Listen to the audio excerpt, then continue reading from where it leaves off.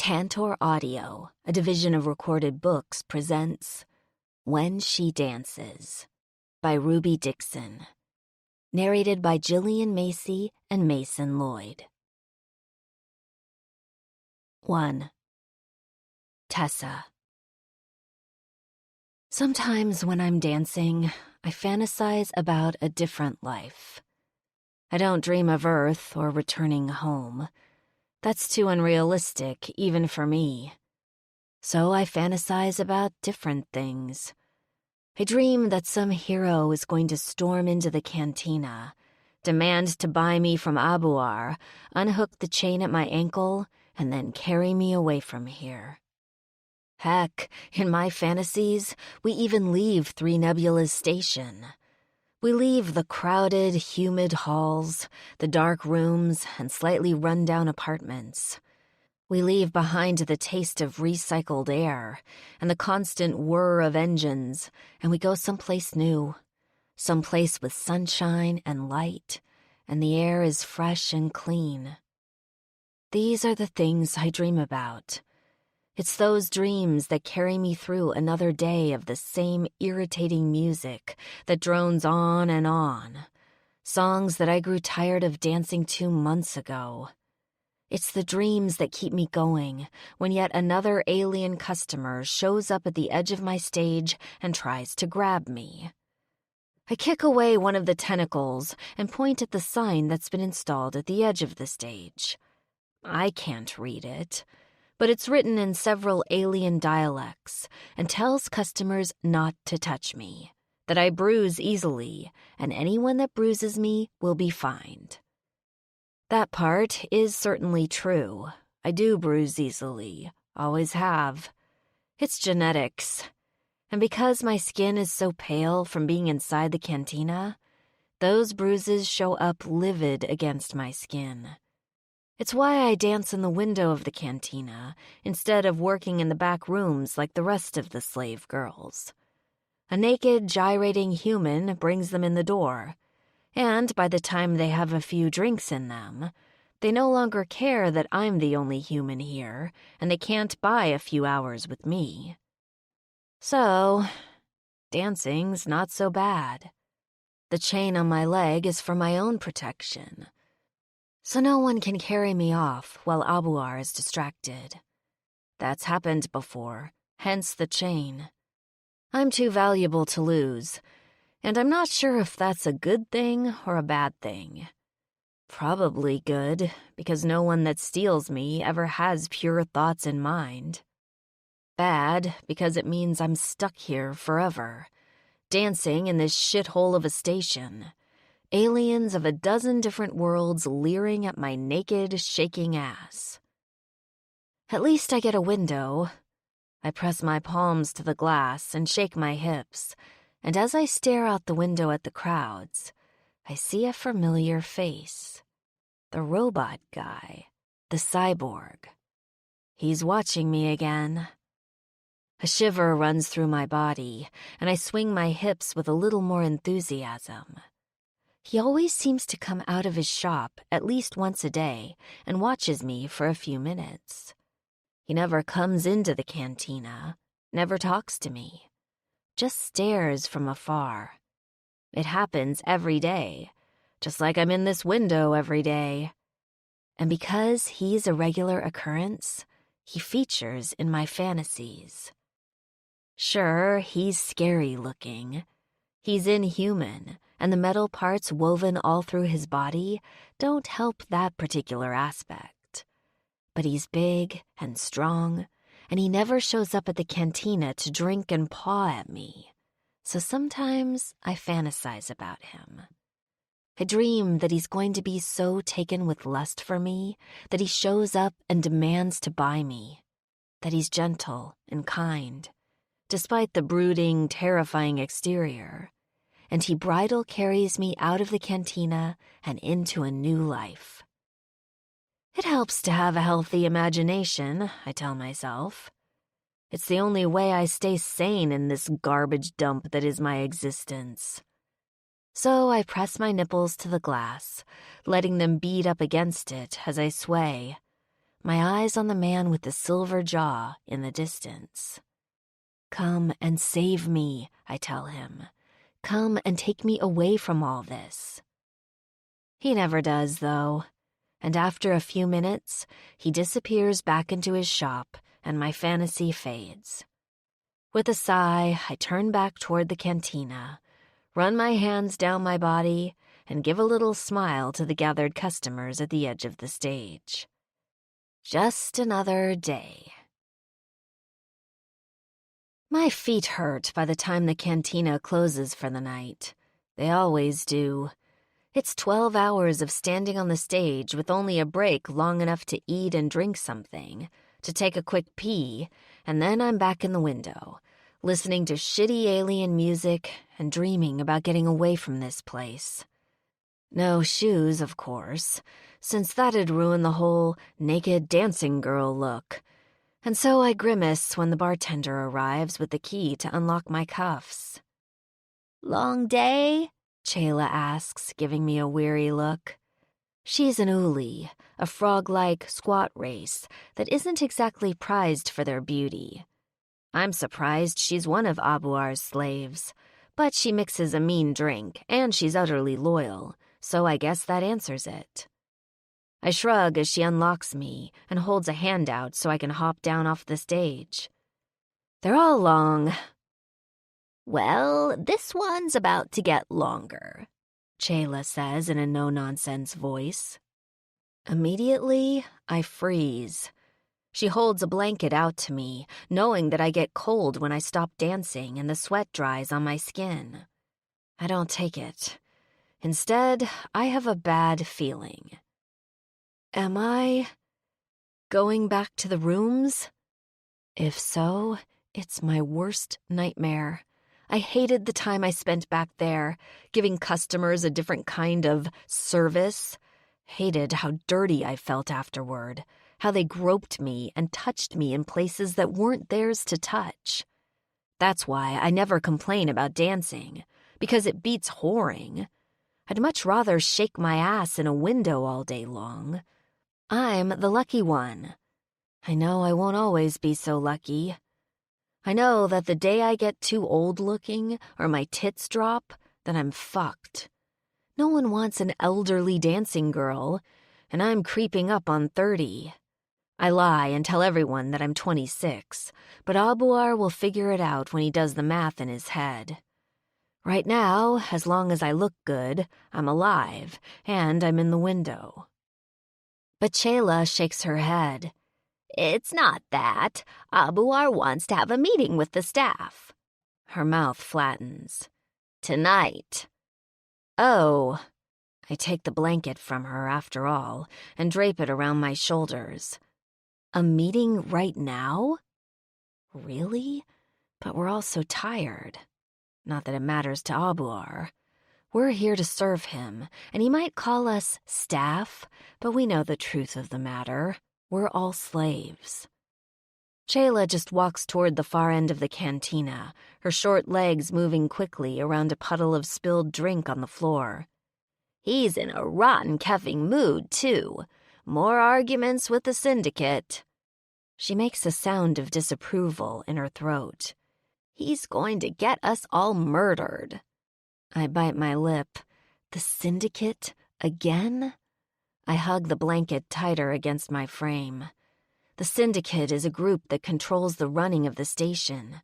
There are elected officials, but everyone knows that they're completely bought out, and you have to pay the syndicate if you want to run a business on 3N. Abuar's cheap, legendarily cheap, actually, and he hates paying the syndicate. There have been times that the syndicate worked out their discount on the girls, and I hope tonight is not one of those times. I wish he'd just pay his damned bills like every other business owner around here. But Abuar thinks he's too good for that sort of thing. As we cross through the cantina, the tables are askew and still covered in the mess of the final customers. There's mugs everywhere, half-eaten food, chairs sprawled across the flooring, and a pool of vomit at the end of the long bar. I step around all of it, hoping that this meeting doesn't take too long, because I have to help the other girls clean the place up before we can go to sleep. Then it's bedtime, and we wake up an hour before opening time, and the next day starts just like the last. Abuar is in his office, and I huddle into the back of it with the other girls.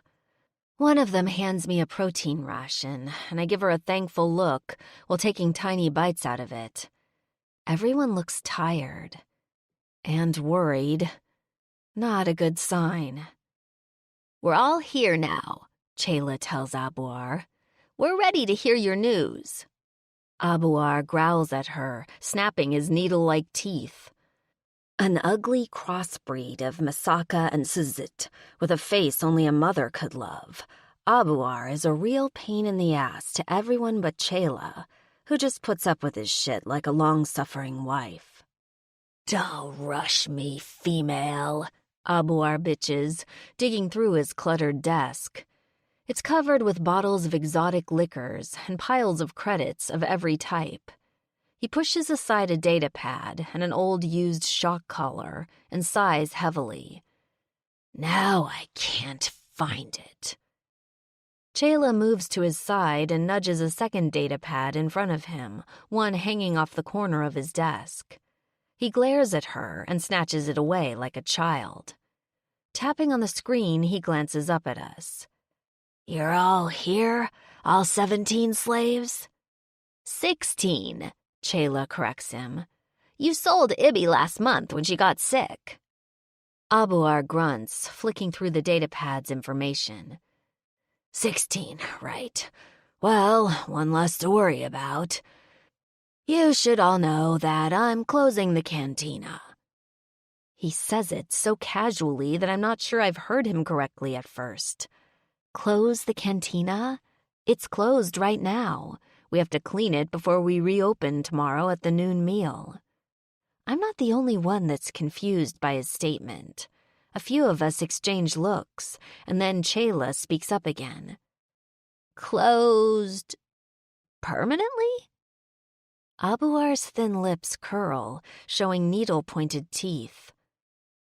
"The syndicate and I could not come to an agreement on credits owed, so I'm shutting down, yes." "Are we going to another station then?"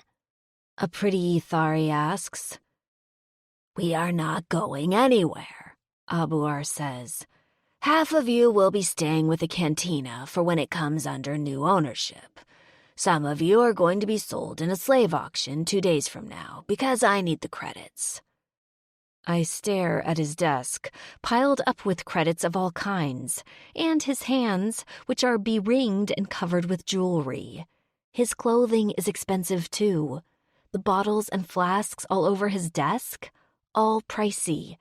And yet, he's too cheap to continue to do business on 3 Nebula Station, so we're either going to be sold or be turned over to new owners? "Who's buying the place?" I speak up, afraid of what I'm going to hear. "A Sithri named Neheoan." Everyone in the room groans. We're all quite familiar with Neheoan. Tall, thin, with jeweled eyes, the Sithri have 6 arms, and all of them are gropey. Neheoan is the worst of the lot, too. He's all over the girls, and is even more of a penny pincher than Abuar is. Something tells me I won't be dancing in a window when Neheoan takes over. I'm going to be in the back rooms, on my back, earning the roof over my head in the most miserable way possible. There's a hollow feeling in the pit of my stomach. "As for who's being sold," Abuar flicks through the datapad and then squints at it. "Here's the list." He rattles off a few names, and I'm not entirely surprised that it's the younger, prettier slaves. Nor am I surprised to hear my name added in with theirs. The sick feeling in my stomach just grows. I don't know which is worse, being sold on the auction block or being left here. Either way, my life is about to grow a dozen times more hellish. 2. Zakuar. The human female isn't in the window the next day. In fact, the entire cantina is dark. Not that I pay much attention to the cantina. I don't drink, and I don't buy my companionship. There's not enough credits to make a female smile when she looks at me, or to make her pleased with my appearance, so I don't bother. But the female that dances in the window, the one that watches me as much as I watch her, isn't there, and that I notice. I go about my work for the rest of the day, trying not to think about why she might not be there, casting me sly looks with her eyes even as she presses her breasts to the glass and gives me sultry looks. I know it's all part of her act. I know to her I'm just another strange-looking alien beast, but I'm still fascinated by her. Of all the females that pass through the bowels of 3 nebulas, she never looks at me with horror or revulsion. She doesn't look at me in disgust. She doesn't stare too long at the metal covering my face with a look of pity. She just watches me as she dances, and sometimes it feels like she dances just for me when she's in that window. Foolishness. I know what I look like. I know just how much of my body has been replaced or modified, quite a lot of it my own doing. It's good business to show off what I can do, even if I terrify small children and half the adults that come through the station. I resigned myself to that long ago. But a male still has needs, still has wants, and the human that dances naked at the cantina, she's the one I stroke myself to. She's the one I think about when I take myself in hand in the shower for a quick release. I'll never touch her, but it doesn't mean I can't fuel my fantasies. Funny enough, it isn't her teats or glorious ass that make me hunger the most. Those are perfection, but I think about her eyes the most. I think about how she alternates between a playful flirtiness as she watches me through the window, and I think about how, sometimes, she just looks so effing sad. As if the universe has disappointed her time and time again. Probably has, considering she's a slave. Maybe it's the Masaka in me, but sometimes I'm desperate to take that sadness from her eyes. I want to see a real smile from her. Not flirting, not teasing, not part of her show. Just a genuine, broad smile that reaches her eyes. I doubt I ever will. Even so, thinking about the female makes me head to the front of my shop. It's quiet right now. I'm waiting on a shipment of prosthetics that have been stolen from a military base, and my contact is taking a little longer to show up. Until he brings me the goods, I can't contact my clients and let them know that I'm ready to work on them. My shop looks like it's a run-down repair hub, but in reality, I let my partner handle the front end. My business is far more specialized. And dangerous. Tikasa gives me a curious look as I head to the front. I lean in the doorway, pretending to be bored and scanning the crowd on 3 nebulas. The station is crowded. The station is always crowded, but today it seems to lack life. There's a listless energy to things, and even the people that walk past move lethargically, gazing at the clustered rows of shops and booths set up in every spare bit of flooring available. I glance over at the cantina again, but the lights are out, the window empty of a sad-eyed human female. With a grunt, I pace back into the shop. "You all right?" Tikasa asks. His nimble fingers, all of them prosthetic, rewire the back of a fancy data pad that he probably got for cheap. "Why wouldn't I be?" I grumble. "You're pacing." He's young, Tikosa, but astute. That's why I hired him. The boy finishes his work on the datapad and then snaps the backing into place. He wipes the screen down carefully and then places it into a box before moving on to the next broken datapad. He glances over at me as he works. Something bothering you? I run my hand over my metal skull cap. It feels cool and smooth against my skin, a reminder at how unnatural I look to those around me. I should have a full, thick head of black Masaka hair, proud, arching horns capped and decorated with the finest of metals. Instead, I'm as cratered and barren as the nearest moon. I rub my hand over the dome of my metal skull again, moving behind the counter. Just restless. I don't know. Something's off in the station today. Beside me, Tikosa snorts, not looking up from his work. It's because everyone's sober.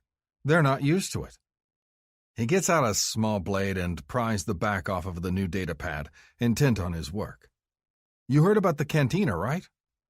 I hate that my pulse spikes. That I think of the nubile human female and her expressive eyes. How I swear she looks at me when she dances sometimes. What about the cantina? Tikosa's mouth curves in a half-smile as he shrugs. Abuar's finally getting what's coming to him. You know he hasn't paid the syndicate in months? It's only because he's the only cantina with whores that he's able to get away with so much. All that's changing, though. I watch him through narrowed eyes. What do you mean? Heard a rumor that the syndicate told him, not so nicely, that he has 2 days to get out of here. He's closed up shop and sold the place to Naoan on the cheap. I grunt. I'm not entirely surprised that Abuar ran afoul of the real power on this station. He had a business partner that handled a lot of the financial work for him while he fooled around with his slaves and pretended to be a big deal. That partner died last year, though, and ever since, it's been a matter of time, in my opinion. Still, I hope the new master is kind to the slave with the pretty eyes. She's up in that window all day long, and by the end of the day, she looks exhausted and worn. Who's Naheoan? Some equally cheap bastard? Sithiri? Ugh, not my favorite. Too many have tried to ease out of paying me, thinking they can rip me off. It's a cultural thing for the Sithri to rip off non-Sithri. Brings them honor or some such. Something tells me he's not going to last long as a cantina owner, though. Poor human's gonna have to change hands again, I imagine. The slaves are probably ready for a new owner. Those that stay. For a moment, my gut goes cold. Stay? He nods, frowning at a particularly tricky bit of wire. Hasn't looked at me once this entire conversation, Tikosa. He's utterly focused on his task, and yet he'd be able to recite every word we've said here. He's clever, and in a few years, I aim to make him my apprentice. Right now, though, I'm not pleased with his work. I want to knock the keffing datapad out of his hands and get him to spit out what he's learned. Yeah, you know Abuar. He's going to leave the ugly ones with the cantina and sell the pretty slaves before the new owner shows up. Heard he's already been trying to set something up with the flesh peddlers for tonight. Flesh peddlers? He's selling his pretty slaves. The human's his most valuable slave, the one he uses to entice everyone into his cantina. I've thought about going there a few times myself, plunking down enough credits on the bar to get an hour of her time and to relieve myself of this incessant itch in my system when it comes to her, but I never have. I never wanted to see her look at me in horror or disgust. She deserves better than a quick sale, though. Knowing Abuar, he's going to sell her for fast credits, not good credits, and her new master most likely won't be kind. He won't take care of her, like I would. I run my hand over my metal-plated skull again. Kef me. Why am I even thinking about the female? Why do I care? I've never needed female companionship before. My hand has always sufficed. Matings and flirting are for males that look normal, not half-metal monsters like myself. The female would be horrified if she had to service me in bed. Unless I can give her a reason to be eager. Dangle a prize that will make her pretend to be a willing bed partner. "Where's the auction going to be held?" I asked Tikosa. "Which stall?" 3. Tessa. I shiver despite the humidity in the station. The purifying air filters can't work fast enough to keep the place cool, and it always gets a little steamy until they kick into high gear. You get used to it, and most of my clothing is skimpy and thin. Not that I got to keep any of that clothing. It was all left back at the cantina, because a slave isn't supposed to show up with a pack of belongings on their new master's doorstep. They show up naked, a blank slate. So I'm shivering, not because of cold, but because of fear. I'm going to be sold to a stranger, again. The collar on my throat isn't unfamiliar. It's a shock collar, loosely chained to the 4 other women that Abuar's selling. Or at least he's trying to sell. Right now, he's in an argument with the nearest slaver, dithering over his percentage of the sales. Doesn't matter who's selling us, though. One booth isn't any better than another. There's no one decent on 3 Nebula's station. At least, no one that would buy a slave. I think of the metal-jawed man with the shop across from the cantina, the one that watched me. He wouldn't buy a slave. He's probably disgusted by all the immoral things that go down in the cantina. I know he's never stepped inside. He'd probably be cruel anyhow, and my fantasies are just that, fantasies. Still, when you've got nothing to cling to, even a fantasy of a metal-jawed man with a somewhat kind heart seems like a fairy tale. Right now, I'd give anything to be in that stupid window, dancing until my aching feet fall off. It's a familiar life. I know what to expect day in and day out, and even if it's not a good life, it could be worse. Right now, I'm living worse. Next to me, Jemiah weeps quietly, wiping at her eyes. She's pretty enough, with silken golden fur all over her body and big blue eyes that entice the customers.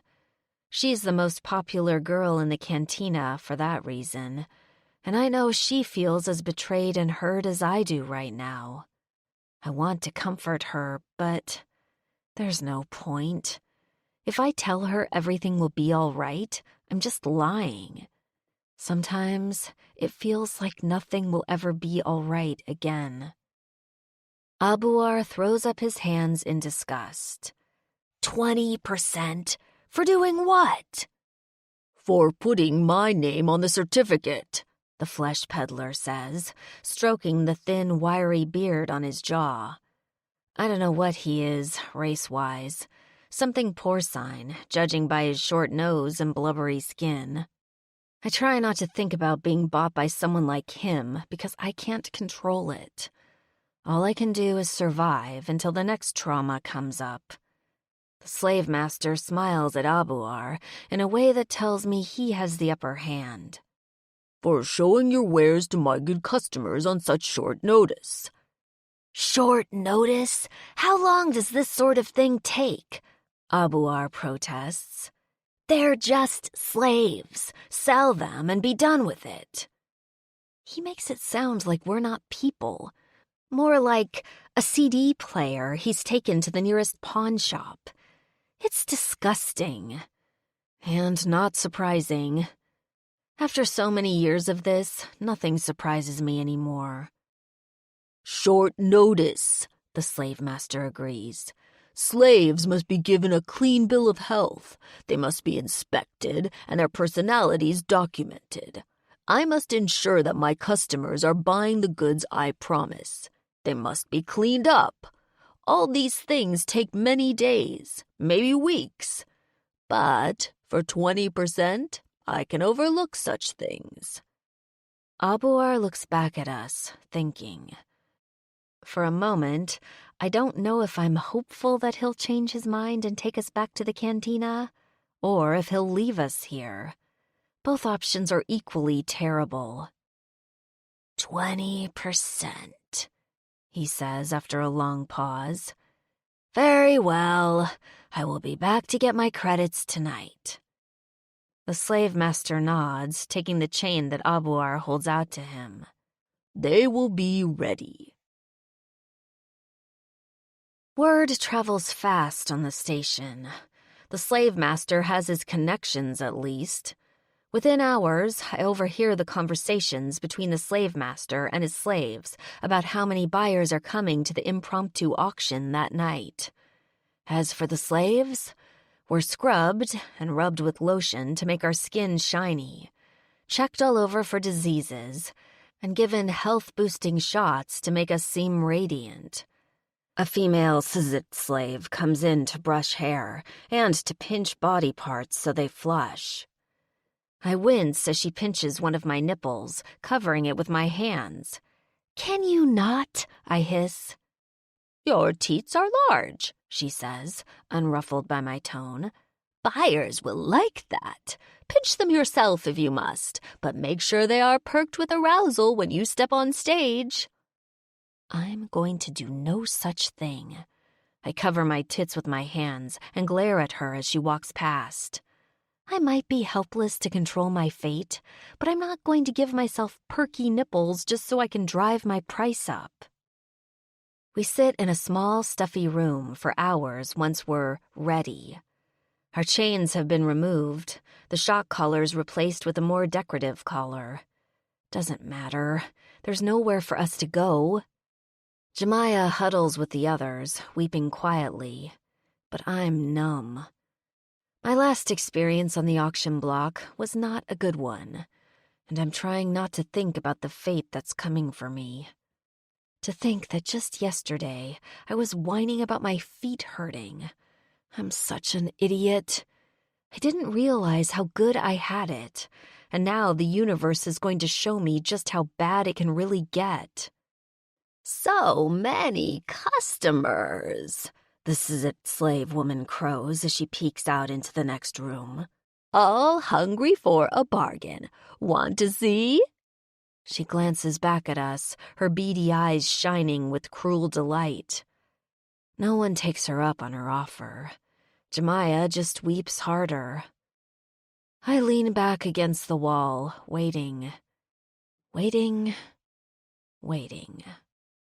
Suddenly, there's a flurry of skirts.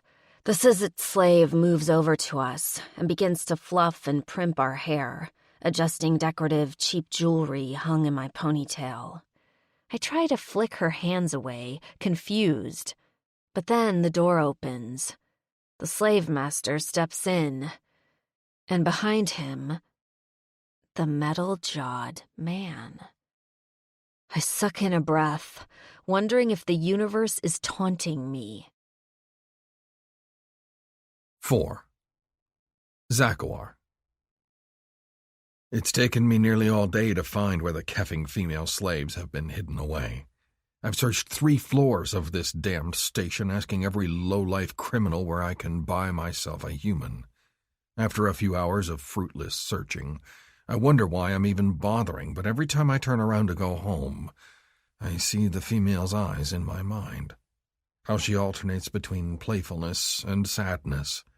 How she watched me with that bold stare. I've seen plenty of slaves today, searching for her. All of them flinched at the sight of me. It reminds me why I avoid females, why I've never bothered with bedroom companionship. I don't want to see disgust in a female's eyes when I'm balls deep inside her. Just when I'm about to give up again, though, I meet with a slaver who gives me a sharp-eyed look. As a matter of fact, I just acquired a human slave today. She's not been given all the health checks, of course, but her master needs a quick sale. I might be willing to pull her from the auction I'm having tonight, for the right price. I give him a cold, dispassionate look. Let me see the merchandise first. Of course. The male is as unctuous and slimy as I suspect any flesh trader would be. He leads me back into his shop, past rooms full of reclining, giggling females, past another room where a variety of males are waiting and nursing drinks, their eyes on a small stage. "You're just in time," the trader tells me. "I'm glad you've come to me. It is an honor to serve the needs of Zakuar of the Broken Back." I say nothing. I know I have a reputation on this station, and many others, for being the best at my work and not asking questions. I do work for the syndicate here on the station, and if nothing else, handling their prosthetic needs puts me in a position of power. I know I'm important here, and this male knows it too. He probably wants a favor. I snort at the thought. Probably a prosthetic penis of some kind, bigger than the one he has. I get asked for that sort of thing all too keffing often. The slave master leads me down the hall, to a room in the back. He steps in front of the door and eyes me. "You know for this privilege you'll be paying more for her. My other customers will be quite upset when they learn that the human female is no longer for sale. She's a big draw." "They'll get over it," I growl. "Name your price." He does. It's an obscene amount, and I suspect he's gouging me deliberately. He doesn't want to pull the human from his slave auction. He wants to use her to escalate the bidding. It's only that he fears me and my influence that I'm here at all. It's a huge sum of credits, and yet it's what I expected. I cross my arms and incline my head, letting him know that the price is agreed upon. I don't haggle. Doing so would decrease my power, and I want this man well aware of how little the credits matter. With an almost gleeful nod, the male opens the door and gestures that I should follow him. I do, and I see her. She leans against the wall, apart from the other females. There's a defeated look on her face as she stares off into space, and when I step into the room, she turns her dull gaze to me. As she does, the look on her face melts away to one of hope. No one's ever looked at me like that before. Like I've made every one of her keffing dreams come true.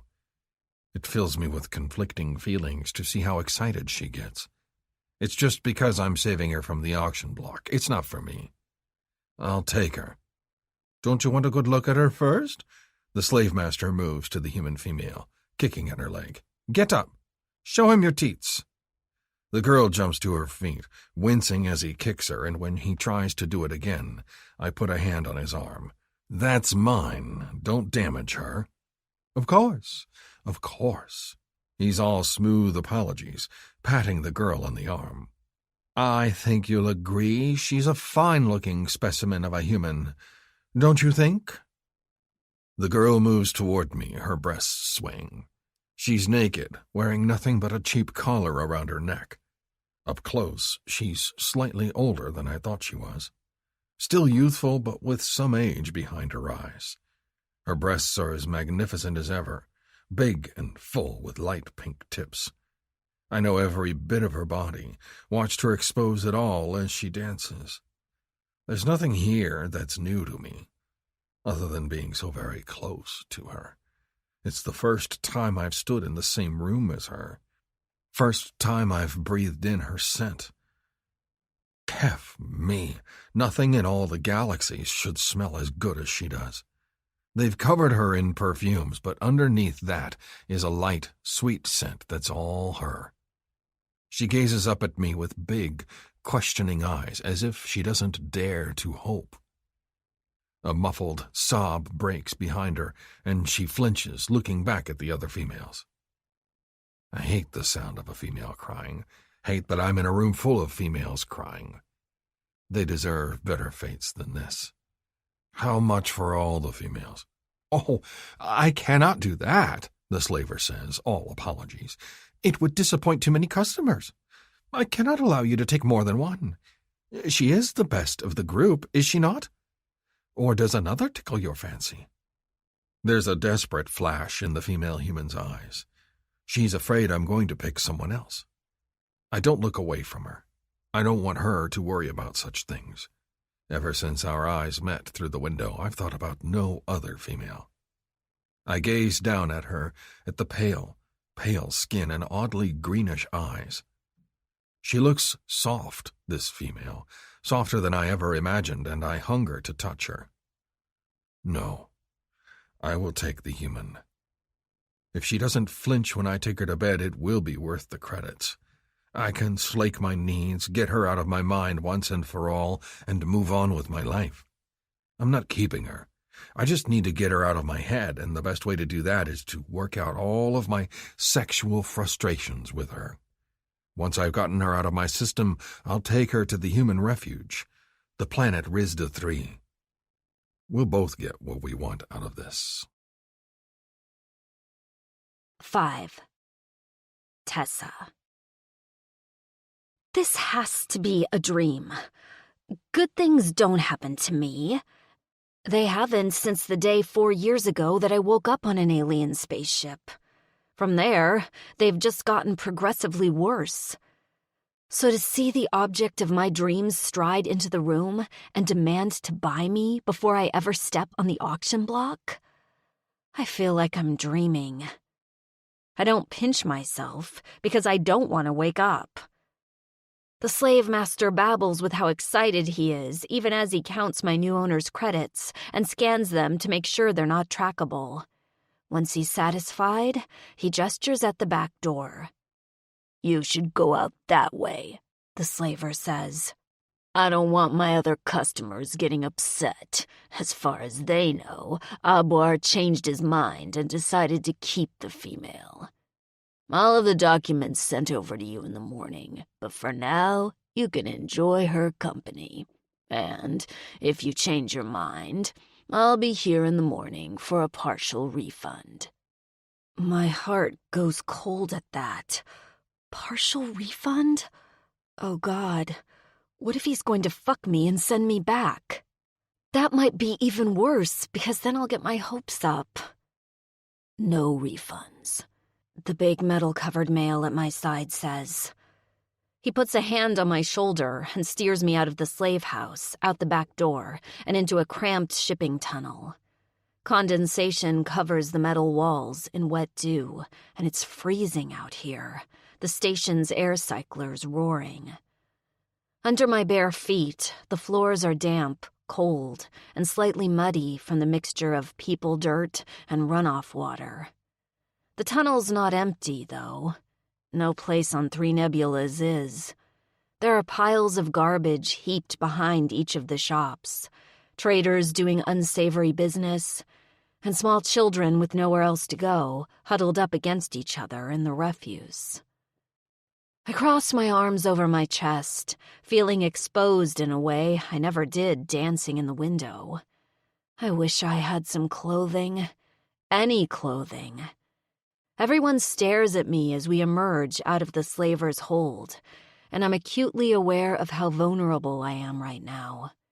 I have no weapon, no shoes, no clothing. At least I was safe in the window.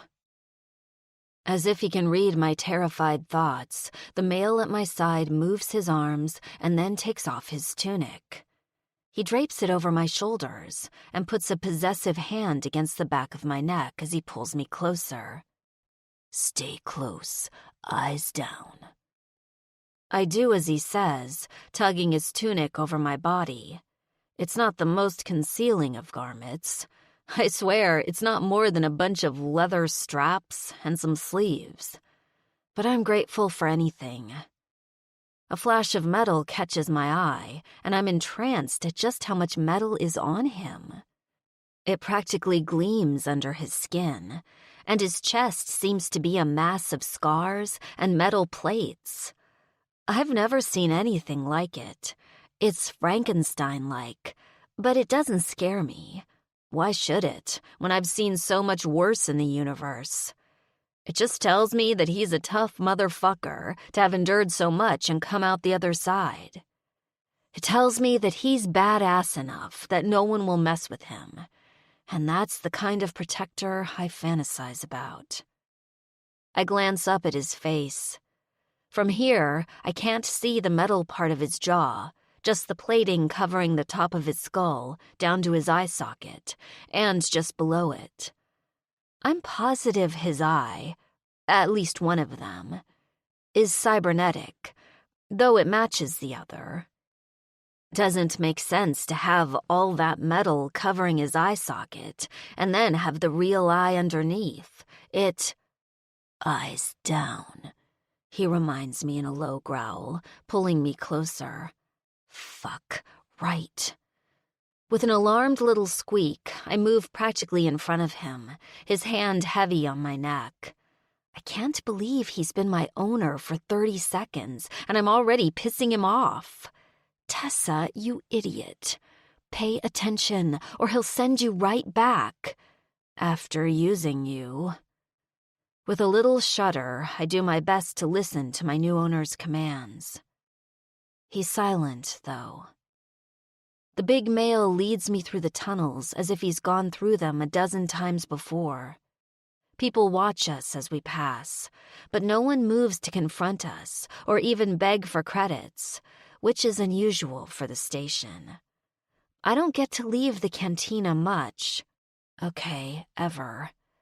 But through the window, I've seen all kinds of shenanigans in the crowded halls of 3N. No one can walk 10 feet without getting accosted by the station orphans, asking for handouts or to do odd jobs. Or some ambitious black market vendor will approach with wares that can't be sold in a shop, and they'll sell them to you for a steal. Or you get knifed for looking too rich. I've seen that happen, too. But no one bothers us at all. I suspect it's because my new owner is so scary-looking and impossible to miss. Even with me, an expensive half-naked slave, at his side, no one gives us a second glance. Eventually, we turn down one of the narrow shafts, and there's a door at the end, a freight elevator. He grunts and gestures that I should get on, so I do.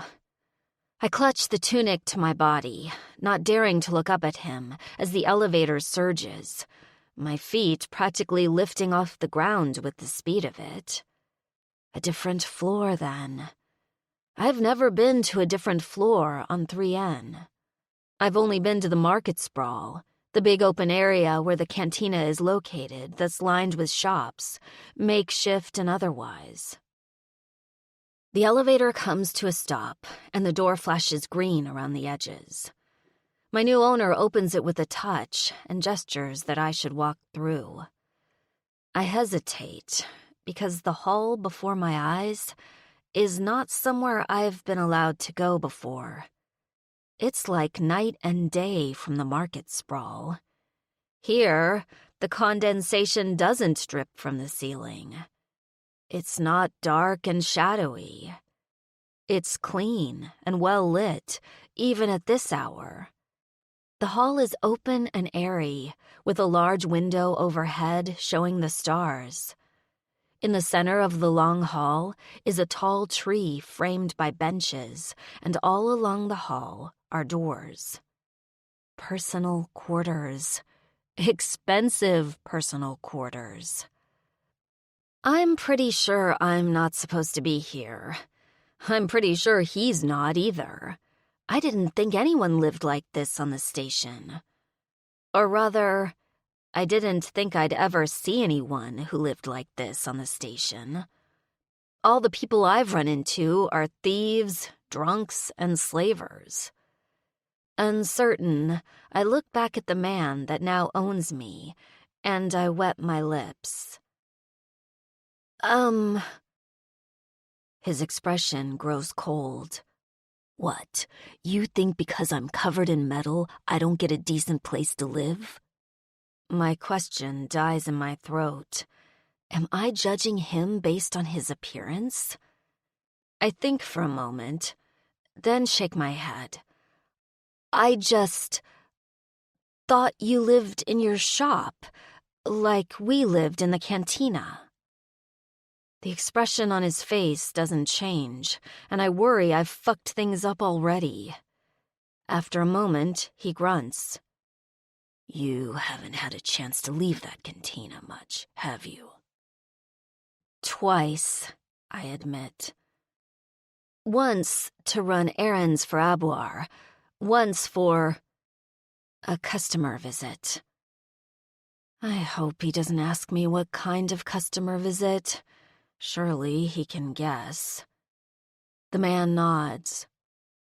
How long were you working at the cantina? Almost 4 years. There were a few months right after I was captured that weren't anything I'd like to think about ever again. Abuar was good to us. He snorts. No, he wasn't. But I guess a known evil is better than an unknown one. Follow me. I don't know what to think, and that worries me. I follow meekly behind him, though, making sure to keep my eyes on his tail and feet. He's wearing boots, but his tail looks to be studded completely up the length of it with metal. I wonder if it's a pain fetish with him, or if the modifications were necessary. If he's into pain, he's got the wrong girl. I'm a total wuss. I swallow hard at the thought. It's not something you can bring up 5 minutes after being bought by a guy. Plus, slaves aren't allowed to have limits in the bedroom. Our limit is, well, whatever our master decides. The helpless feeling threatens to overwhelm me, and the knot in my throat grows large. Please, please don't let this man be mean to me. Please let him have a kind heart under all this metal and the glowering exterior. Please be a big, soft marshmallow of a man. I clear my throat and speak up. How can I please you? Do you have rules?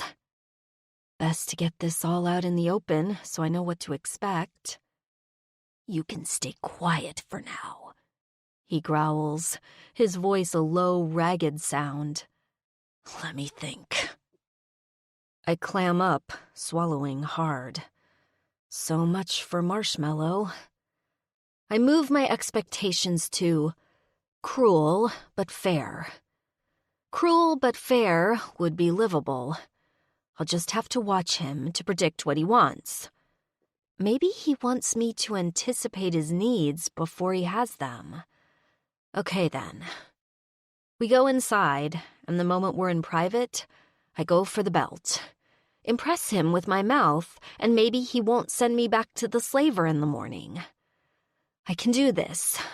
I'm utterly terrified of saying or doing the wrong thing, but I can figure him out. I can make this work. Determined, I pin a smile on my face. He hasn't asked for my name, but no problem. When he lets me talk again, I can offer it. Until then, if he wants silence, he'll get silence. I'm going to make him happy he bought me, even if it kills me. It just might if he's super into pain. Ugh. My new owner heads down the long, quiet hallway. I look longingly at the tree. It's the first bit of greenery I've seen in years, and follow a few steps behind him. He stops at a door at the end of the hall and presses his hand to a panel in the wall. I notice that his fingertips are also metal, and his skin shimmers as if he's wearing even more metal underneath. I stare at his back, too. I'm familiar with the sight of it, of the bars and tubes and endless amounts of metal that crawl up his spine like a ladder. Clearly, something happened there, and the first time I saw it through the window, it shocked me. Seeing it up close doesn't shock me. I kind of want to touch it, but I also don't want to get sent back. So, no touching any metal parts unless he gives the explicit order. No gawking, either. I've seen him scowl at passers-by that gawked at him as he stood at the front of his shop. As a pale, pale human amongst a sea of red and blue and orange-skinned aliens, I get it. Oddities get stared at, and sometimes it's downright uncomfortable for the oddity. I'm used to it at this point. Heck, I encouraged it, because I had the safety of the window and my ankle chain. But I know from watching him that he hates it. We step inside his quarters. At least, I assume they're his quarters. They're stark and severe, which makes me think of him. The living area is large, with a step-down area filled with pillows and a couch of sorts, like a big nest in the middle of the living room. There's a changing electronic mural on the ceiling that swirls and moves to faint humming music, and off to the side of the large open living area is a kitchen space full of dispensers and a stone bar for eating at. There's an odd sculpture or two, and then a curtained area leads off to what must be the bedrooms and a lavatory. It's not huge by Earth standards, but on 3 nebulas, where space is at a premium, it's utterly luxurious. This man is rich. I don't know what he does. His shop is rather plain-looking on the outside, and I've never been inside. The customers he gets seem to be few and far between. So, I suspect he's some sort of crime lord, and that terrifies me just a little. Crime lords tend to show up in packs at the cantina, and they always pass their slaves around. I wonder if I've been condemned to a life of master merry-go-round. God, this gets worse and worse the longer I think about it. He turns toward me, his expression unreadable. Is he waiting for me to say something? Has he forgotten he told me to shut up? Maybe he's waiting for me to blow him instead. Biting my lip, I avert my eyes, because he didn't like me looking at him either, and slink toward him. I move one slow step at a time, and then put my hands on his belt. Then I drop to my knees. This presents a problem. He's too tall. Even if I strained my neck, I wouldn't be able to reach his cock. Perturbed, I look up at him, a silent plea for help in my eyes. He crosses his arms over his chest. What are you doing? I feel a bit like a cornered animal. You told me not to talk, I whisper, dropping my gaze again. There's a low groan, and when I dare to look up again, he's got his eyes closed, his hand running over the rounded dome of his half-metal skull. He looks annoyed, and the sinking feeling in the pit of my stomach grows stronger.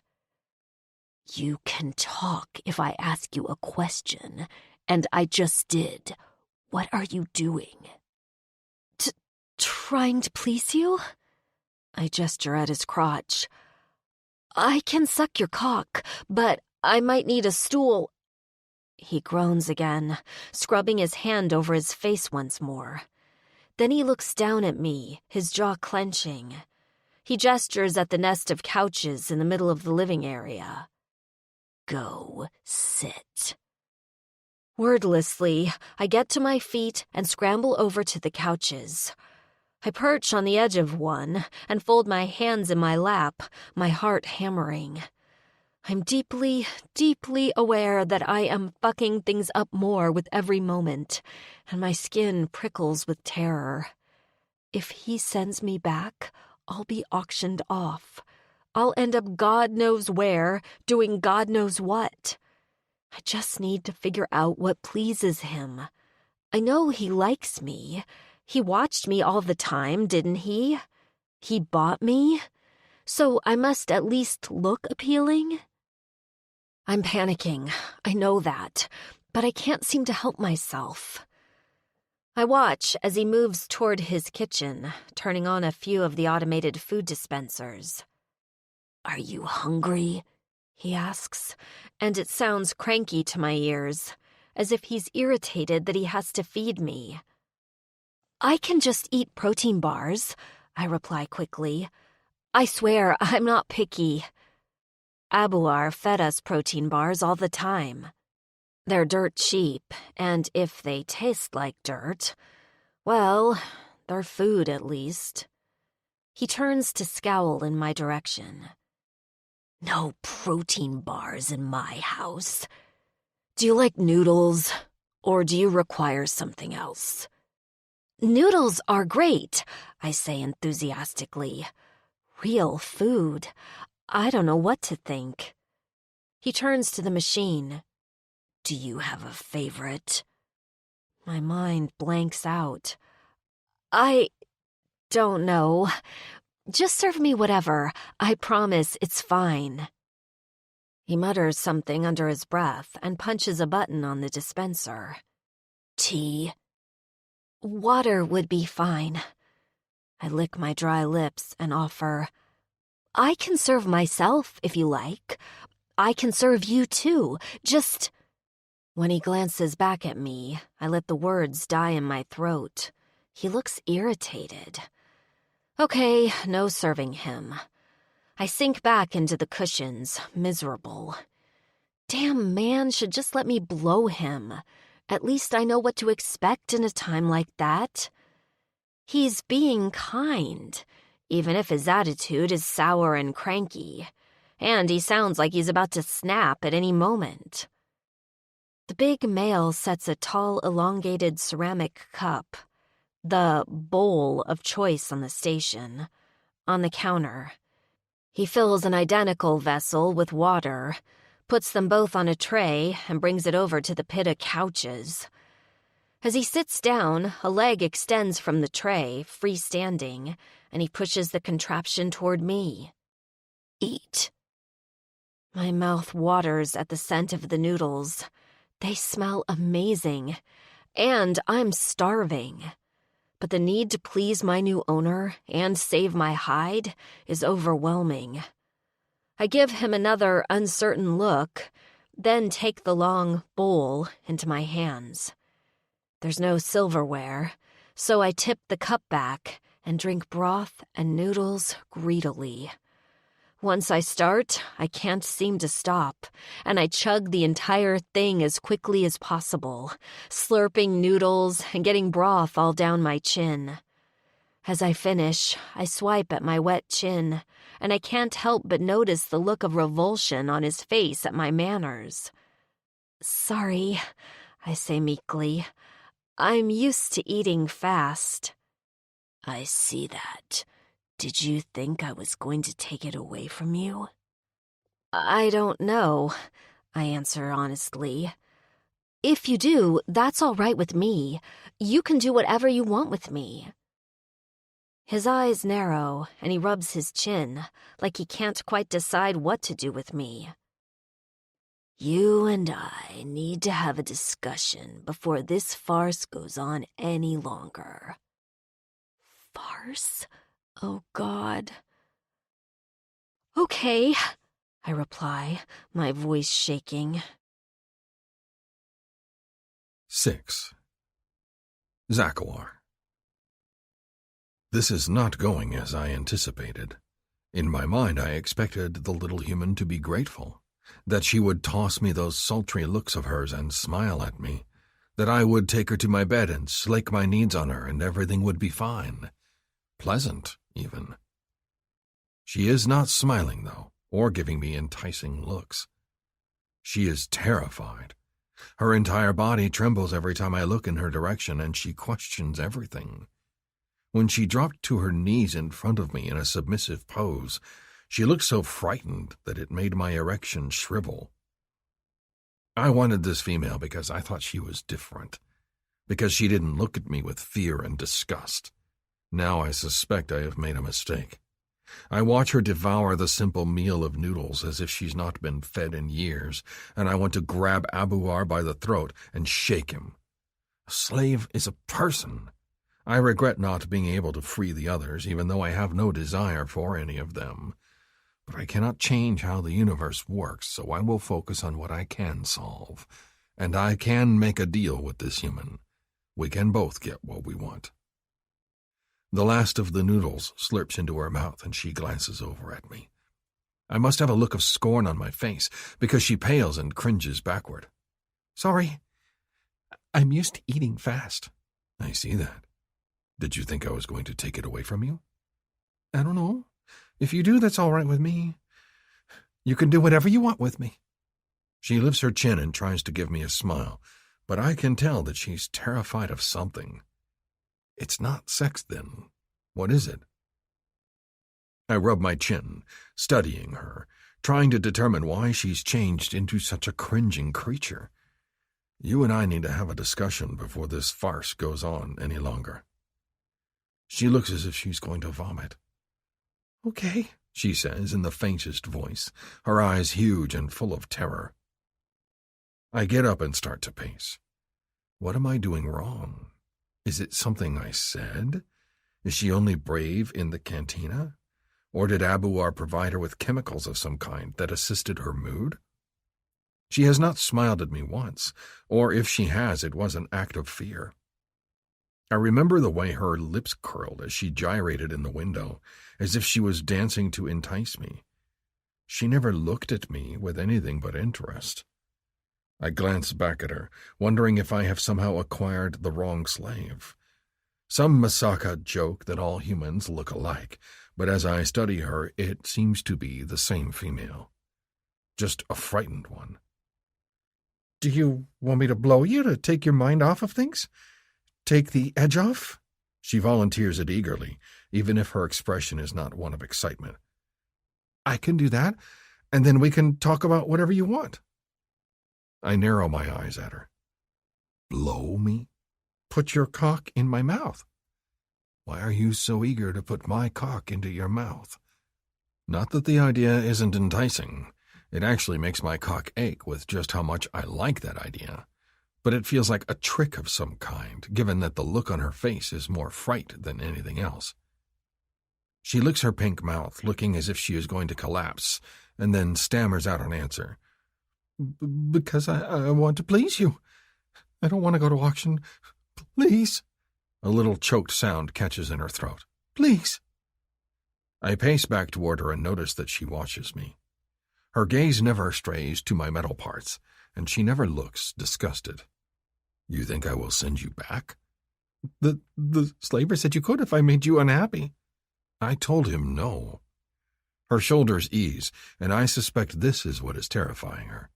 She doesn't want to be sold in an auction. This I understand.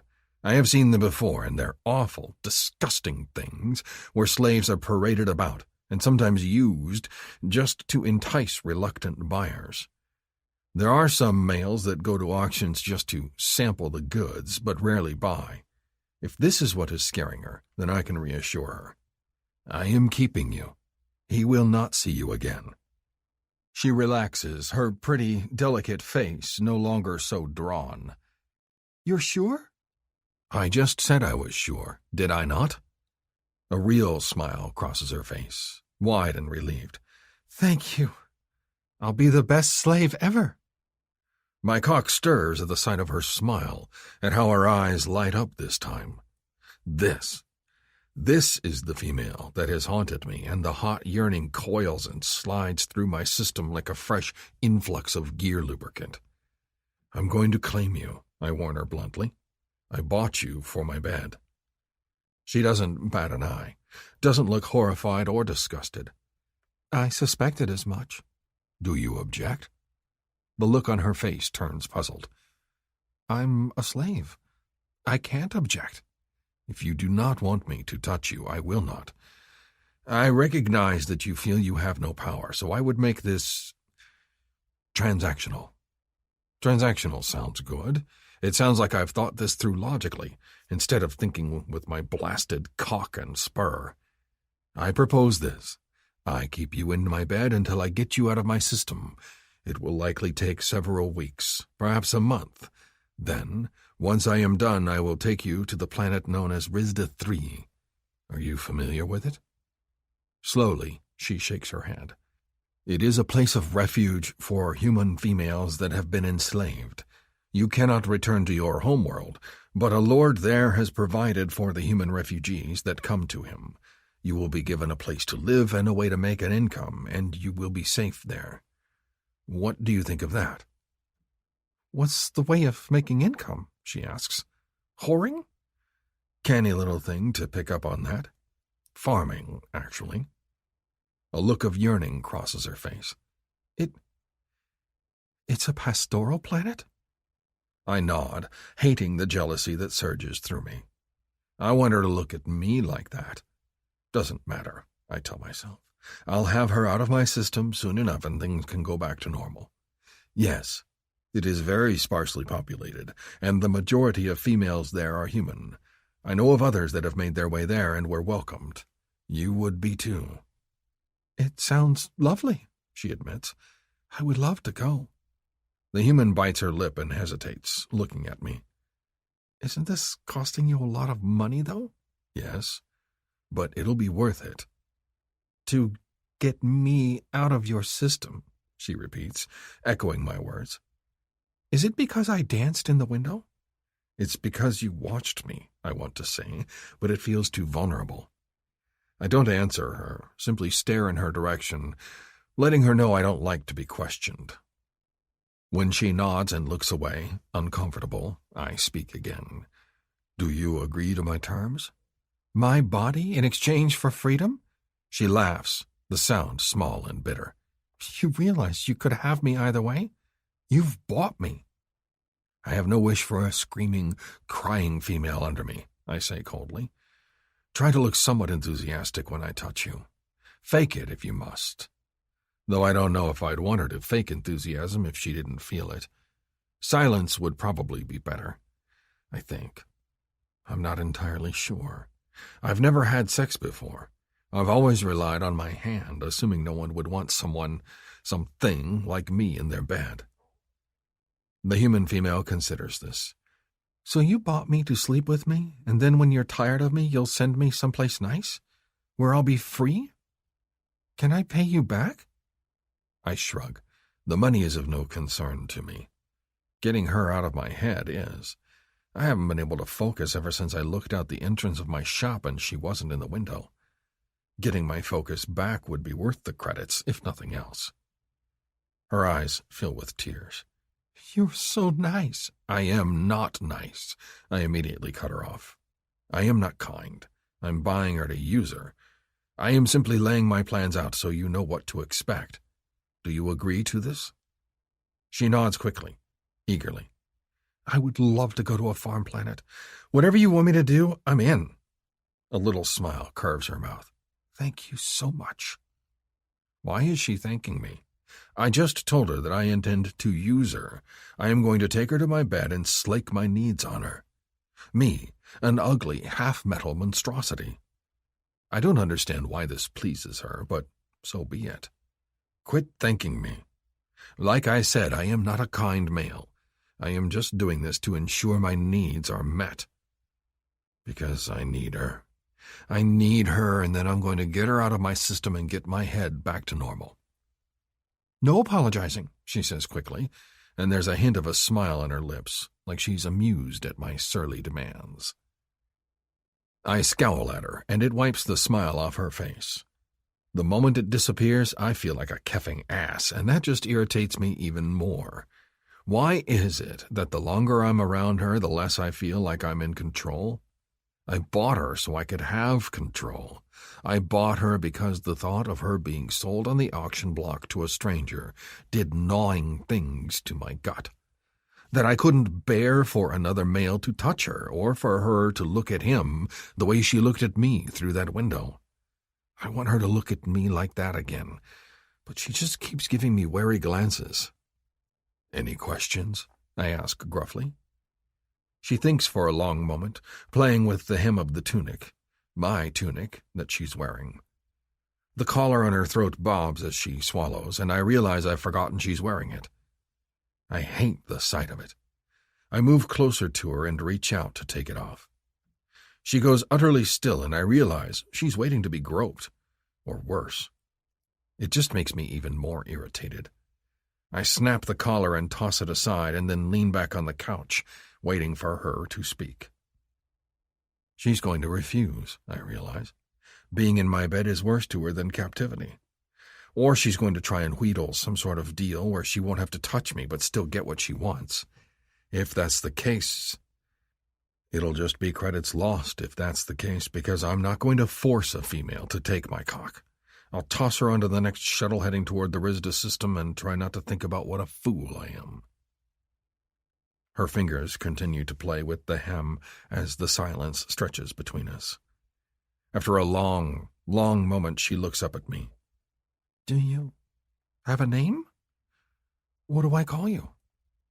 I grunt. It's not the question I was expecting. They call me Zakawar of the Broken Back. Do you want my name? I give her a narrow-eyed look. I don't know what her goal is. No, I decide. I'm not keeping you, so there's no point. You have to call me something. It's Tessa. Her chin tilts up a little as if she's being bold, and I can't decide if I'm charmed or irritated. I didn't ask. I know, but I'll probably respond quicker if you use my name instead of just girl. I'm used to being around a lot of women, so it might not occur to me right away unless you use my name. She gives me an overly bright smile. Do I call you just Zakawar, or should I add on the broken back part? Why do you ask? So I know what to yell out in bed. Her answer startles me, and I bark out a laugh. What to yell out in bed, indeed. 7. Tessa. It's the first time he's actually smiled since I got here. I stare at my new owner, Zakawar of the Broken Back, and relax just a little at the sight of his smile. Only half his face moves. The rest is a metal jaw. But I like the sight of it. It makes the corner of his one eye crinkle up with amusement, and he looks softer, kinder. That's a relief, considering that he's been cold and remote ever since he rescued me. Well, it's not really a rescue, I amend to myself. He bought me. He's made it quite clear what he wants from me. He wants sex. No cringing, no crying, no moaning my fate. He wants me willing. Doesn't have to be enthusiastic, just willing. And in exchange, he's going to free me. I'm going to live on a farm planet. I'll see the sun again. I'll see green things. I'll be my own person. All for catching a little cock? I'm absolutely on board. This man, Zakawar, is hard to read, though. He watches me with intensity, but every time I speak, he seems a little disgruntled, and he doesn't want to know my name. That's a little irksome, but doesn't matter as long as he's kind. A kind master is almost too much to hope for. But he's sitting me down and talking to me as if I have a choice in the matter. He's demanding sex, and then telling me I can refuse, that he wants me willing. He doesn't seem to grasp that my body hasn't been my own in years. Sex with a stranger is not my favorite, but he's not exactly a stranger, is he? He's the guy I pinned all my fantasies on, the one I made up stories about to get me through the day. And if he hasn't turned out to be Prince Charming, does it even matter? He's been decent. He's been forthright about what he wants. He gave me the tunic off his back to wear so I wouldn't have to wander the streets naked. It could be so much worse. I study his smile with one of my own, and notice when his fades and a look of heat enters his gaze. He doesn't say anything, though, just stares at me with that intense focus, and I wonder if he's waiting for me to take the reins? Or does he need something more from me? Well, if keeping him happy is part of the job, I should get to it. An idea comes to me, and I reach out and boldly touch his knee. I'm not entirely surprised to feel the hard metal underneath his trow. He's got a prosthetic leg. Would it please you if I danced? Zakoar's eyes gleam. He gives me one short, crisp nod and leans back amongst the pillows, waiting. Flustered at his silence, this would be so much easier if he said anything at all. I get to my feet. There's no music, and it doesn't look as if Zakoar is going to get up and turn any on. All right then, I wing it. I pull the tunic off and toss it onto the couch next to him, then slowly move, swaying to invisible music. I feel a little stupid. A lot stupid, actually. But he wanted a dancer, and so he's going to get one. I shimmy in a circle and swing my hips, making sure to bounce my ass and move in the way that the aliens who always crowded around my window stage seemed to appreciate. I keep moving. Minutes tick past, and I steal a glance over at him. He doesn't look happy with me. If anything, he looks more frustrated. His jaw is set in that firm expression of dislike, made all the more obvious by the hard set of the metal part of his face. His eyes aren't warm in the slightest, and he looks impatient. Not bored, but irritated. My steps falter. I want to stop and cover my breasts, but I worry it'll make him even more upset. Do you want sexier? I dip low, spreading my legs so he can see all of me. Zakoar shakes his head and closes his eyes, running his palm over the metal dome of his skull. It's just metal on one side, I notice. The rest of it shaved and tattooed, and his horn cut down to the barest stump. He looks lethal, though, and when his eyes lock onto me, I shiver. I want. He shakes his head again. Not this. My stomach clenches, and it takes everything I have to stay completely still. How can I please you? I whisper. The dream of the farm planet suddenly seems very, very far away. He scowls.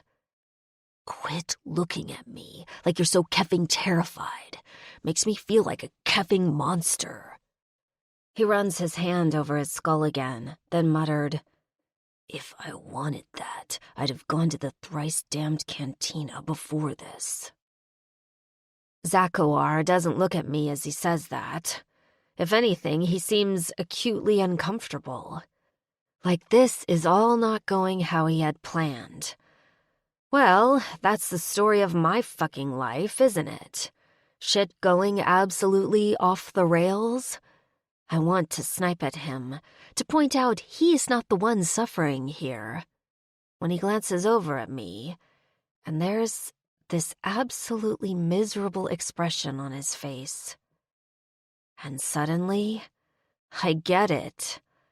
Of course, he wants me to dance, because when I was in the window, I amused myself with fantasies. I smiled at him and gave him come-hither looks. I tried to entice him into saying hello with just my eyes. It's not about my body. It's never been about my body. It's about me. And my fear is making him second-guess himself. All right, then. Time to put the fear and uncertainty aside and give the man what he wants. I raise my arms over my head, my breasts jiggling with the movement. His gaze goes there, and when he looks back to my face, I smile at him. It's not the nervous, fawning smiles I've been giving him ever since he bought me. I'm back in the zone, thinking about my fantasies from in the window. How I always imagined that the fierce-looking, metal-jawed Misaka male would come to the glass, punch through it, and rescue me from my situation. Well, it's happened, but not quite in the way I imagined. Doesn't matter. I picture him as a lover, and this is our wedding night. That I want to make him realize what a catch he's got in me. That I'm the sexiest woman on this entire station, and he needs to realize it. I slide my hands over my breasts, pinching my nipples lightly. And as I do, I fuck him with my eyes. I promise all kinds of things, gyrating in front of him, just as I did when I was in the window. It's easy to sink into the fantasy again. Easy to have him in front of me and make him the object of my teasing, as if I'm choosing to dance and not the other way around. I move with the goal to entice him, but it's more than just my body. It's my spirit. It's the way I move a little closer to him, encouraging him to touch me, and then rocking my ass in front of his face when he doesn't reach for me. The window might as well be between us, for all that he moves. In my mind, I'm back in the cantina. He's the object of my affections, and I want to make him lose his mind with lust. I'm not entirely surprised to feel that I'm getting turned on as I dance. He's been the focus of my fantasies for so long that it feels natural. Of course, dancing for him is going to make my pulse pound between my thighs. Of course, watching him catch his breath as I touch myself is going to give me a thrill. Because now that he's close by, I can see his expression when I dance for him. All that frustration in his eyes, the impatience, is gone. The longing has returned. I slide my hand to my pussy, teasing it before rolling my hips and spinning slowly around, just as I did in the window. I've never fucked a Misaka, one of the blue-horned aliens.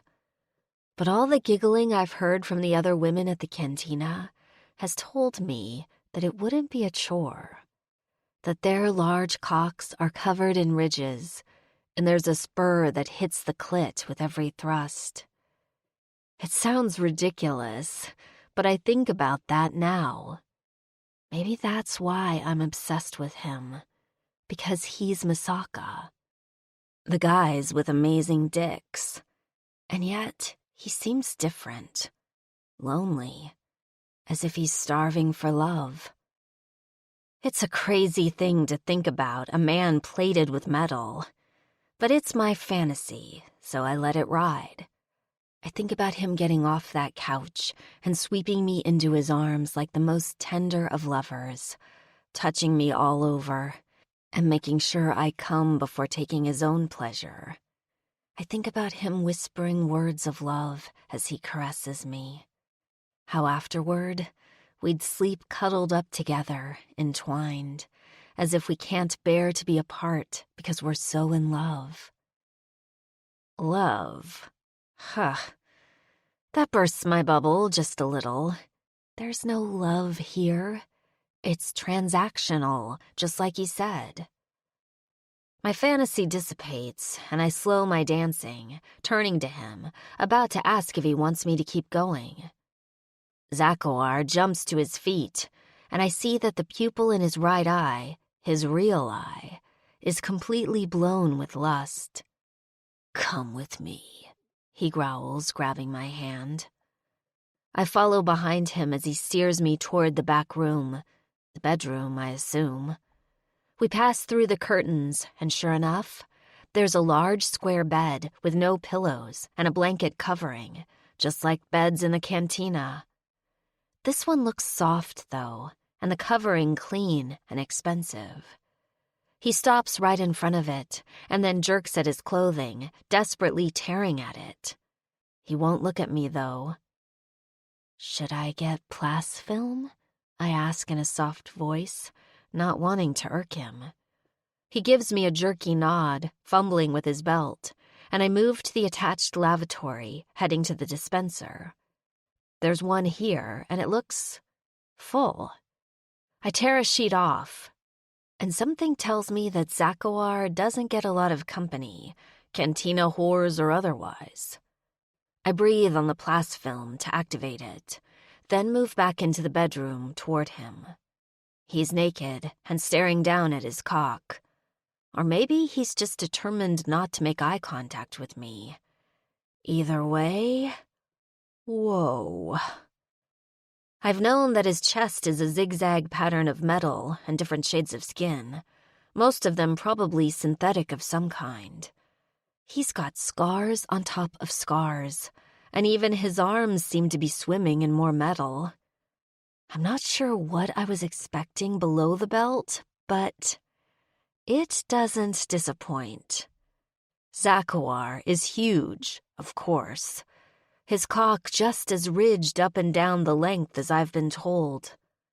The head of his cock is more prominent than expected, and the two large ball studs on the tip are unexpected too. More than that, though, I'm surprised that the metal lines that move under his skin don't stop here. In fact, there's a large silvery vein running up and down the length of his penis, blatantly obvious against the blue skin that, even here, seems to be scarred and two different shades. Even his spur is scarred, which is strange. All right, then. It's a great big cyborg penis. No big deal. As long as it fucks like a regular penis, there will be no surprises. I glance at Zakawar as I approach. His hand is on the base of his cock, and I can see the tip is coated with beads of pre-cum. But he makes no effort to look at me. I think about that unused dispenser of plas film and the scars all over his body, and how deeply, deeply uncomfortable he seems to be right now. And I wonder if he's ever had sex. Not that it matters. Sex is like sneezing. It's a release, and sometimes it's not all that sexy. Most times, actually. It doesn't matter if he's fucked an entire Misaka football team, or whatever the alien equivalent is, or if he's a virgin.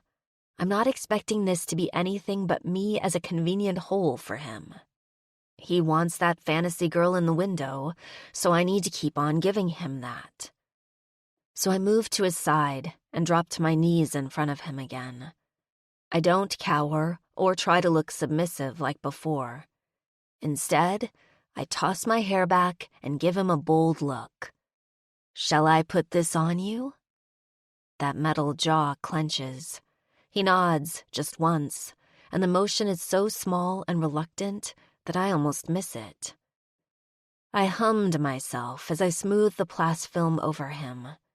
For a metal guy, he's scorching with heat. His skin is flushed deep with blood, as if it's all pooled here, and the metal vein is throbbing wildly as I smooth the plas film over his shaft. He's larger than I thought, and the ridges more pronounced this close up. He twitches as I touch him, his hands clenched at his side, and I make my efforts as quick as possible. I tug on the film after it's on, creating a small reservoir on the tip, and then I get to my feet. "Where do you want me?" "Bed." "On my back?" I ask, turning toward the mattress. "Or do you want—" The words die in my throat, because in the next moment, his big body is pressed up against mine. He moves me toward the bed, his cock stabbing into my back, and when the fronts of my knees hit the bed, I get on my hands and knees automatically. I can take a hint as much as the next girl. He thrusts against my folds, spearing nothing, and grunts. Then he does so again, and then he pauses over me. I can practically hear the gears turning in his head, and I need to head things off before he gets freaked out or embarrassed. "Wait, just a moment," I murmur, leaning forward and pressing my cheek to the blankets. It pushes my ass into the air, my legs spread wide, and I bring my fingers to my mouth. I give them an intensely sloppy lick, coating them with saliva, and then move my hand to my pussy. I press my fingers against the entrance to my core, wetting it. And okay, showing him exactly where the target is, just in case he's as inexperienced as I think, despite his savage and terrifying demeanor. Zakuar growls, just growls, the sound deep and possessive. He pushes my hand away from my opening, and in the next moment, I feel him fitting the head of his cock there.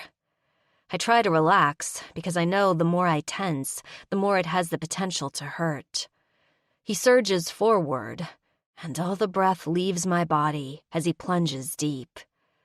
It's not the best feeling at first.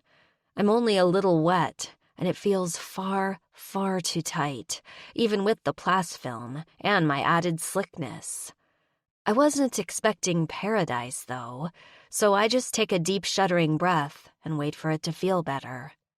He pushes into me. Or he tries, anyhow. "You're too tight," he hisses after a moment, and I don't know if it's a good hiss or a bad hiss. I wiggle my ass, trying to flex in a way that will somehow stretch something that hasn't been prepped. At least back at the cantina, they'd give us lube. I should have asked about that here, but I've been far too rattled. "Hang on," I tell him. "I'm not very wet." I slide my hand underneath us and begin to rub my clit, trying to encourage my body to make some moisture. Having him deep inside me while I touch myself is magic, though. My throbbing pussy responds, and it's not very long before I give a hard clench around him. I moan, surprised at how quickly I'm slick all over again. Was it the dancing? The fact that he's the object of my fantasies? His piercings and ridges? Whatever it is, I'll take it, because it feels really good. Above me, he groans. His hands tighten on my hips, holding me in place. "Kef, do that again." I just whimper, rubbing my clit harder. Much as I would love to orgasm on command, the more I chase it, the more it's going to elude me. I need to relax, to lose myself in the moment again. Zakuar growls impatiently and pushes my hand aside. In the next moment, his fingers move over my pussy, searching for the spot I was rubbing. "Where?" he asks. With another whimper, I guide his fingers to my clit. He finds it, makes a sound like a grunt of satisfaction, and then begins to rub me himself. And, okay, he's far too rough with my poor clit. He doesn't know how to pleasure it, or me. His movement's frantic with friction. He wants me to clench around his cock again, desperately, but this isn't going to do it. "Soft," I whine. "Soft, soft." Not that I expect him to listen, but to my surprise, he does. His fingers slow, and he begins a pattern of gentle petting and stroking on my clit, and I clench around his cock hard. I moan, my fingers digging into the blankets as he thrusts deep, grunting with satisfaction at the slick sound my body makes. "You're wet." I just moan. He doesn't want an answer anyhow. Zakuar pushes deeper, tugging at my hip with one tight hand, and his spur presses against the pucker of my bottom, edging just inside. I make an unholy noise, my toes curling as he begins to slowly fuck me. He presses deep, making sure that his spur pushes into my backside, only to pull almost all the way out again, then surges to the hilt once more. It's like now that he can fit himself fully into me, he's determined to do it over and over again. And good God, it feels amazing. The way he glides into my now sloppy wet body, the way he pushes so deep, it's like he's rearranging my organs. The way he holds my hip, like he's going to come unglued if he lets go of me. It all does something to me. Add in the fact that he's constantly petting my clit. It doesn't take long before an orgasm starts to build deep inside my belly. I gasp, whimpering under him, my body clenching tight. He responds by thrusting again, pushing deeper, claiming me harder. When the explosive orgasm hits, it takes my breath away. Every muscle seizes up, my legs tight, my cunt squeezing. I can hear him suck in a breath, and then he's driving into me harder, both his hands locked on my hips now as he pounds into me. I'm so wet that I can hear every thrust as well as feel it, and my entire body feels as if it's being conquered by his driving thrusts. He pounds deep into me, then goes still, and I feel his body tremble against mine. He lets out a choked sound that's not quite a groan, and I realize he's come. It's hard to tell with the plasfilm catching everything. I can't feel his release, but I can tell by the way he shudders and rocks his hips slowly against mine that he is absolutely lost in the moment. I close my eyes and sigh, trying not to wiggle too much against the press of the spur in my backside, because everything feels too sensitive at the moment. I didn't expect that. Or, okay, I knew we were going to have sex. I expected that part. I just didn't expect to come. I haven't orgasmed with a partner since I left Earth. Sex hasn't been fun. It hasn't been a joining of two people. It's been me giving and others taking. But what just happened? That was some good dick. Totally unexpected, but good dick. It's all because he tried to get me off. No one has cared about my pleasure in ages. I'm not even sure he cares about my pleasure, other than it increased his. Whatever it is, I'll take it, because that felt marvelous. A smile curves my lips, and I can't stop grinning. I'm exhausted, too. The day has been a long one, and my emotions have been all over the place. But I feel really good. Maybe Zakoar is going to end up being the hero of my dreams after all. Zakoar gets off of me, his cock sliding free from my body. He heads to the lavatory, shuts the door, and a moment later, I hear the shower start up. My good mood dissipates. Now, I just feel dirty. Like he couldn't give me a pleasant word or two before scrubbing me off of his skin. I sit up, mildly hurt, and look for a towel to wipe myself clean. I really need to stop fantasizing when the world keeps reminding me that everything is shit. 8. Zakoar. I take deep breath after deep breath in the shower, trying to focus my scattered thoughts. I can't think straight. All I can think about is that was the best experience of my entire life. That my mind is blown, my eyes opened, and I don't think I will ever be able to stop thinking about it. That she clearly knows I'm not experienced. She had to show me how to touch her, how to make it good for her, so my cock would fit inside her snug channel. Even now, just thinking about how her body felt as she took my length makes me hard as a rock. How my spur dipped into her backside, penetrating her twice. how she writhed underneath me, and how her cunt got slippery with pleasure when I touched that button of hers. I wonder if it'd be greedy of me to go out and take her again, just grab her by the hips and pound into her again until my release took over once more, to see if I can get her to make those little squealing noises that made my balls tighten. Of course, it feels better when she's enjoying it. Her cunt got slippery, and I glided into her instead of forcing my way dry.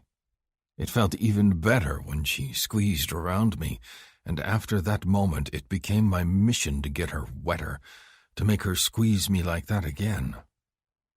I made her come, too. For a moment, I thought she'd been faking it. After all, she did joke about crying out my name, but the way her cunt tightened around me so hard and for so long, the noises she made, and the rush of fluid in her already slick cunt, told me the truth. I definitely want to take her again. She's my slave. I bought her. It should be expected. But I don't want to be greedy with her. I don't want to hurt her either. As I pounded into her, I was very aware of just how small and fragile her human body was underneath mine. I glanced down and my cock is already hard again. Of course it is. That's the first time it's been inside a female, and it wants another go. I wonder what she'd feel like without the plas film separating us. Hotter? Wetter? Tighter? Groaning, I take my cock in hand and begin to stroke it, ignoring the fact that my shower is deliberately cold. The water isn't doing anything to cool my ardor. I want to turn around and rut on the female again. Just grab her from behind so she can't see my ugly face tighten when I come, and plow into her like my keffing life depends on it. She's a slave. It's my right. But I don't want to abuse her. I want her to want me to touch her, as keffing stupid as that sounds. I don't know what to do with her when she's uncertain and scared. When she looked at me with confidence, though, it was like she'd unlocked something inside me. I think about how she knelt in front of me and put the plas film on my cock with expert fingers. I think about her comment earlier about taking me in her mouth. I groan again, pumping myself wildly because now my imagination is going wild. Keff me, I'm going to be in this shower for days if I don't stop thinking about sex. It's just that I've wanted that female for so long. I felt like a fool buying her, worried I made a mistake. But then she danced and gave me that look, and for a moment I forgot about all the metal covering me up one side and down the other. This metal monster made a female come. My hand clenches on the tile and I spurt my release all over the wall, gritting my teeth at the strain of it.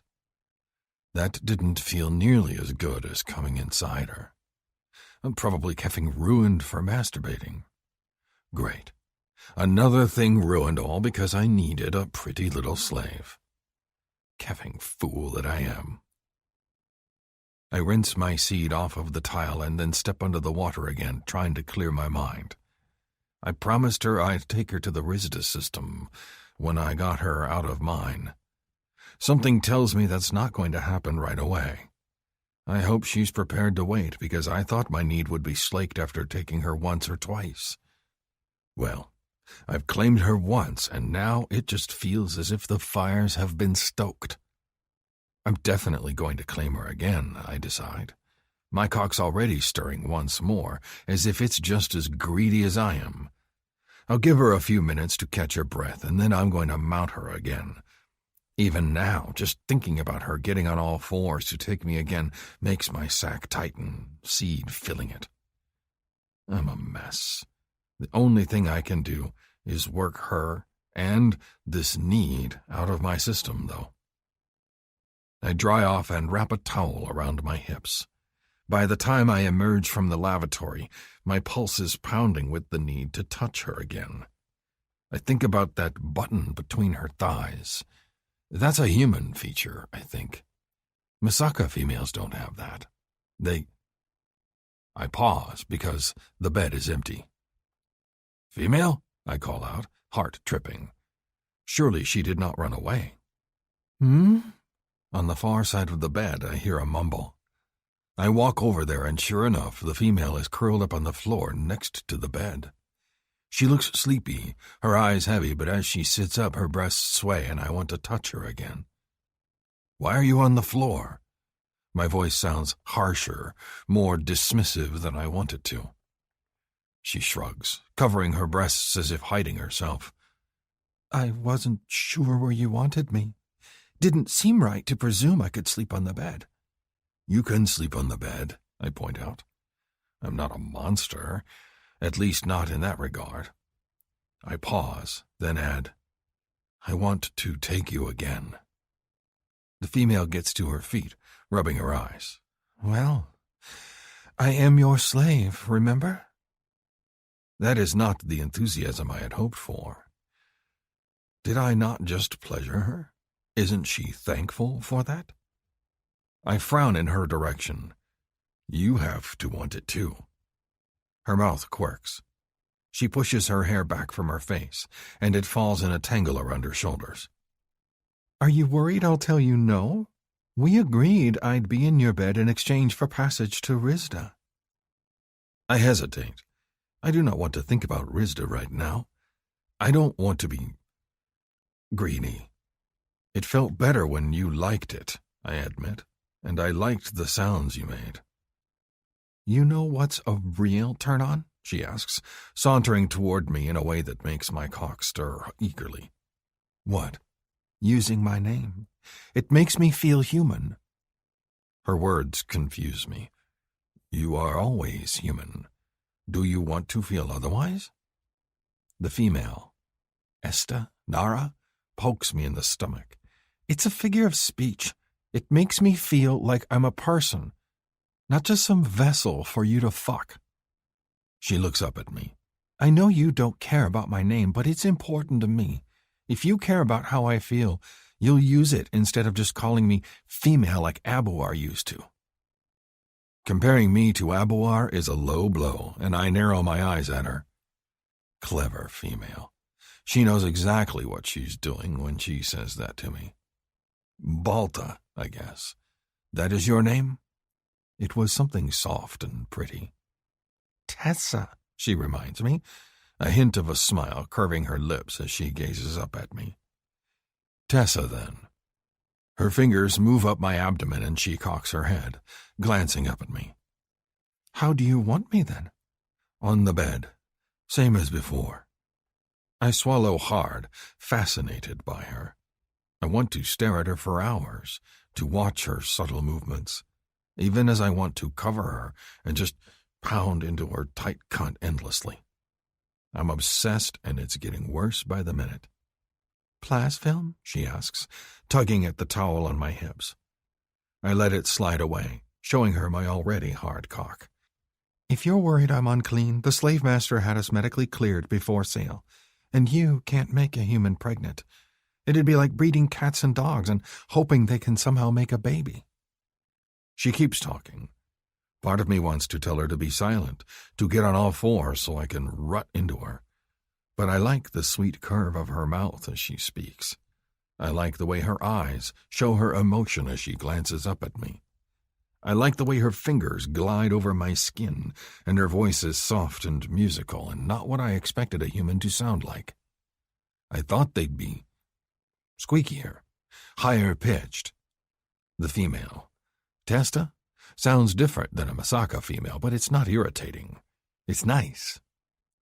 And she's telling me I don't need plasfilm. Slowly, I nod. On the bed, then. We could do it face to face, she offers, a hopeful expression in her gaze. Look at each other while we have sex? My jaw clenches, and I shake my head. That's the last thing I want.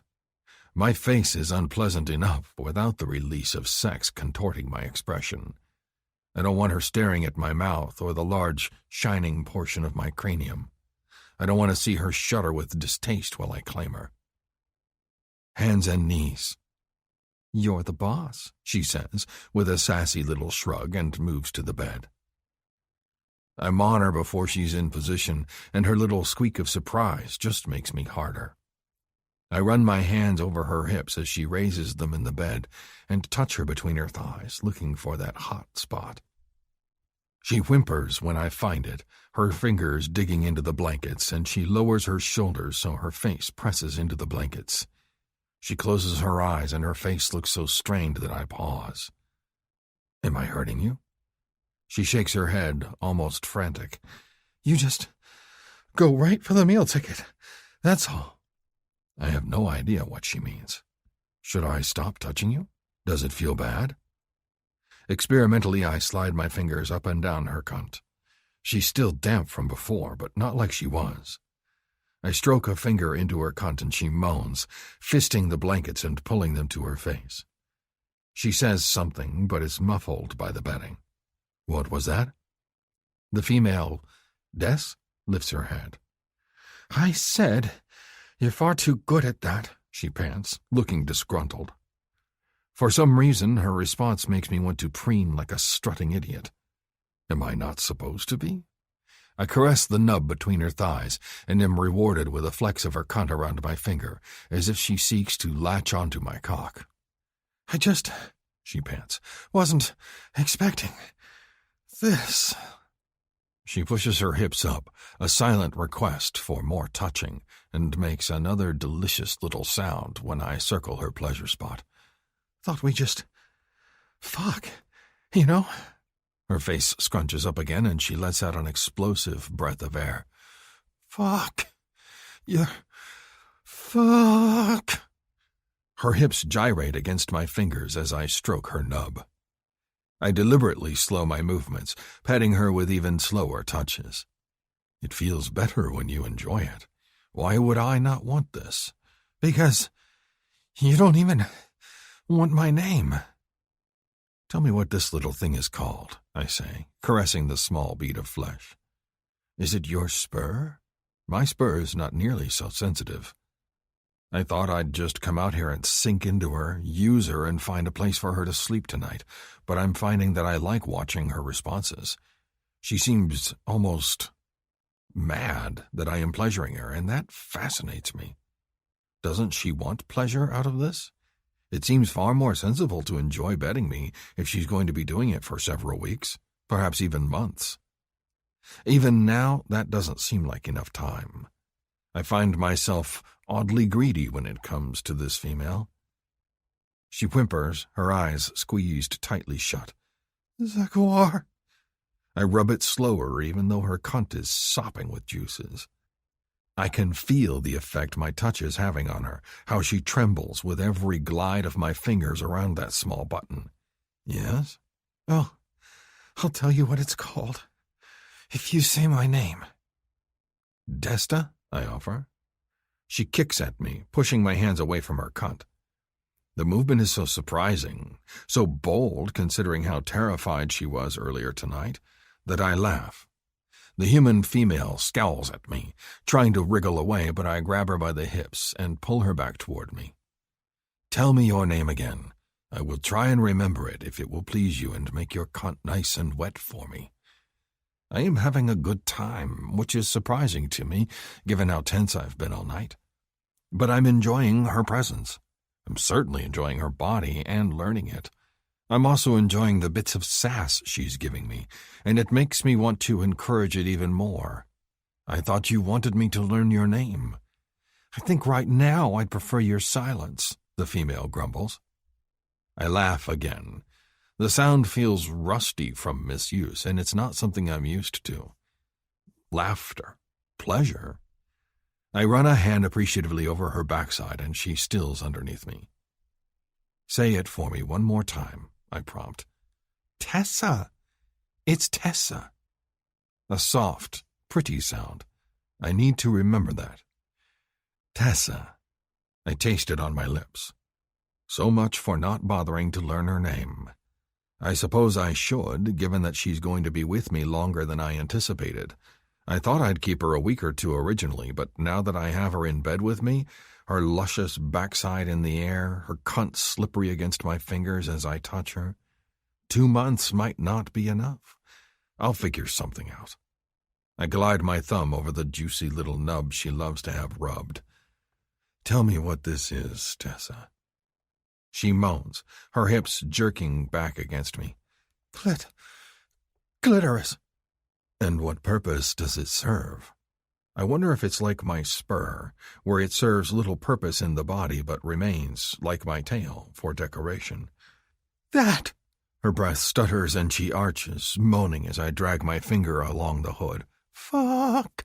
It does that. A spot just for erotic pleasure. I'm starting to see why humans are in such hot demand. I slide a finger back into the hot well of her cunt, and she's very wet and soft and ready for me. At least, she seems to be. I'm learning fast, and I've learned more about pleasing a female in the last hour than I have from years of watching porn vids. I glance down at my cock, hard and aching, my own pleasure momentarily forgotten in the pleasure of teasing her. I move my hands to her hips, noticing how big my grip is compared to her smaller form. Each of my hands can practically span half her backside, and I pull her body toward mine again as she wriggles on the bed. Are you ready? I ask her. Do you need more touching? She moans, and I watch in fascination as the entrance to her cunt clenches around nothing. Ready, she pants. Give it to me. Give it to her. I want to laugh, except I want more than anything to be hilt deep inside her. I hold her in place as I guide my cock into her warmth. This time I find her entrance without difficulty and press the head of my cock in slowly, testing the give of her channel. Gods have mercy, but being inside her without the plasfilm is sheer joy. I can feel everything with twice the intensity. I find myself staring, entranced as I feed my cock into her, and she stretches around my length to accommodate me. I grit my teeth as the sensation of her hot cunt tightening around me takes over. Kef me, I've never felt anything better. The female breathes my name, and now I see why it's so important to her for me to learn her name. Just hearing mine on her lips makes my cock twitch with need. Say it again, I demand, spearing her with my length, watching the entire time. I can't take my eyes off of the ridges of my cock disappearing into her welcoming body, or the dip of my spur into the pucker of her backside. Zakawar, she pants, the guy who's gonna make me come again? I growl at that. Just when I think she's defeated, she tosses something surprising and arousing into my face. I sink deep, gripping her hips tight and plunging into her. She lets out another sound of intense pleasure, and when I pump into her again, she rocks her hips back to meet me. It makes our bodies slam together, increasing the friction, and my sack slaps against her skin. Kef me, but I like that. With a grunt, I drive into her harder, faster, and my cock shuttles in and out of her delicious, wet channel as if she was made for me. You're going to come? I demand. You're going to squeeze me tight with that cunt of yours? She lets out a needy little sound, and her hand slides under her body, moving between her thighs to work her clit. Grr, that's mine. I reach forward, pushing her hand aside and working it for her, stroking deep even as I touch her button, her clit, and I am rewarded with the choked gasp of her orgasm, the tight squeeze of her cunt on my cock, and the wet release of her body. As I drive toward my own release, I realize 2 months might not be enough. I'm going to need this female for much, much longer. 9. Tessa. I'm dying. I've been killed by Dick. I lie panting, undone, sprawled on the bed as he continues to caress my hips and thighs, as if he can't quite get enough. Here I thought earning my way to this farm planet would be simple, if not pleasant. Turns out it's going to be exceedingly pleasant, but not simple. He's going to make me come so many times that it's going to wear me out. And I'm perfectly all right with that. He pulls off of me, and I sigh, curling up the edge of the bed. His seed is sliding down my thighs, and I really should get up and pee, but I'm just wiped. My brains have been effectively fucked out of my head. And if I could think straight, I'm sure I'd analyze the situation a bit more. As it is, I'm just tired. Thirsty and tired. As if he can read my mind, Zakowar returns to the bed and caresses my hip, holding out a glass of water. Drink this. That might be the kindest thing anyone's done for me in a long, long time. I hate that I feel a surge of gratitude over a glass of water, of all things, and take it in silence, draining the glass. He takes it back from me, and I glance at the bathroom. Should I clean up? If you like. I'm going to take you again, but I need a minute. His eyes glitter as he watches me. Good Lord. Well, at least he's forthright. There's no guessing with this man. What if I say no? Then my cock will be hard all night, and I will ask again in the morning. He reaches out and touches my jaw, grazing a thumb over my skin. How many times must I say I am not interested in an unwilling female? Just checking. Do you remember my name? Clit. Well, that's a name, I told him, but not mine. With a scowl, I glare at him, and he gives me a flash of a smile.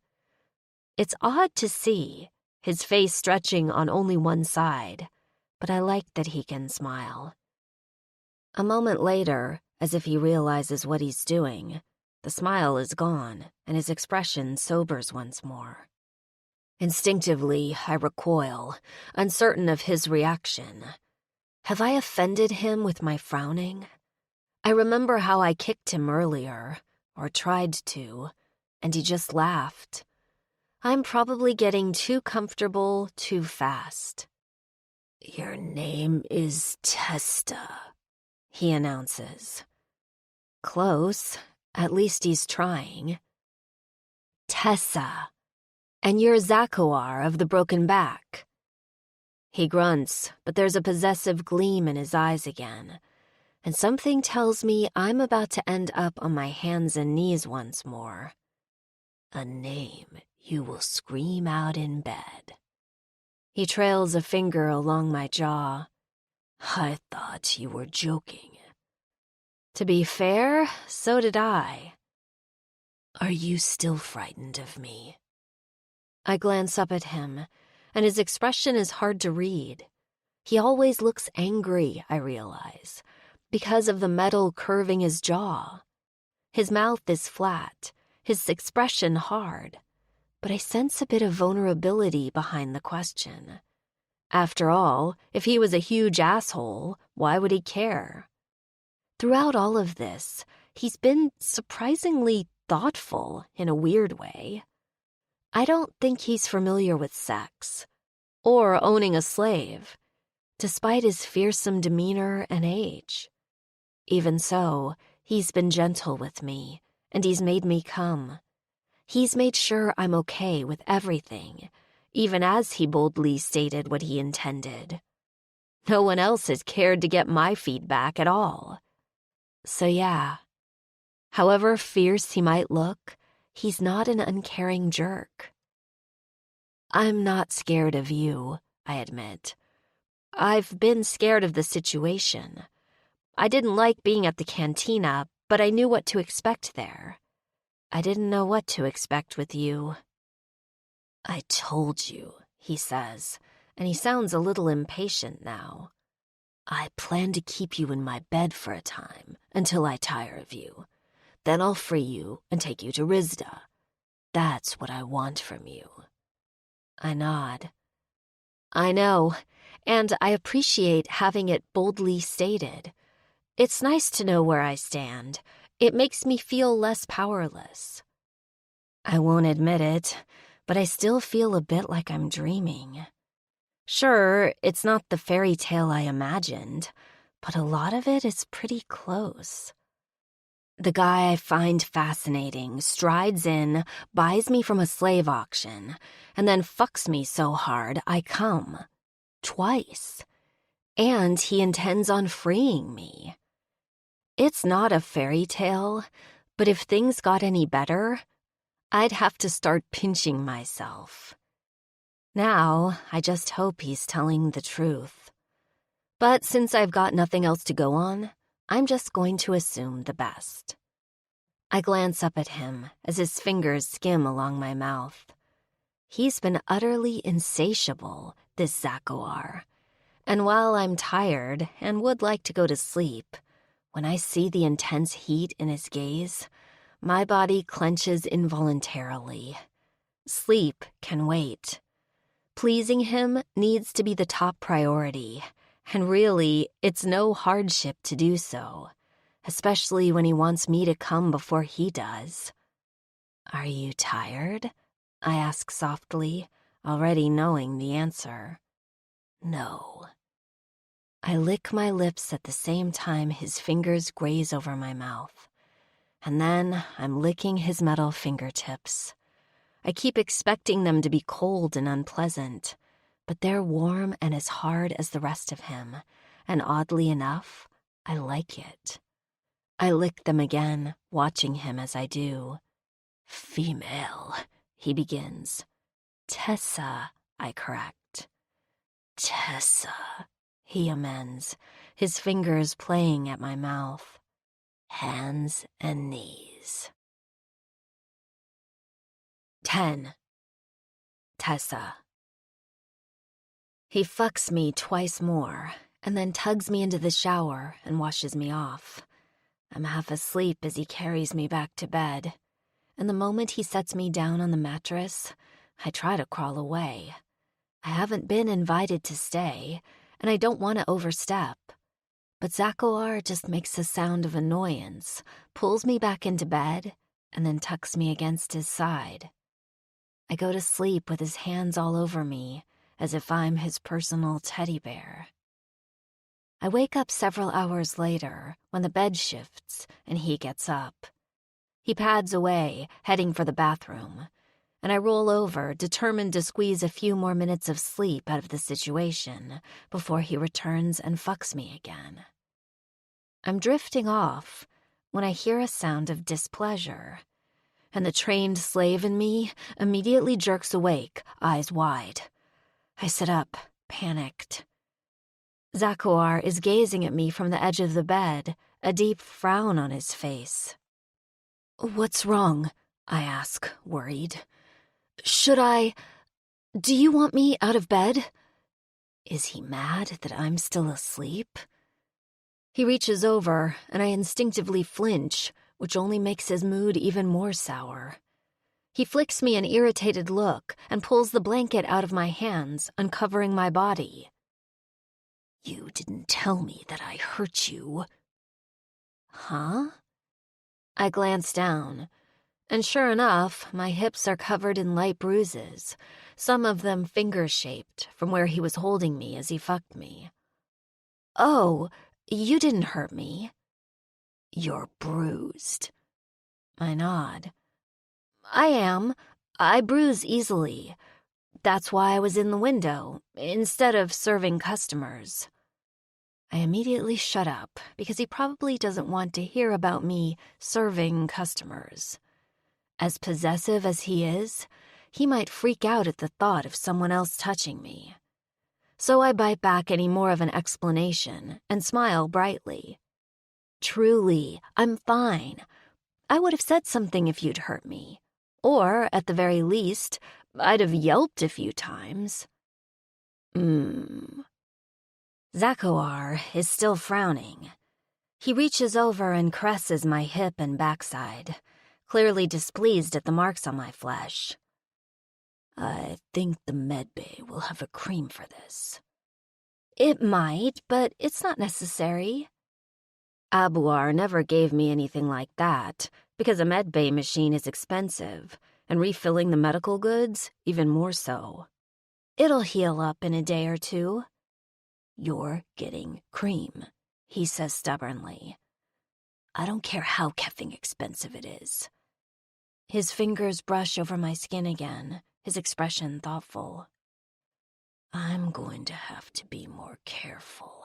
I didn't realize. It's okay, really, I say in a soft voice. We're still in the figuring each other out stage. Don't beat yourself up. In a way, it's rather sweet that he's so worried over a few bruises. That makes me feel better about the situation. He's not into pain, then. At least, not mine. Wait here, Zakoar commands, striding away. He leaves the room, heading to the medbay installed in the house, I'm guessing. And I watch him leave, fascinated at the studs all the way up his tail. That, and he's totally naked, and his backside is fascinatingly tight, and I like the sight of it. Then I really do pinch myself, because I must be dreaming if I'm lusting after an alien who bought me. I wince, and then smooth my hand over the mark. I don't want to leave another bruise for him to fret over. My stomach growls, and I ponder waiting in bed, but my mouth is dry too. I decide to head into the kitchen. I still don't have clothes to wear, and the sheets smell like sex, so I pad across the cool metal floor on bare feet, hoping he doesn't mind a naked slave wandering his apartment. His kitchen is full of high-tech machinery, the walls covered with dispensers of every kind, buttons flashing, and I can't read a word of the writing. I double-tap one of the screens, hoping there's a visual guide, and to my joy, there is. I flip through the pictures, looking for something appetizing, when I hear footsteps behind me again. I told you to stay put, Zakoar says. His tone is grumpy, but he doesn't sound truly mad, so I choose to ignore it. I turn to smile brightly at him. He's got a vial of something pale pink in his hand, and his cock is standing erect once more, piercings winking at me. Jesus, this man and his stamina. Yes, but I was thirsty and hoped you wouldn't mind if I checked out the kitchen. I'm really trying not to bother you. Just show me a protein bar and water, and I'll be a happy camper. He strides over to me, beautiful and deadly, and starts pushing buttons on one of the panels. I can't help but admire him, because naked, he's fascinating to look at. There's not an inch of him that looks as if it hasn't been reworked in some way. His back is a lattice of metal. His spine is, too. His chest seems as if it's been stitched together, and his face has the same patchwork look to it.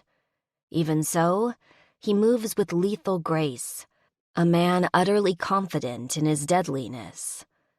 My earlier estimation of Zakoar, being a man who's been through some shit and emerged out the other side stronger and meaner, is absolutely spot on, I suspect.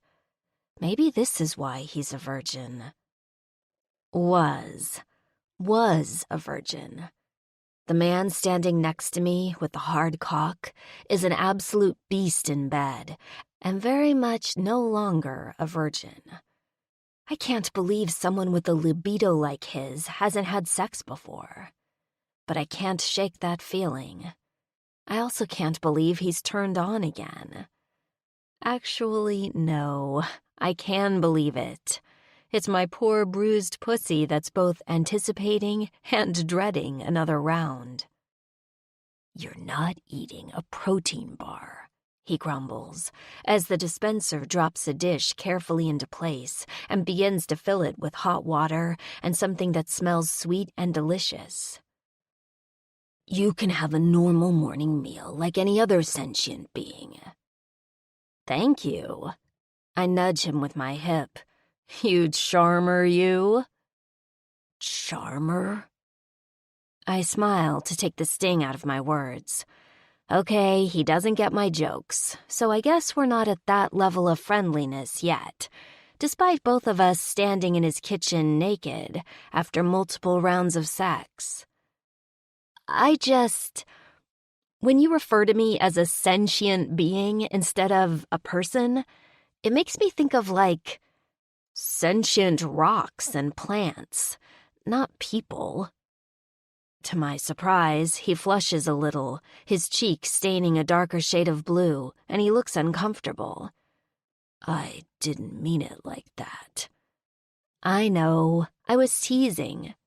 Suddenly uncertain, I draw back a little. It's in my nature to be informal and teasing with someone when I'm comfortable with them, and I feel safe here with Zakowar. But if he doesn't appreciate my easiness with him, I need to rein it in. The last thing I want is him getting frustrated or angry with me because he misunderstands a joke. I apologize. I won't do it again. Zakowar narrows his eyes at me, and to my surprise, he bumps my hip with his as well. I like your teasing. Just because I ask for clarification doesn't mean you should stop. I much prefer this to your weeping. If it makes you feel any better, I much prefer this to weeping. He pulls the plate out from under the dispenser and holds it out to me.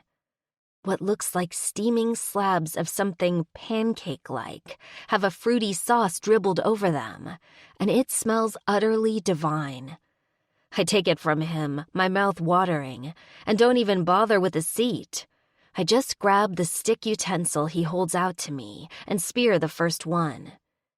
It tastes like a cross between cake and a nutty, thick oatmeal.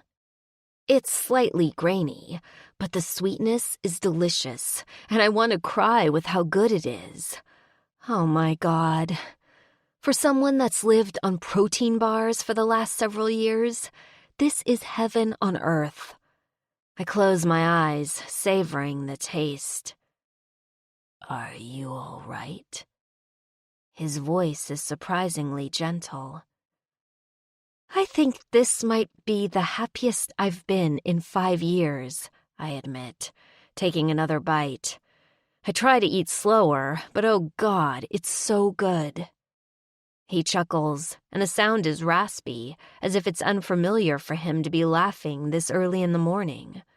Or at all. I didn't realize that was all it took to please you. Me and every other slave on this station, I admit. My stomach feels full already, but I keep eating, determined to cram every bit of deliciousness into my mouth.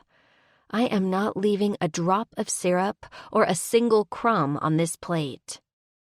I don't own every other slave on this station, but I do own you. For now. His hand goes to my shoulder, and then he glances down at my hips, his expression unhappy. And I don't like that I bruised you. When you're done eating, I want to put this on you. He picks up the vial again. It'll help you heal quickly. I shove the last cake into my mouth, my cheeks stuffed like a chipmunk. It takes some creative chewing to get all the food down, but I manage, and use my finger to get the last of the syrup off the plate. I'd bring the entire thing to my mouth and lick it clean if Zakowar wasn't looking. Instead, I just wash it down with some water and try not to think about how delicious it was, or that I'd probably murder someone for another plate of it. Zakowar's hand is on my hip, gliding over some of the bruises. Turn around, hands on the counter. Sex? I ask, a little surprised. In here? What's wrong with in here? He shakes his head. But no, I'm going to take care of your wounds. He gives me an impatient look. I don't feel the need to rut on every surface in my home, thank you. Yeah, but he's felt the need to rut every time I seem to turn around. But I keep that thought to myself. I put my hands on the counter, leaning forward. It's a counter height for a masaka, so the counter itself hits me right in the tits, and the cool metal feels interestingly good against my nipples. I don't rub against it like a shameless wanton, because my nipples aren't bruised. He hasn't even touched my tits. It's like he doesn't quite know what to do with them. Heck, he probably doesn't. I wonder if it'd be too bossy of me to show him the other pleasure spots on humans. I wait impatiently as he uncaps the healing lotion, or whatever it is, and hope it's not smelly and sticky like the things I remember my mother rubbing on my chest as a child. To my surprise, the first touch of his fingers feels decadently wonderful. The stuff goes on smooth and cool and tingles wherever he touches me. And immediately, it feels better. With a little sigh, I lean forward against the counter, relaxing as he gently massages my hips. "Thank you," I murmur, eyes closing. "Quit thanking me," he mutters. "It's my fault you're bruised." "You didn't know. I sure wasn't going to tell you to stop." "Because I'm your owner." "Because it felt good," I admit. I'm still a little flabbergasted that he bothers to care how I feel in bed. Even now, he's tending to me instead of making me wait on his needs. I've been a slave for long enough that instead of appreciating this, it makes me a little wary. Like I'm expecting the other shoe to drop. I fully expect to wake up tomorrow in chains again, at the auction block. Good things never happen to me. And so far, Zakoar and his strange kindness are very good things.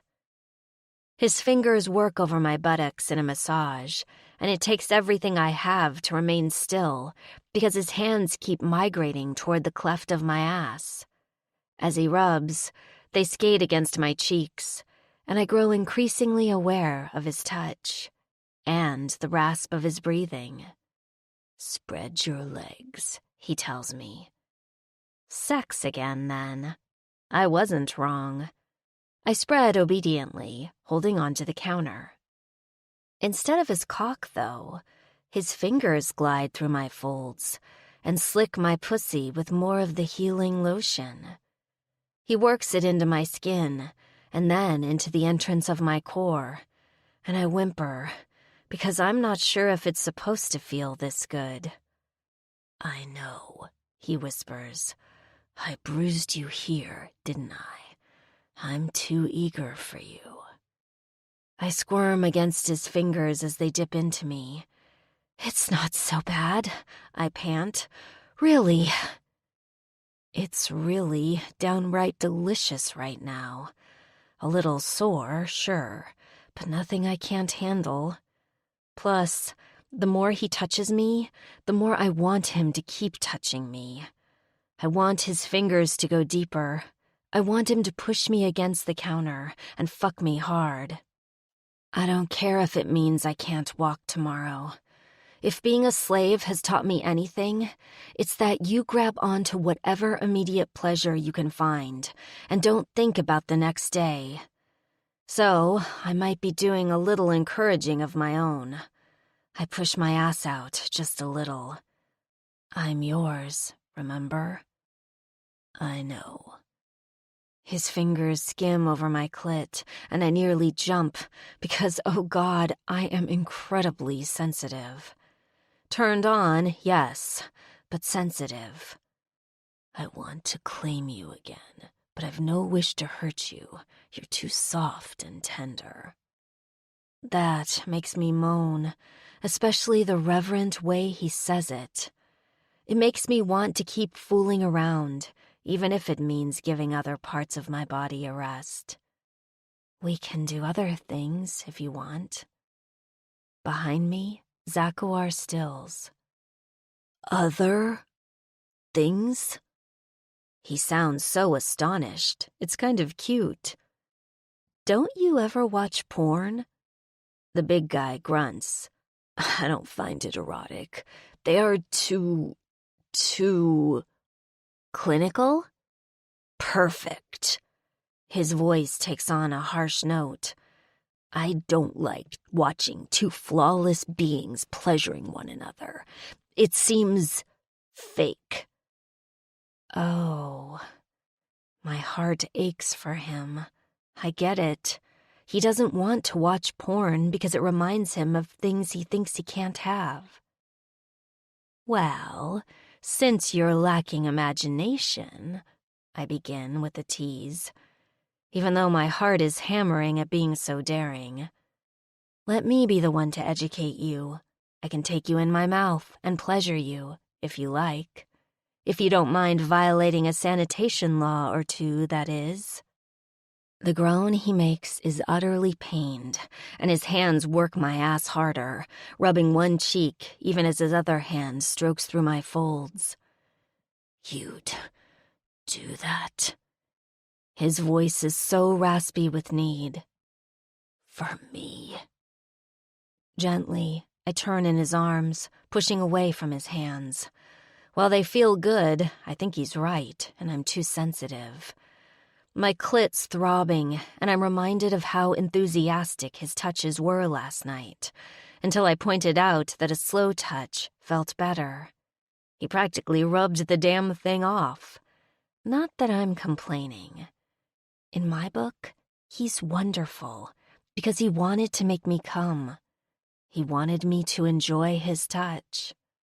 So yeah, I'd be more than happy to forget my own pleasure for a bit and blow him. The intense look is back in his gaze, and his cock is so hard it's practically stabbing at my belly. As I glance down, a bead of pre-cum leaks down the already wet head, traveling in a slow, enticing trail down the crown. You want to do it in here, in the kitchen, or somewhere else? I ask him, brushing a finger over the head of his cock and running my fingertip through the wetness. You're so tall, I'll probably do better with a stool. I can't even finish the sentence before he grabs me and hauls me into his arms, hefting me like a sack of flour and slinging me over his shoulder. I yip in surprise, my hands fluttering over his back. There's so much metal on him that I'm afraid to touch him. Turned upside down like this, I see a mess of scars running along the length of his spine, and I think of his name, Zakawar of the Broken Back. He's tall and strong now, so I guess it's no longer broken. There's a story there, though, and I want to hear it. Right now, however, I'm pretty sure Zakawar has a different focus. He takes a few steps and pauses, as if suddenly stymied. Where? He asks, biting the word out in a single tense syllable. Couch? I offer. Immediately, he hauls me toward the pit in the living room. I half expect to be flung down amongst the pillows, but to my surprise, he sets me gently on my feet as if I'm the most precious of creatures, and brushes a finger over my cheek. For that small touch, he's getting a deliciously enthusiastic blowjob. 11. Tessa. I put a hand to his chest and give it the smallest shove. On your back for me. Zakawar immediately goes backward, thumping down onto the nearest rounded sofa. His legs hang over the edge, and his cock jets up obscenely, but the look in his eyes is sheer fascination and makes me excited to start. Has anyone ever done this for you? I ask him. He shakes his head, watching me like a hawk. Are you comfortable with me? If I wasn't, I wouldn't be here on the couch, would I? He growls, sounding surly and impatient. Tsk! I chide him, wanting to kiss that angry-looking metal jaw of his. Don't worry, I'll make this good for you. I crawl onto the couch beside him, my hair falling over my shoulder. But if I do anything you don't like... Female. I stop short just before reaching for his cock and arch an eyebrow at him. The look he gives me is downright mulish. Tessa. You remembered. I'm delighted. Why do you not use it? Do you have a problem with my name? He scowls at me for a moment and then speaks. Names are for those that matter. It is a habit of mine to avoid using names. A lot of my customers don't want to give them. They are on the run, or they are wanted by the law. I do not ask for names, and they do not give them. I'm a little stung. Names are for those that matter? I glare at him, fighting the urge to reach over and smack that enormous jutting cock just to piss him off. Is that why you don't use my name? Because I don't matter? That is not what I meant. For a moment, he looks chagrined. I am unused to using them, but I remember yours now, and I will remember it from now on, I vow. You sure will if you want a blowjob, I retort. The expression on his face is utterly serious, and I guess this isn't a man to make a ton of jokes. Okay, fine. I'll believe him when he says I matter. Tell me my name again, just because I like hearing it on your lips. Tessa, Zakoar murmurs. It's soft and sweet and unusual, like you. You're winning me over again, I admit, crawling forward and moving toward his face instead of his cock. I lean in and press a light kiss to his mouth, and he looks utterly flummoxed. No kissing either? I have heard humans do things with their mouths. His gaze drops to my lips. But my mouth is unpleasant. No, it's not. I lean and press another light kiss to it, my lips dancing over his. I promise you, it's not. I nip lightly at the side of his mouth that's mobile. I do wonder why you haven't chosen to make it a working body part instead of just leaving it metal, but it's not for me to question. I like you either way. He gives me a skeptical look, as if he doesn't quite believe me. When I nip at his lip and tug on it with my teeth, though, he groans. As I kiss along the flesh of his jaw, he finally speaks. Was one of the first modifications I got. I was keffing angry at the world when I got it, and hurting, so I left it. Wanted to be ugly. His hand goes to my head as I travel down his neck and bite at his skin, and he groans. After a while, it became the way I was known. You want modifications? You see the male with the metal jaw. Never had a reason to change it. Makes sense. I kiss my way back up his neck and then press a kiss to his mouth again. It's your calling card, then. I kiss the cool metal, wondering if he can feel that, and then nibble my way back down his throat. Zakoar shivers lightly underneath my mouth, and I wonder if anyone has ever touched him before. Has anyone ever pleasured him? In a station full of whores, cantinas, and slaves, it seems odd to me. And yet, not. There's something profoundly lonely and isolated about him, as if he keeps the universe at arm's length, like he's been wounded in more than body. It just makes me want to kiss him more. I lick my way to his collarbone and skim my fingers over the plating on his chest to where silvery veins dance underneath his skin.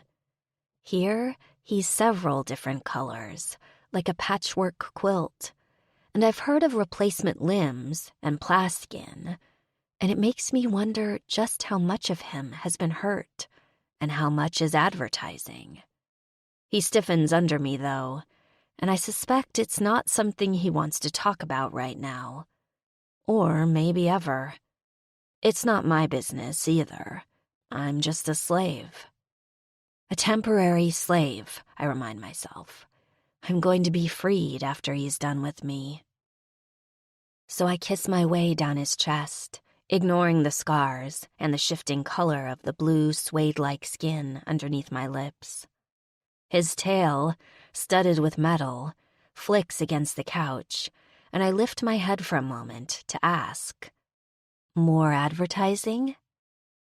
The corner of one side of his mouth curves up. Seemed odd to have an unmarked tail when the rest of me was all keffed up.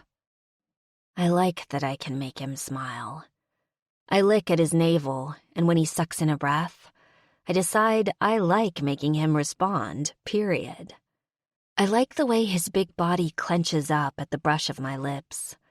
I like the noises he makes, and I like the agitated thump of his tail. I like the way you look, you know, I tell him. His hand, cool and metallic, brushes against my hair. You don't have to lie to appease me. Oh, I'm not lying. I lick a circle around his navel, and his cock twitches in response. Why do you think I watched you when I was in the window? Boredom. Ha. I shake my head at him, then continue to kiss my way down his hips. I can feel his body tense under mine, and he's acutely aware of my movements, despite the casual tone of his voice. I watched you because you were fascinating. He groans, the sound not entirely pleased. Naturally. Fascinating. Sarcasm drips from his voice. Freakish, you mean? Fascinating, I restate, lifting my head to look him in the eye. Zakoar's watching me with an intense stare, as if he's just waiting for my head to descend on his cock. It will, but I have to finish what I'm saying first. I thought you were fascinating because you were tough. You stood out in a crowd, and it wasn't just the metal. It was the way you held yourself, like you'd seen a lot of intense situations and knew how to handle anything. That appealed to me. I slide farther down his body, my hands going to his hips and then his thighs. I loom over his cock, my hair falling over my shoulder, and I watch him. I liked thinking about you as my protector. Like you were such a badass that you'd keep me safe from everyone and everything that tried to hurt me. When I watched you, I thought about that. I thought of you striding into the cantina and just stealing me away because you were so into me, I correct mid-sentence, before I can let the stupidity of my fantasy embarrass me. Zakoar doesn't love me. He's in lust with me, but there are no plans for love. He's going to use me and then bring me somewhere safe, and that's all I can really ask for. Romantic nonsense has no place in the universe I've been dragged into. I learned that a long time ago. Sex is the only tool I have left to me, so I'm going to use it. I thought about claiming you, he admits, voice halting as if he doesn't want to confess this to me. When I look up at him, he cups my cheek, his fingers playing over my skin. Thought about breaking that keffing window and just dragging you out of there. Why didn't you? I ache at the thought of all those years of dancing, of hating my life, of sleeping on a small, hard bed and eating nothing but protein bars. I could have been with him instead. He gestures at his body. Because no female wants this. I want this. You're a slave. That's different. I bought you and made this part of our bargain. His mouth goes flat, his gaze shuttered. Not this again. I take his hand and guide it to my thighs. Put your fingers inside me. Feel how wet I am. Then tell me I don't want you. You're doing this because I bought you. Zakoar's hand presses against my folds, a finger gliding through my slickness. True, and if you hadn't, I'd be lying under someone else. But I wouldn't be touching them because I wanted to touch them. I wouldn't be volunteering to take him into my mouth and make him come. I wouldn't be volunteering anything. I lean over his cock, letting my breath play over the head. And I sure wouldn't be wet at the thought of making him come. Zakoar groans again, his fingers finding my entrance and spearing me inside. Jesus, even his fingers are big, and I wriggle against his hand, still sore and aching, but wanting nothing more than to grind down against those big, intruding fingers. Focus, Tessa, I remind myself. Focus on what's in front of you. And what's in front of me is an enormous, enticing blue cock. I lick the head, lapping up the beads of pre-cum glazing the tip. I love the hiss of his breath, and the way I can feel every muscle in his body clench in response to just that small touch. Are these for advertising too? I ask, circling the tip of my tongue around one bulbous piercing. There's one above his glands and one underneath. And for a man that's awkward in bed, I find the fact that he has these utterly fascinating. Plus, I'm pretty sure they rubbed my G-spot repeatedly when he fucked me, so that's another reason I'm obsessed. He inhales sharply, his gaze locked on me as I tongue one piercing and then the other. It's customary amongst my people, like capping horns. Someone should write a thank you to whoever came up with them. They feel great inside a girl. I tickle the underside of his cockhead with my tongue tip. Or is there another reason? Zakoar shakes his head, riveted to the movements of my tongue. Pleasing a mate. That's why. For some reason, hearing that makes me a little sad. He got these piercings, even though he's clearly never expected a woman to look in his direction. And a mate. Not that I'll ever be someone's mate.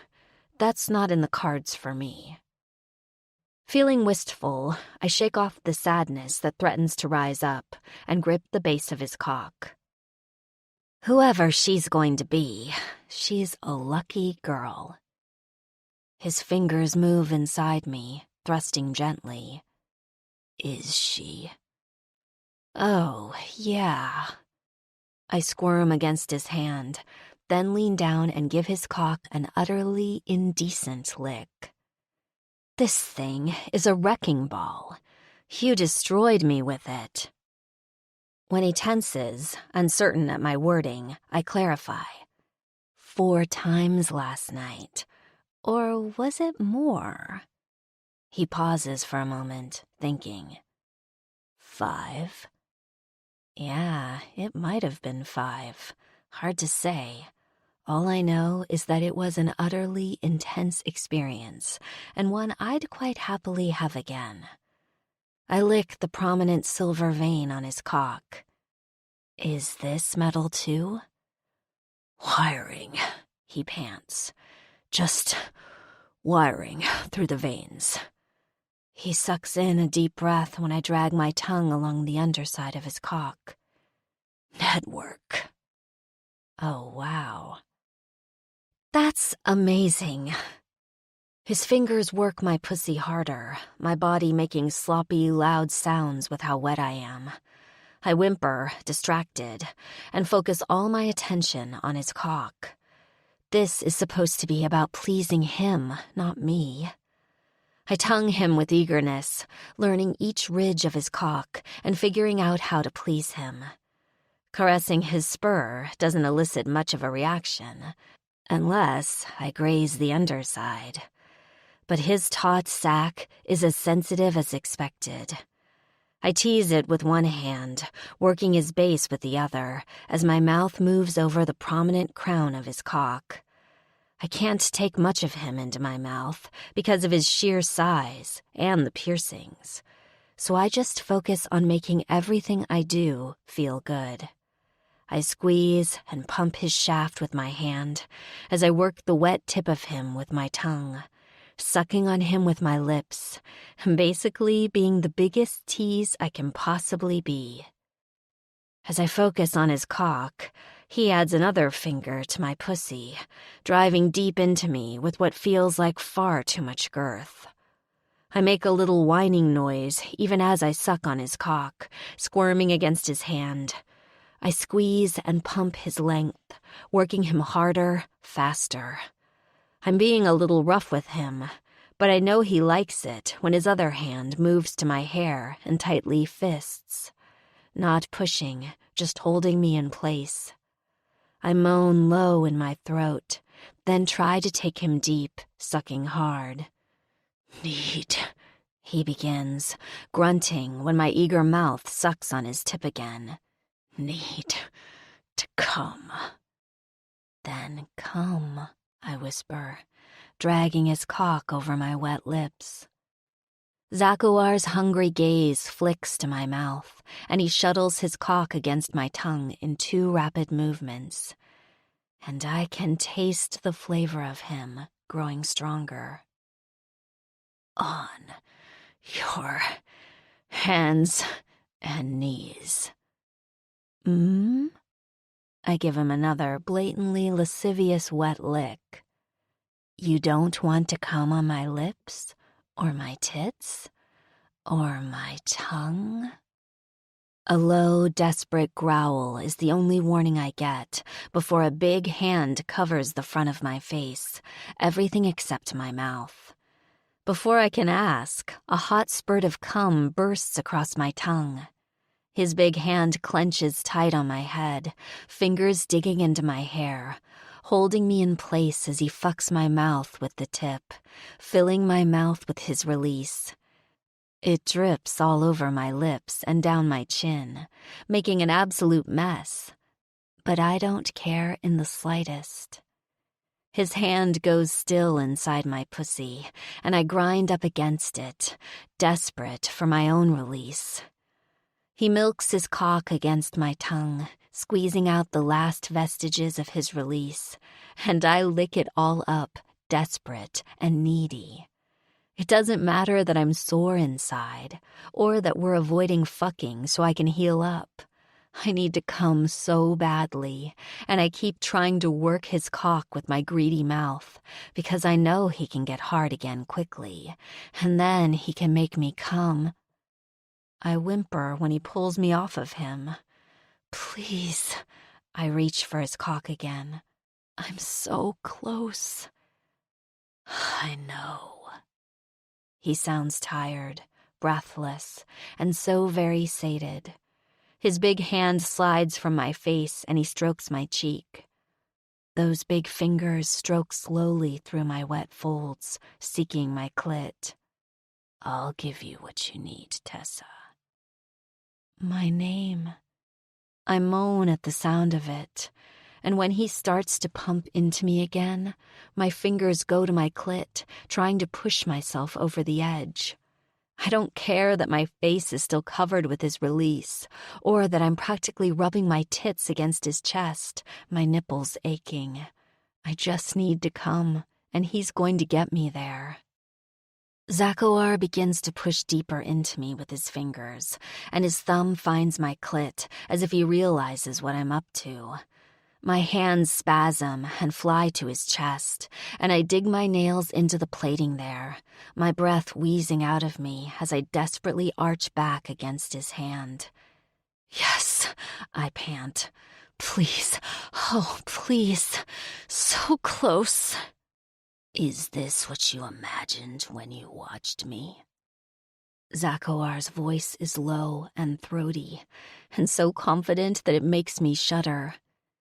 That I'd take care of you. Make this pretty cunt tighten around my cock with just how hard it's gonna come. I moan, lost in the moment.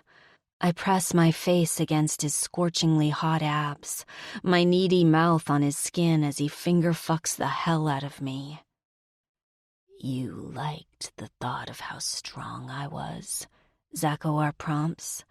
how I could protect you from anything all day long, and then take you home and stuff this pretty cunt with my cock until you scream. Is that what you want, Tessa?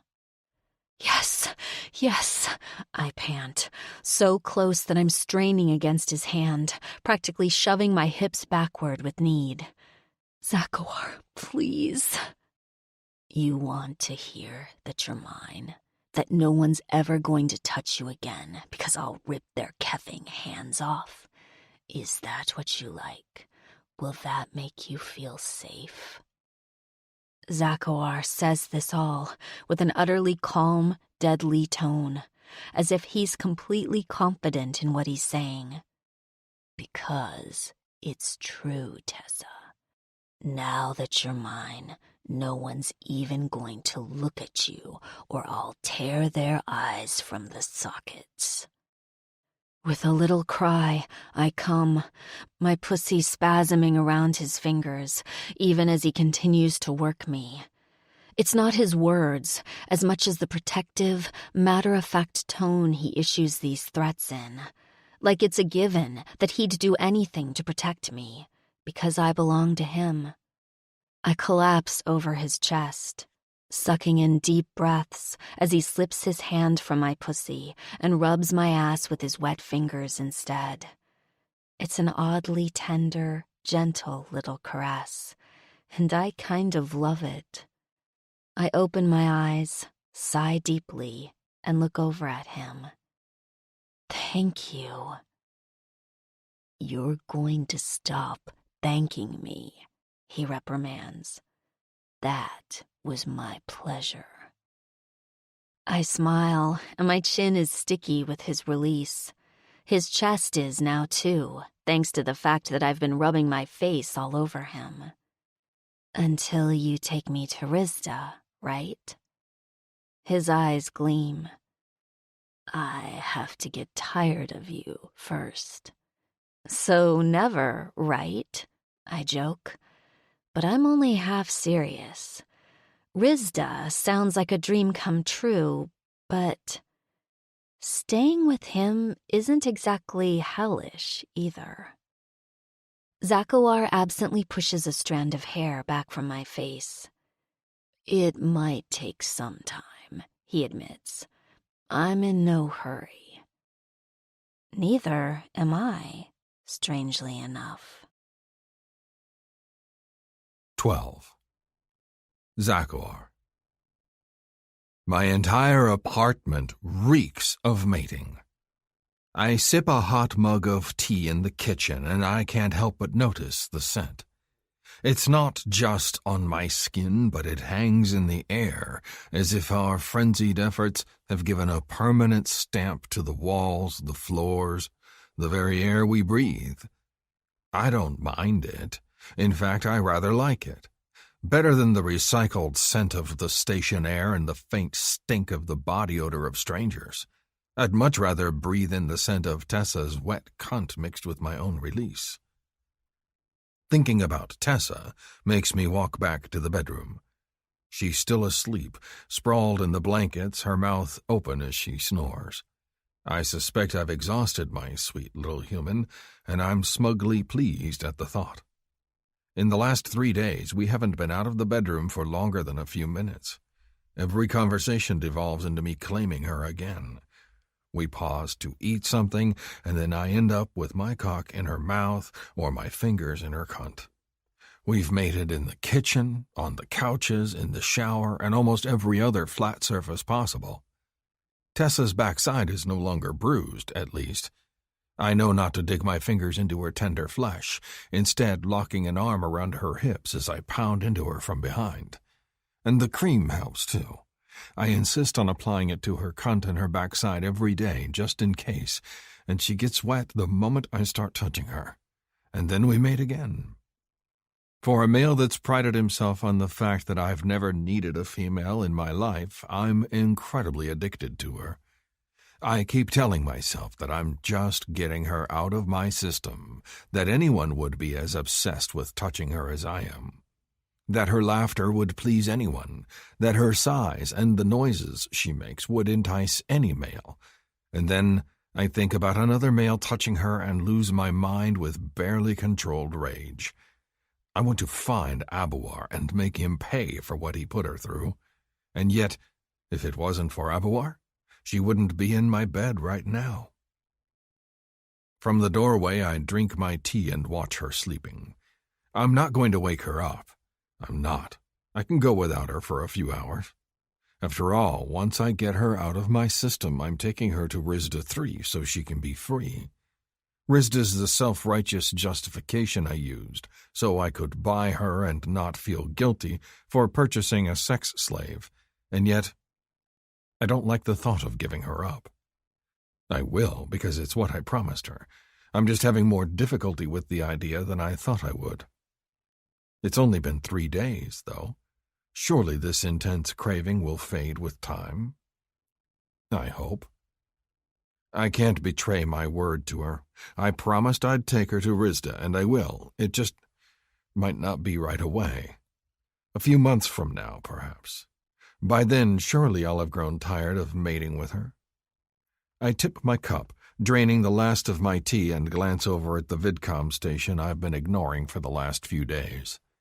A small flashing light indicates I have waiting messages, and I suspect they're from Tekosa. It's not like me to not be at work every day. Even when I'm waiting for a parts shipment, I still prowl restlessly through the shop, bored and uneasy. Or I park in front of the shop and watch the female dance in the window. After I bought Tessa, between rounds of mating, I sent Tekosa a message and told him I was occupied with a project and that I might not be in for a few days. He won't call the authorities on me as a missing person. We both know the authorities aren't welcome near my business, but I'm sure he has questions.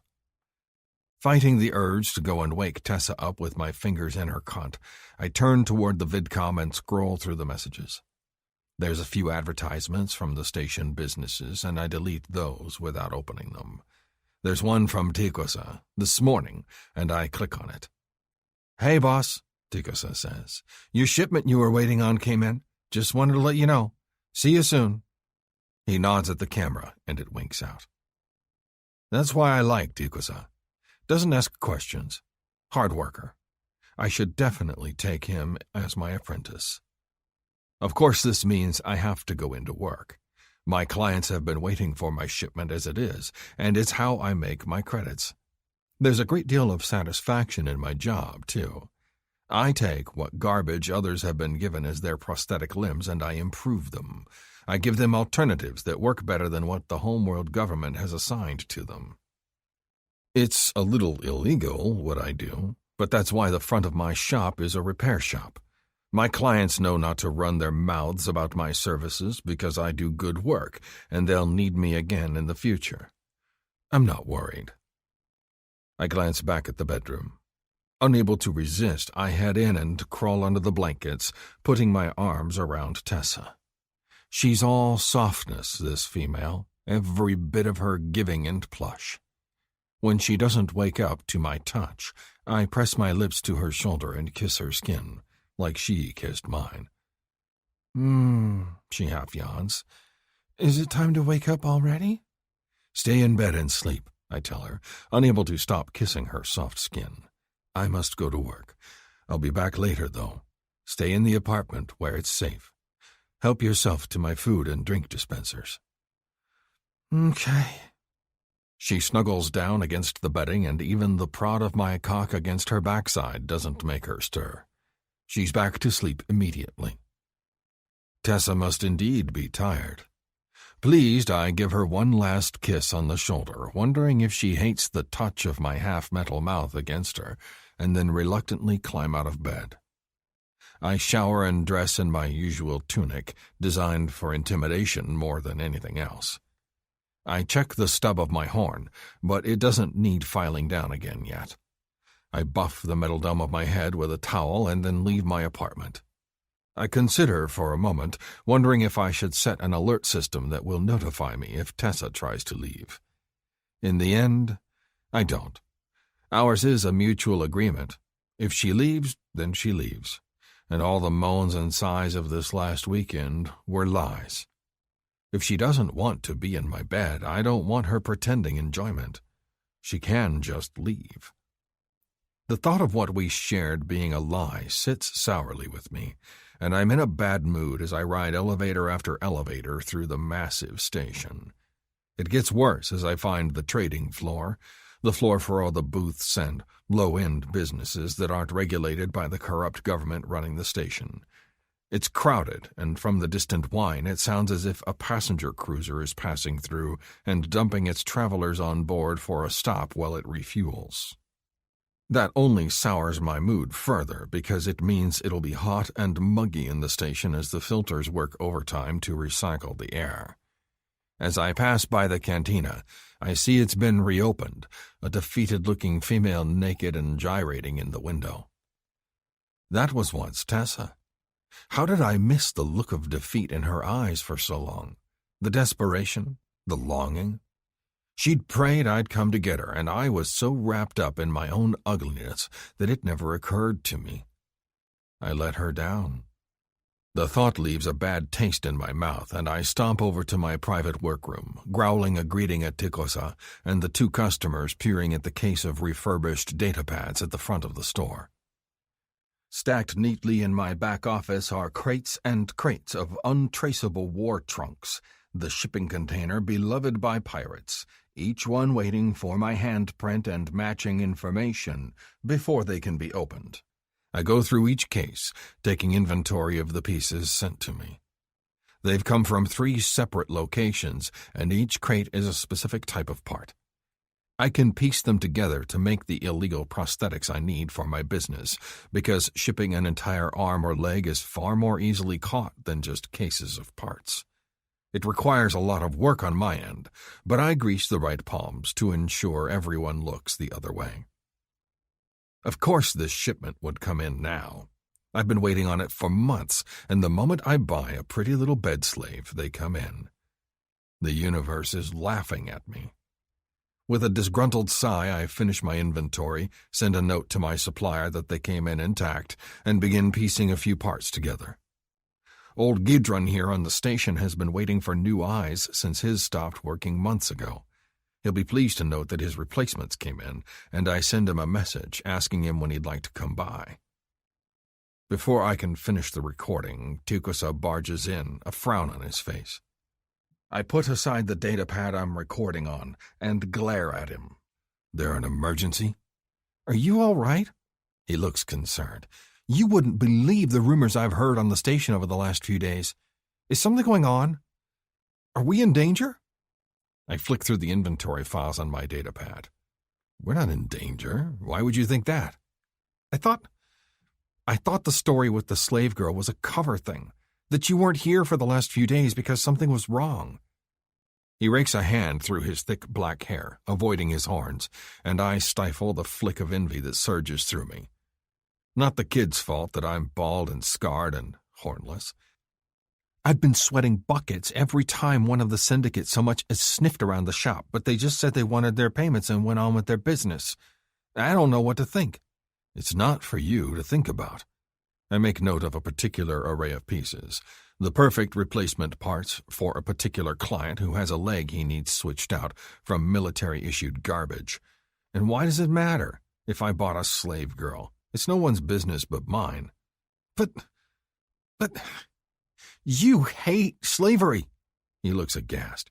You truly bought one? The one that dances in the window, I admit, after a long moment. Back at the cantina. Abuar sold her off. The worried look on Tikos' face immediately changes. Ah. Now I'm even more irritated. Don't me. What's about? It's the human, he says, as if that explains everything. I was wondering. You always watch her and she watches you. Does she? I never realized others saw it. I always thought her gaze on me was just my imagination, or worse, part of a ploy to get me to go into the cantina. Now I feel even worse.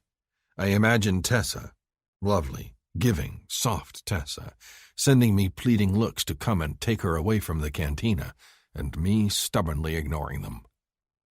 I feel like such a keffing idiot. She deserves 100 orgasms when I return home. Already I hate that I'm in the shop. I want to be with her, waking her up with a touch on her cunt or pressing my mouth against her skin. I want to sink into her lovely body and never leave her. Tikosa crosses his arms over his chest and regards me. I guess it makes slavery all right if it's the female you want? I scowl up at him. Don't put words in my mouth. I'm going to free her. You are? He looks surprised and impressed. I apologize. I had no idea your actions were so noble. I thought... He flushes. Well, we both know what I thought. I glare at my almost assistant, wanting to kick him out of my office and the shop more with every passing moment. He knows me better than I suspected because he's absolutely right. My actions weren't noble at all. I bought Tessa for my bed. I'm keeping her until I tire of her and dangling the promise of freedom in exchange for her enthusiasm. As each day passes, though, I find the idea of releasing her less and less appealing. I want to keep her, and I'm a keffing monster for even entertaining the thought. So I just nod, pretending like my attention is focused on my work. I'm taking her to Rizda soon. She'll be safe and happy there. You have a noble heart, Tikosa says warmly. I'm so sorry I doubted you. Noble heart, I snort. Yeah, well, she deserves better than a mess like me, any way you look at it. 13. Tessa. Zakolar's luxurious apartment is utterly boring without him in it. Oh, sure, the furniture is lovely, and I can watch every channel on the vid that I could possibly want, and a few I absolutely don't want. I can eat snacks all day long, and I do, but I find myself bored and at odds. I lie on the couch and doze, waiting. Waiting?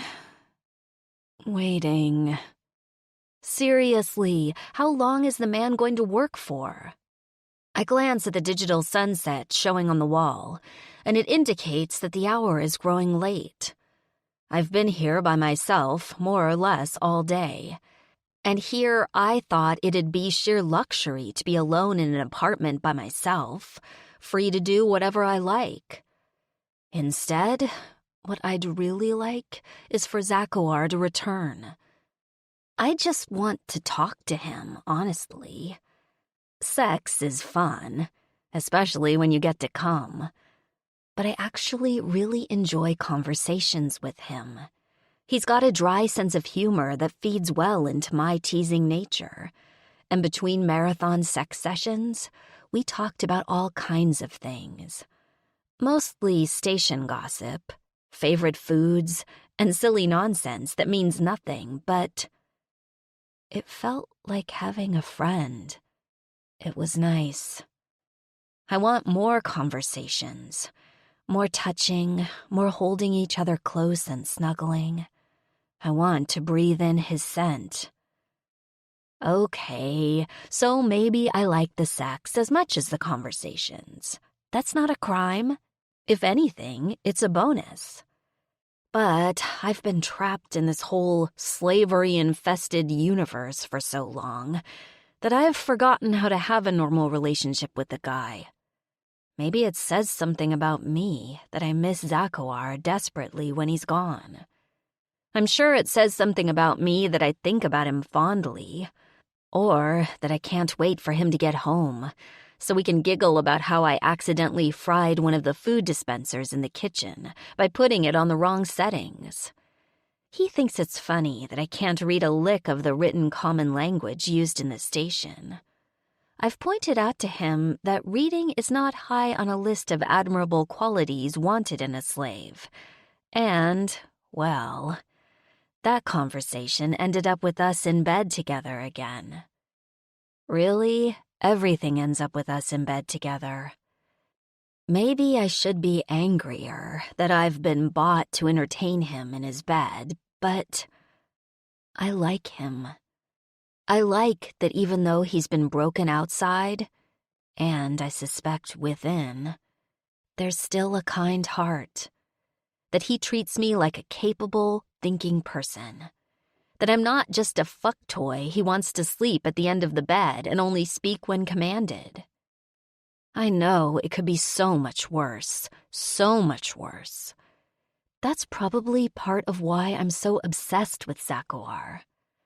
I'm just so grateful that he's not terrible, that I'm leaning all the way over into infatuation with him. With a sigh, I roll onto my back on the couch and stare up at the ceiling, where the windows show a view of deep space and distant nebulas. As I gaze up at it, I see a ship fly into sight, heading toward one of the many docks here on the station. I wonder when I'm leaving to go to Rizda. I'm not looking forward to that, strangely enough. I thought I would, but it's starting over again. And I'm a little leery of having the rug pulled out from under my feet once more. Every slave knows that when you find a decent situation, you cling to it for all that you're worth. And I'm content with Zakowar. Happy, even. Of course, it's not my choice to make. But I wonder if I can convince him that we might be better off together for a while. I flip onto my side and trace a finger on the sofa as the vid channel blares with some show I'm not watching. I think about Zakowar and how he's got a brave face and surly disposition, but there are things that clearly bother him. Like how he wants to fuck me from behind at all times. I suspect it's because he doesn't want me looking at him. He pushes my head aside each time I blow him, and I think about the time I kissed his mouth. He looked so stunned, like it had never occurred to him that he was worthy of kissing. It just makes me want to kiss him more. Maybe tonight, I decide, liking the idea. Tonight, I'll kiss him again and ask him if we can make love while looking at each other. I'm just about at my wit's end when the door chimes, indicating that someone's entering. Excited, I bound up from the couch and greet Zakowar with a smile. "You're back, finally!" He blinks in surprise at me. "You're naked." I put my hands on my hips, mock preening. At what point during our fuckathon did I go shopping for clothes? Zakowar's hard mouth twitches, as if he's going to smile, but stops himself. Excellent point. I missed you, I tell him, and fling myself into his arms. It's ridiculous, but it's the truth. I did miss him, however silly that sounds. I throw my arms around his neck when he catches me and pepper his face with kisses. He doesn't respond, other than to hold me against him. I pull back, curious at his mood. You okay? Studying me, he finally speaks. The door was unlocked all day. Okay, is that safe? Should I have locked it? I'm puzzled as to why he brings it up. You could have left, ran away, taken some of my clothing and credits, and just left. I wouldn't have chased after you. Frowning, I tilt my head, studying him. So you're testing me? Why would I leave? You said you were taking me to Rizda when we're done, right? He grunts. So why would I leave? I lean in and nip at his lower lip, because the side closest to me is wonderfully full and just begs to be nibbled on. Unless you wanted me to go? Zakoar practically growls, as if the thought displeases him. No. Then I'm not sure what you're getting at. I nip at his lip again and stop when he doesn't respond. Am I bothering you? Our eyes meet, and he gives me a long, thoughtful stare. Why do you put your mouth on mine? Because I like kissing? My mouth is not pleasant. I don't know who told you that, but they lied to you. And I kiss him again. Because I like your mouth. I bet I'd like your tongue, too. And I tease mine against his parted lips. He jolts into action, groaning against my mouth. Hauling me against him, he hikes me up into his arms and carries me across the living area, heading for the bedroom. I lick at his mouth again, feeling bolder. I missed you today. It was boring without you here. I flick my tongue against his lip. Did you miss me? I had much to do. He hesitates and then adds, I shouldn't have missed you. But you did, I add gleefully, kissing him again. He doesn't seem to know how to respond to my hungry kisses. I know he feels awkward with my mouth on his, but I want him to realize that I don't care if half of his mouth is metal. I still want to kiss him, still want to taste him, still want to show him how much he turns me on. Zakoar lays me gently on the bed, his mouth hovering over mine. You want my tongue? Yes, I moan. Absolutely. He carefully kisses me back, and the strange dichotomy of his smooth metal lower lip against my mouth feels fascinating and slightly cool. His kisses are hesitant at first, as if he's not sure if he's going to disgust me, and then grow in intensity and confidence. When his tongue slips against mine, I whimper. It's got ridges, too. Every day, it feels like I'm unpacking a little more of the puzzle that's Zakoar. There are pieces of him that are every inch the badass alien I expected.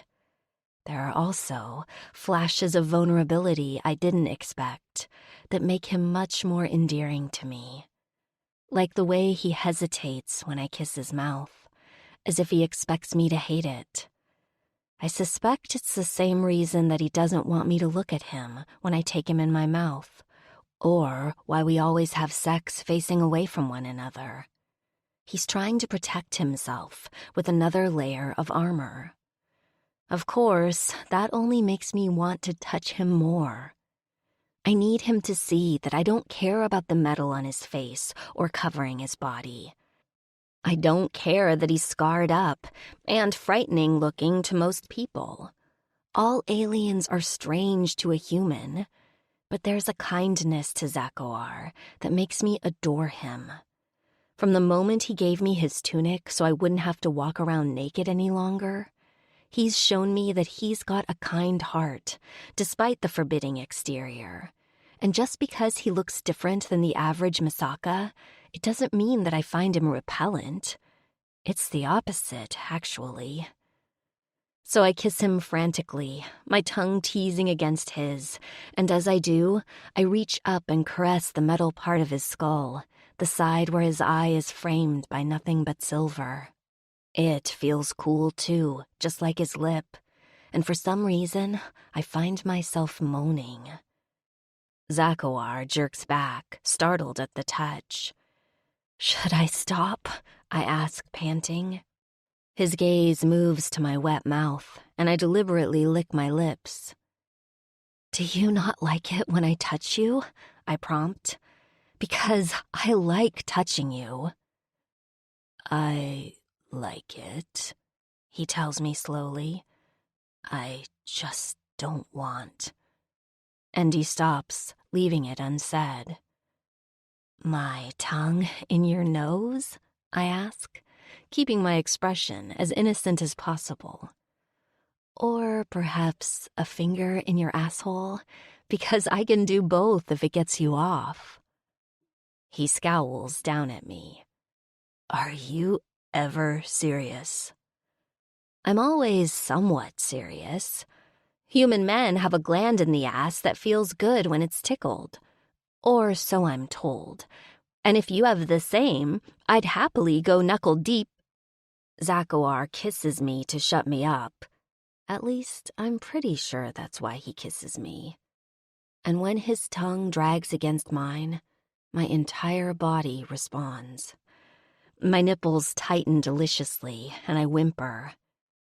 You are an impossible female, he tells me between kisses. You need impossible, I pant. You'd barrel right over someone sweeter than me. In the next moment, he's kissing me so deep and hard that I swear he's licking all the way to my core. And dear Lord, it feels incredible. It's like he's claiming and fucking my mouth with his tongue, which is everything I ever wanted in a kiss from him. When he lifts his mouth from mine, we're both panting. You think you're not sweet? He asks. Just sweet enough, I amend playfully. Shall I show you how sweet? There's a hungry look in his gaze that promises so much, and I shiver with anticipation. When I nod, the look on his face turns possessive as he leans back and studies my naked body under him. He's still dressed, wearing that intimidating-looking tunic that somehow manages to show off all his scars and metal through a variety of crisscrossed straps and patches of fabric. Do you still want my tongue, Tessa? Oh, man. I hope that means what I think it means. I wriggle in anticipation on the bed. Yes, please? His eyes narrow, as if he's not entirely sure he believes me. On my pussy? I ask hopefully. Because I would love that. You licking me would be so fucking sexy. And I boldly reach up and caress the metal side of his head again. Zakawar groans, burying his face against my stomach. And at some point, I'm going to remind him that I have breasts that are sensitive and like to be played with too. But I don't want to distract him from any pussy eating I might be getting. He licks a line down my belly and pauses when he reaches my thighs. Take this brief pause to let your mind settle. The journey ahead awaits with new emotions and new discoveries.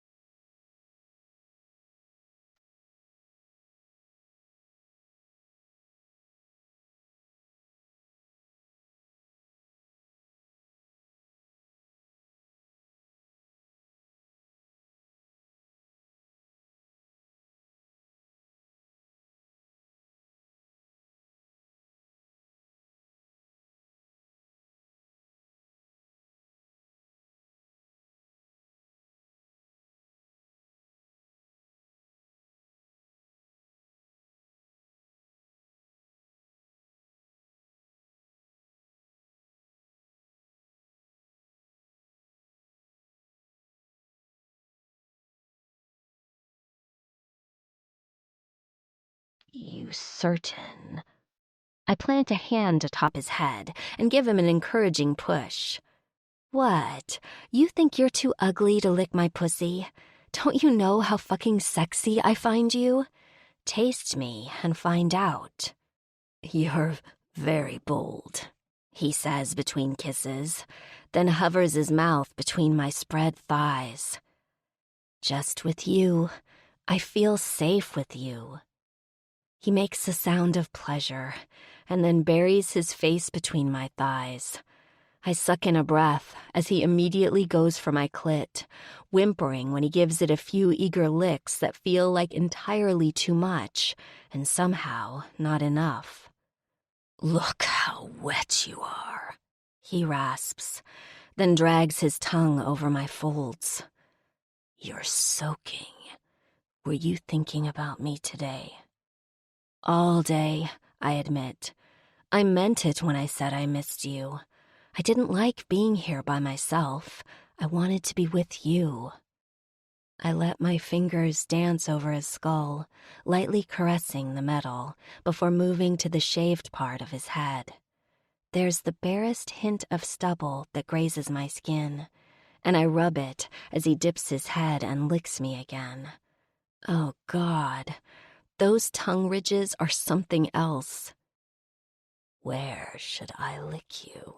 He asks, between strokes of his tongue. What feels good? All of it feels amazing. I arch slightly on the bed, sinking into the sensation of his mouth on my skin, of his tongue sliding over my sensitive folds. God, your mouth. He dips his tongue into my slick core, murmuring something about how good I taste.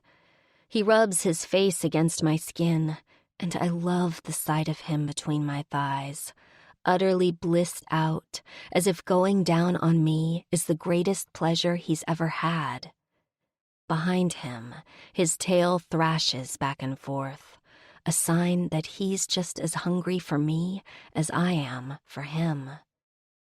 I put both of my hands on his big skull, holding onto him as he works his tongue over my pussy. Zakowar nuzzles at my clit, and then he pushes back the hood and sucks on it. And I nearly come out of my skin. Hot pleasure rushes through me, and I squirm hard, which only makes him pin me into place so he can do that again. Zakowar, I cry out as he sucks on my clit over and over again.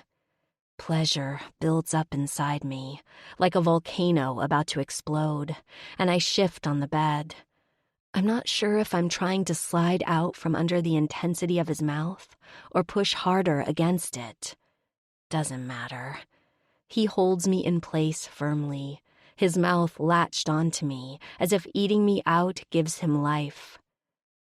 I'm going to come, I whimper, and that only makes him more enthusiastic, his movements bolder and hungrier. With a little keen, I push against his face, grinding against his mouth as my climax overtakes me, and every muscle in my body strains and clenches as I come. Zakowar just keeps licking and sucking at my clit, watching me as he drags out my orgasm with flick after flick of his tongue, until I'm so sensitized I can't stand it. I push his face away, panting, and roll onto my side, utterly spent. One big hand rubs my ass, and the bed dips as Zakowar shifts his weight. On your hands and knees for me, pretty one. I need you. I moan, still throbbing with my release, but I want to please him. I love that he's just as hungry for me as I am for him. But this time, I don't want to come facing the wall. I want to see him when he comes inside me. I want to hold him against me and watch him lose control. So I roll onto my back again and take his hand, sliding it onto my breast. I hook one leg encouragingly around his thigh. Can we mate face to face? He watches me, expression inscrutable. The blue parts of his face are flushed, his mouth still slick with my release, and God, I want to kiss him so badly. You don't want that, he tells me. Yes, I do, I insist. I spread my thighs and try to wriggle under him, even as he's determined to roll me onto my belly. Zakawar, please. Why do you think I wouldn't want to look at you when you come? The big alien scowls at me so deeply that for a wrenching moment, I worry I've destroyed all of our camaraderie, that I've pushed him too hard, too far, and now he's angry at me. But he stops wrestling to turn me over and gets quiet. After a long, tense moment, he simply says, I don't have a good face. What's wrong with your face? He glares at me. I'm serious. I cup his face in my hands, shaking my head. Do you think I object to how you look? That I have a problem with metal jaws or bald heads and no horns? Horns are a mark of pride, he says stiffly. Well, then, it must really suck to be human, because none of us have horns. For a moment, Zakawar looks completely dumbstruck. Also, spoiler, we don't have tails, I mock whisper, stroking his cheeks. I'm sure that makes us freakish looking, but people seem to like how we look. I give him a tender smile. I like how you look. I like your metal jaw and your no-horn-having self. I think you're incredibly sexy. I always have. Why do you think I stared at you so much? His gaze searches mine. Because you wanted to escape? Because I dreamed of escaping with a man that would take me away, sure. But since I was dreaming, I went for the sexiest guy I could think of, and it was you. I hook my legs tight around his hips, locking my ankles. My calves brush against hardware and metal, and for a moment I panic, thinking that I'm hurting him. But Zakawar is anything but fragile.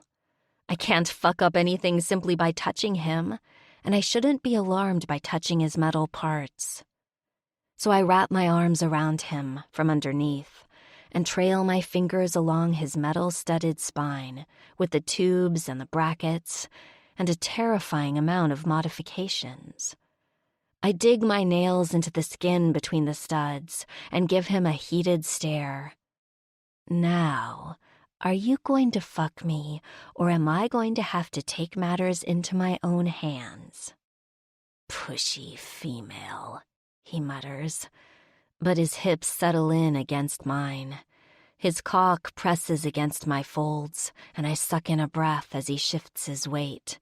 And then he's pressing into me, one glorious inch at a time.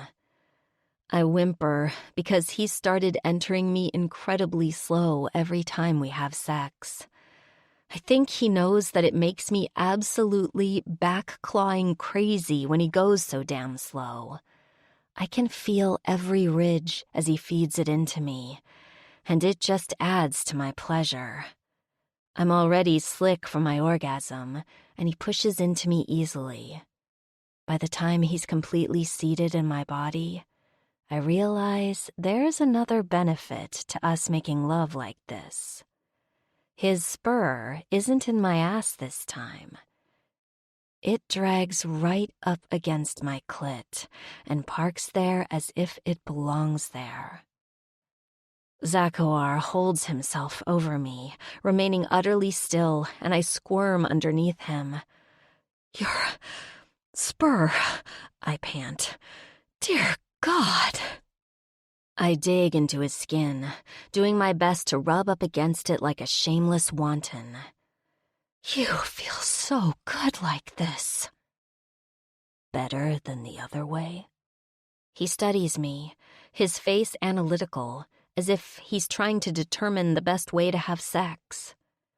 Zakawar pulls back, then slowly pushes into me again. and all my nerve endings light up with pleasure. There's no better. There's just different.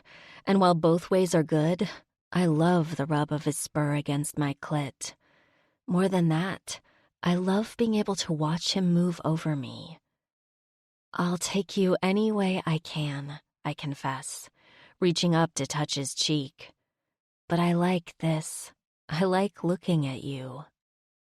He watches me as he begins to move, his body surging over mine. At first, I feel as if I'm under intense scrutiny. He's regarding me so intently. But I soon forget that, with just how good being with him feels. The way his cock fills me completely. The way his spur glides against my clit, intensifying the pleasure. The way we fit together. I tighten my legs around him as the pleasure spikes, and our mating takes on a more frantic note. My breasts bounce as he drives into me, and our bodies slap together with the force of our mating. Every time I open my eyes, because they seem to close automatically, Zakawar is watching me, that focused look on his face. It only makes me squirm harder, and by the time my climax starts to crest again, I'm mindless with need, little hungry noises escaping my throat with Zakawar's every thrust. "Please," I whisper to him, so close to the edge.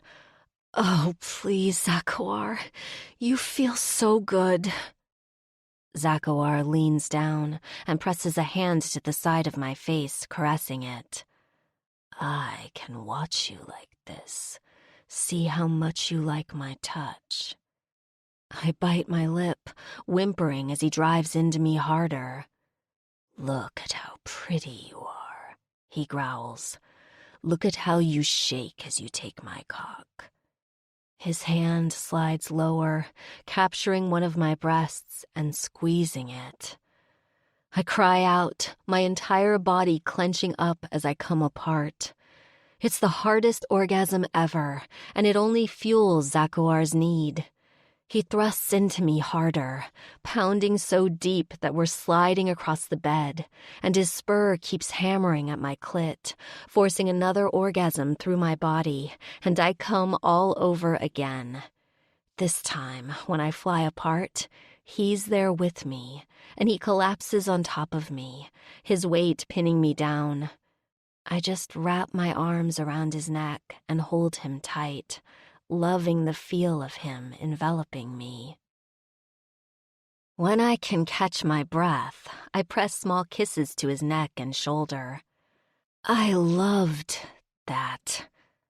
I almost say, I love you. But that's just silliness, a grateful woman infatuated with a master that treats her kindly. Even I know that my brain is still all kinds of wrong after being enslaved for so long. I'm not in love, not this quick, not this fast. But I am happy, and I'll enjoy that happiness for as long as I possibly can. 14. Tessa. That was utterly delicious, I tell him with a sigh. Did you like it? I let my fingers creep up to his face and stroke the lines of his jaw. The metal feels different than skin, and it's not as mobile. When he smiles, only part of his face stretches, but I don't mind it.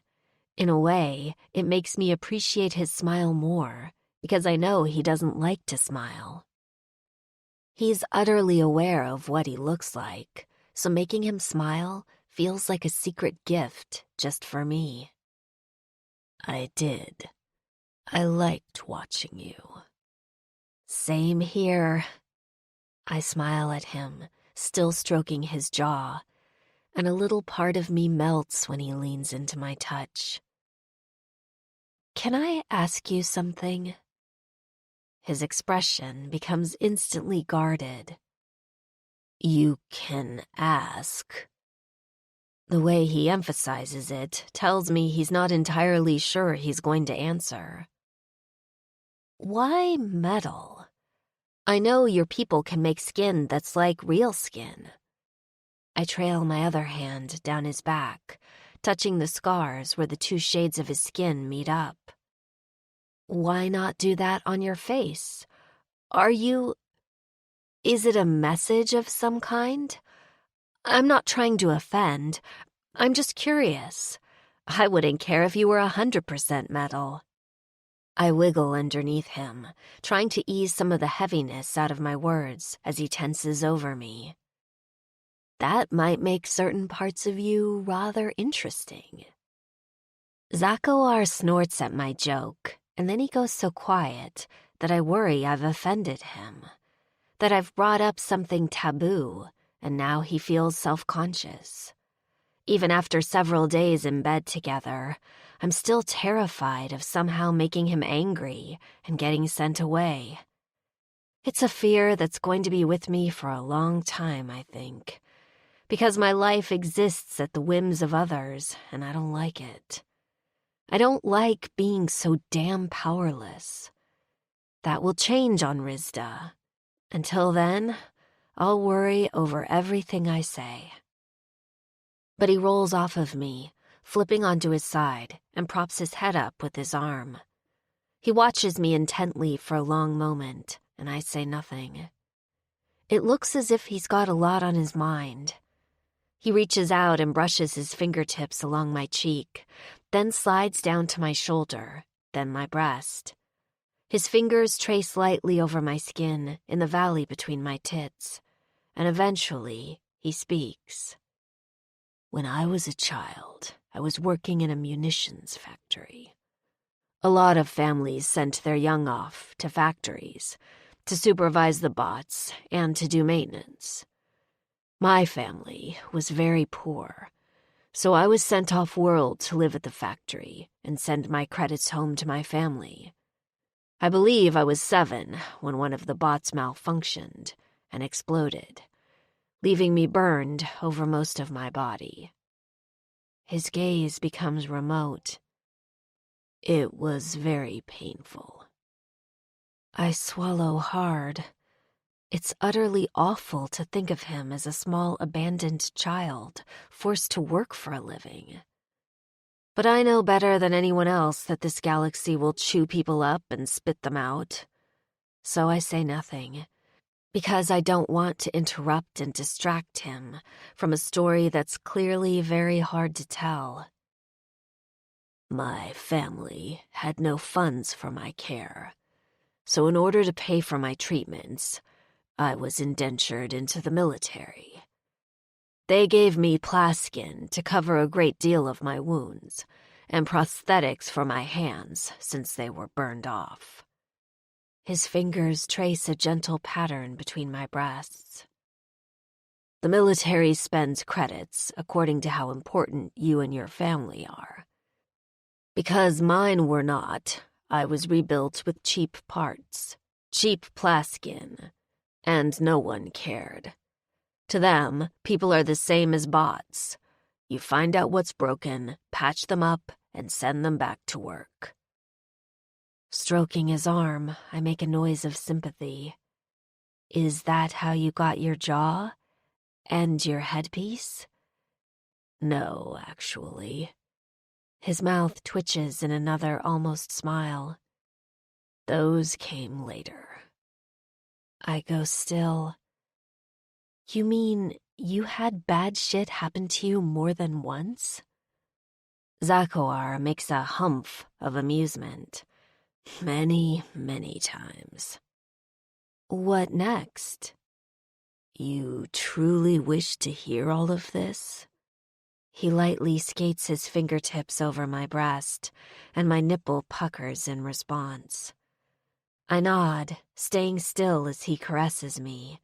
He seems to need touch, and I'm happy to be his outlet. He shrugs and continues. I served in the military until I was 30.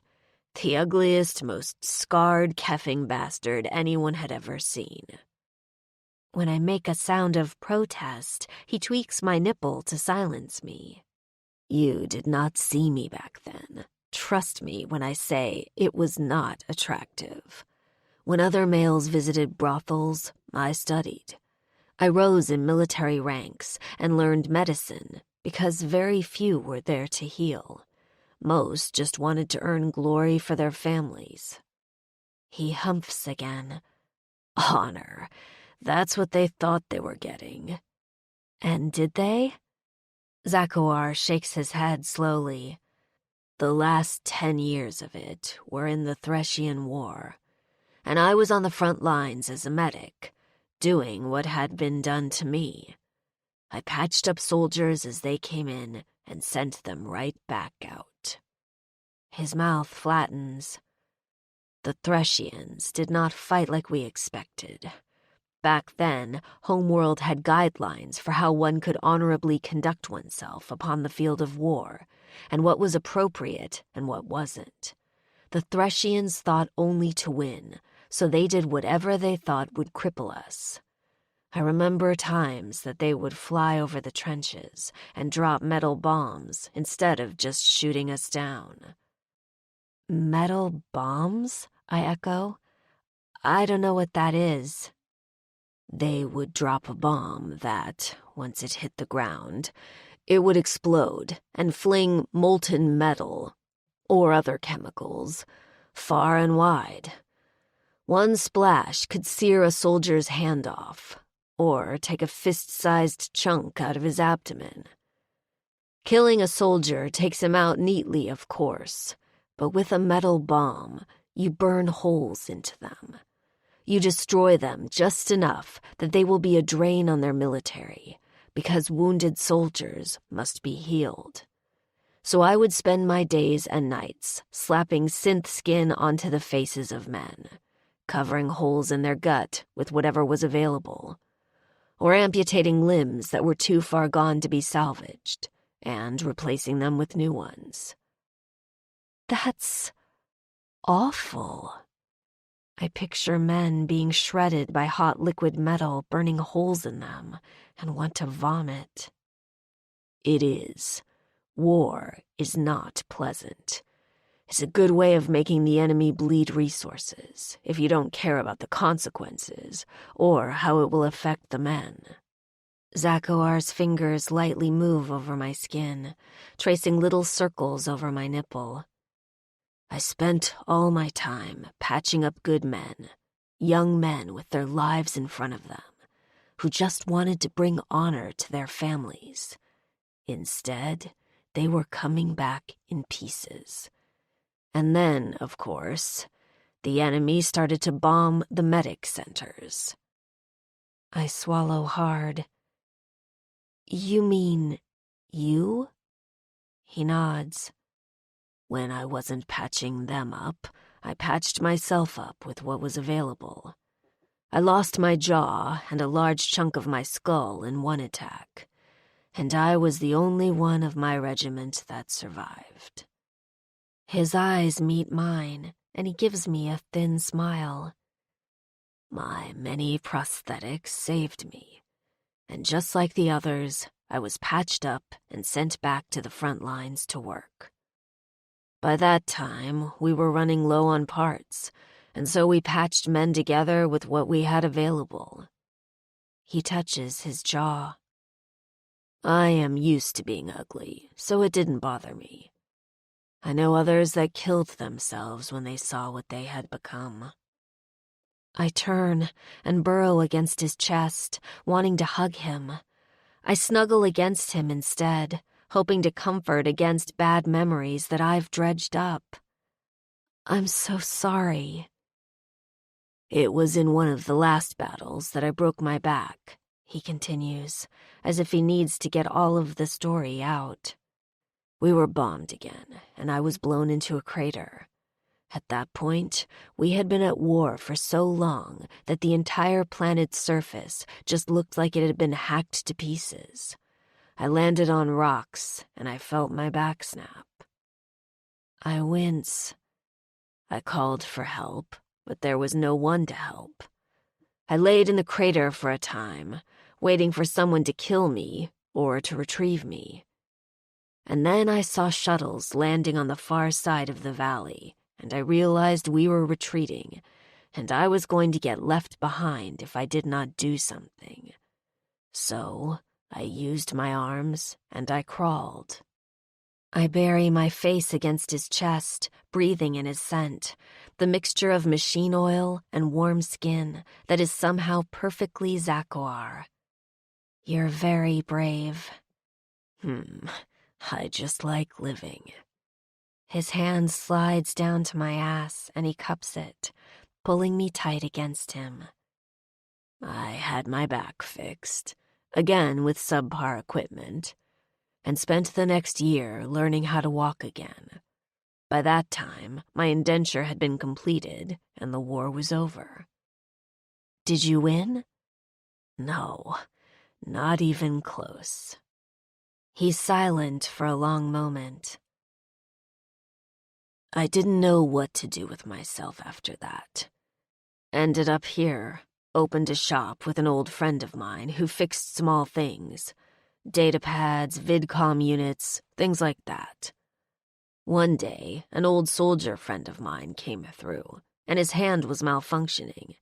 He asked if I could do anything for it, piece of junk that it was. So I fixed it up for him, just like I did when I was in the military. 2 weeks later, some of his buddies came by. Same problem. From there, my business grew. His business. I don't know all the details, but I've heard about it in hushed terms. That he's a chop shop, that he switches out limbs for a price, that he does under-the-table alterations. All of the dreadful, frightening things I've heard rumored around the station are far less altruistic than the truth. That he's just a war-wounded man doing what he can to help others in the same situation as him. But you kept your metal jaw and your head plate? You never wanted to change them to something else, even though you can? Zakoar chuckles, the sound a little more forced than it should be. Why do you think I should change it out? Match up synth skin and make myself pretty instead of a monster? I pinch his side hard. That's not what I'm saying at all. It's just that it seems to bother you. And if you have the know-how, I thought that'd be one reason to do what you do. I, personally, like the way you look. I tilt my head back to stare at him, and his jaw is right there in my face, so I give it a lascivious, deliberate look. I think it's a great jaw, personally. Very strong, very capable of endurance. Worked just fine when you were between my thighs. This time, his laughter isn't forced at all, and he squeezes my ass. I thought about it, he admits. But like I said, I've been ugly for so long that I didn't think about it too hard. And then it became what I was known for. If you wanted your prosthetics repaired under the table, you looked for the male with the metal jaw. I slide my hand around his backside, reaching for his tail. And this? Are all these studs repairs? No, it just seemed too normal. Didn't match the rest of me, so I studied it. Does it bother you? I squeeze the base, appreciating the way his breath hisses from between his teeth. No, quit asking if something bothers me. How many times do I have to say that none of it bothers me, that I like all of you? Perhaps I ask because I don't see the same thing you do. Maybe you need to change that cybernetic eye out for a new one, I grumble. He goes still and then buries his face against my shoulder. For a moment, I panic. Then I realize he's laughing, and I smile. 15. Tessa. The next morning, when Zakawar tries to creep out of bed, I wake up and am brushing my teeth before he even gets out of the shower. He looks at me curiously, and I figure I should explain.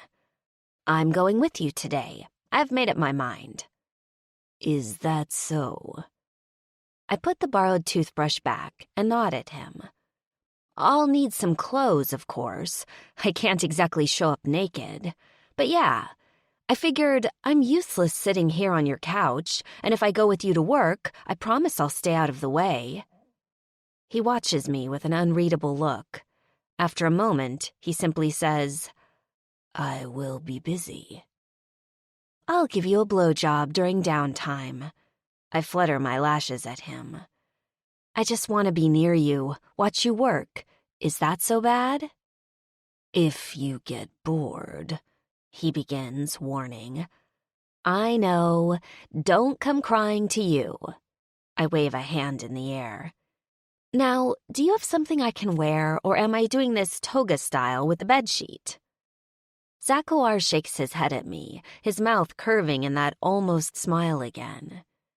Since I don't know what a toga is, I will have to let you borrow some clothing.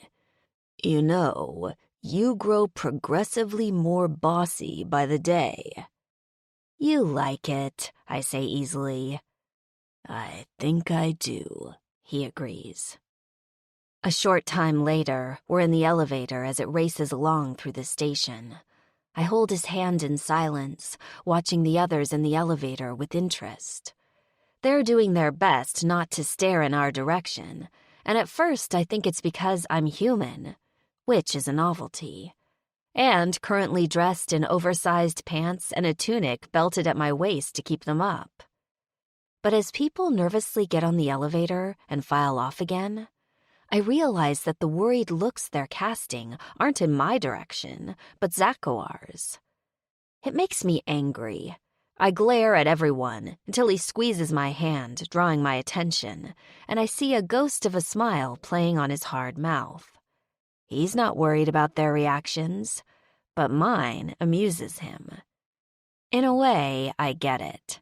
He can be downright intimidating looking, but they don't know just how good of a man he is. How kind he's been when he absolutely did not have to be. How he's going to take me someplace safe so I can live out the rest of my life in peace and quiet. I wonder if he'll ever visit me when I'm there. For some reason, I think the answer is no. He doesn't seem like the type to leave the station or his business behind, and that fills me with an odd sadness. I'll miss him, I realize. Not only are we incredibly compatible in bed, but he's my friend. I feel like we can talk about most anything, and it's been nice to have a friend again. When I get to Rizda, I'll be all alone again, and the thought is a little intimidating. But Zakawar squeezes my hand again, distracting me. You're frowning, he murmurs. Just in a glary mood, I guess. And I squeeze his hand back, because he doesn't need to know that his generous offer of taking me to Rizda fills me with alternate amounts of joy and terror. It'll be a good thing. I know it will. The elevator fills up, and by the time we get to the market floor of Three Nebulas Station, it's crammed with people. I'm squeezed behind Zakawar, who uses his big body and intimidating frame to keep anyone from touching me. And when the doors open, it's like a flood. Everyone pours out of the elevator and into the market. The air feels different here, slightly heavy and a bit humid, and just a bit smelly. It's noisy, too. After being in Zakawar's apartment for the last few days, the sounds of the market hit me like a brick wall. I cling to his arm, my anxiety ratcheting up a bit the moment I hear music. It reminds me of what I've so recently been freed from, and that it's all too easy to go back to that. My breath speeds up, and I panic just a little. Zakawar tugs me closer and lets go of my hand. In the next moment, His arm is around my shoulders, and I'm tucked against his side. Safe. We'll go the long way around, he tells me, and steers me in the opposite direction of the cantina so I don't have to look at it. It's an amazingly thoughtful gesture, and it just reminds me of how much I've lucked out to be with him.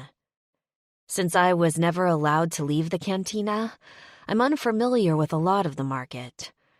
I know what everything looked like from outside my window, but beyond that, it's a blank.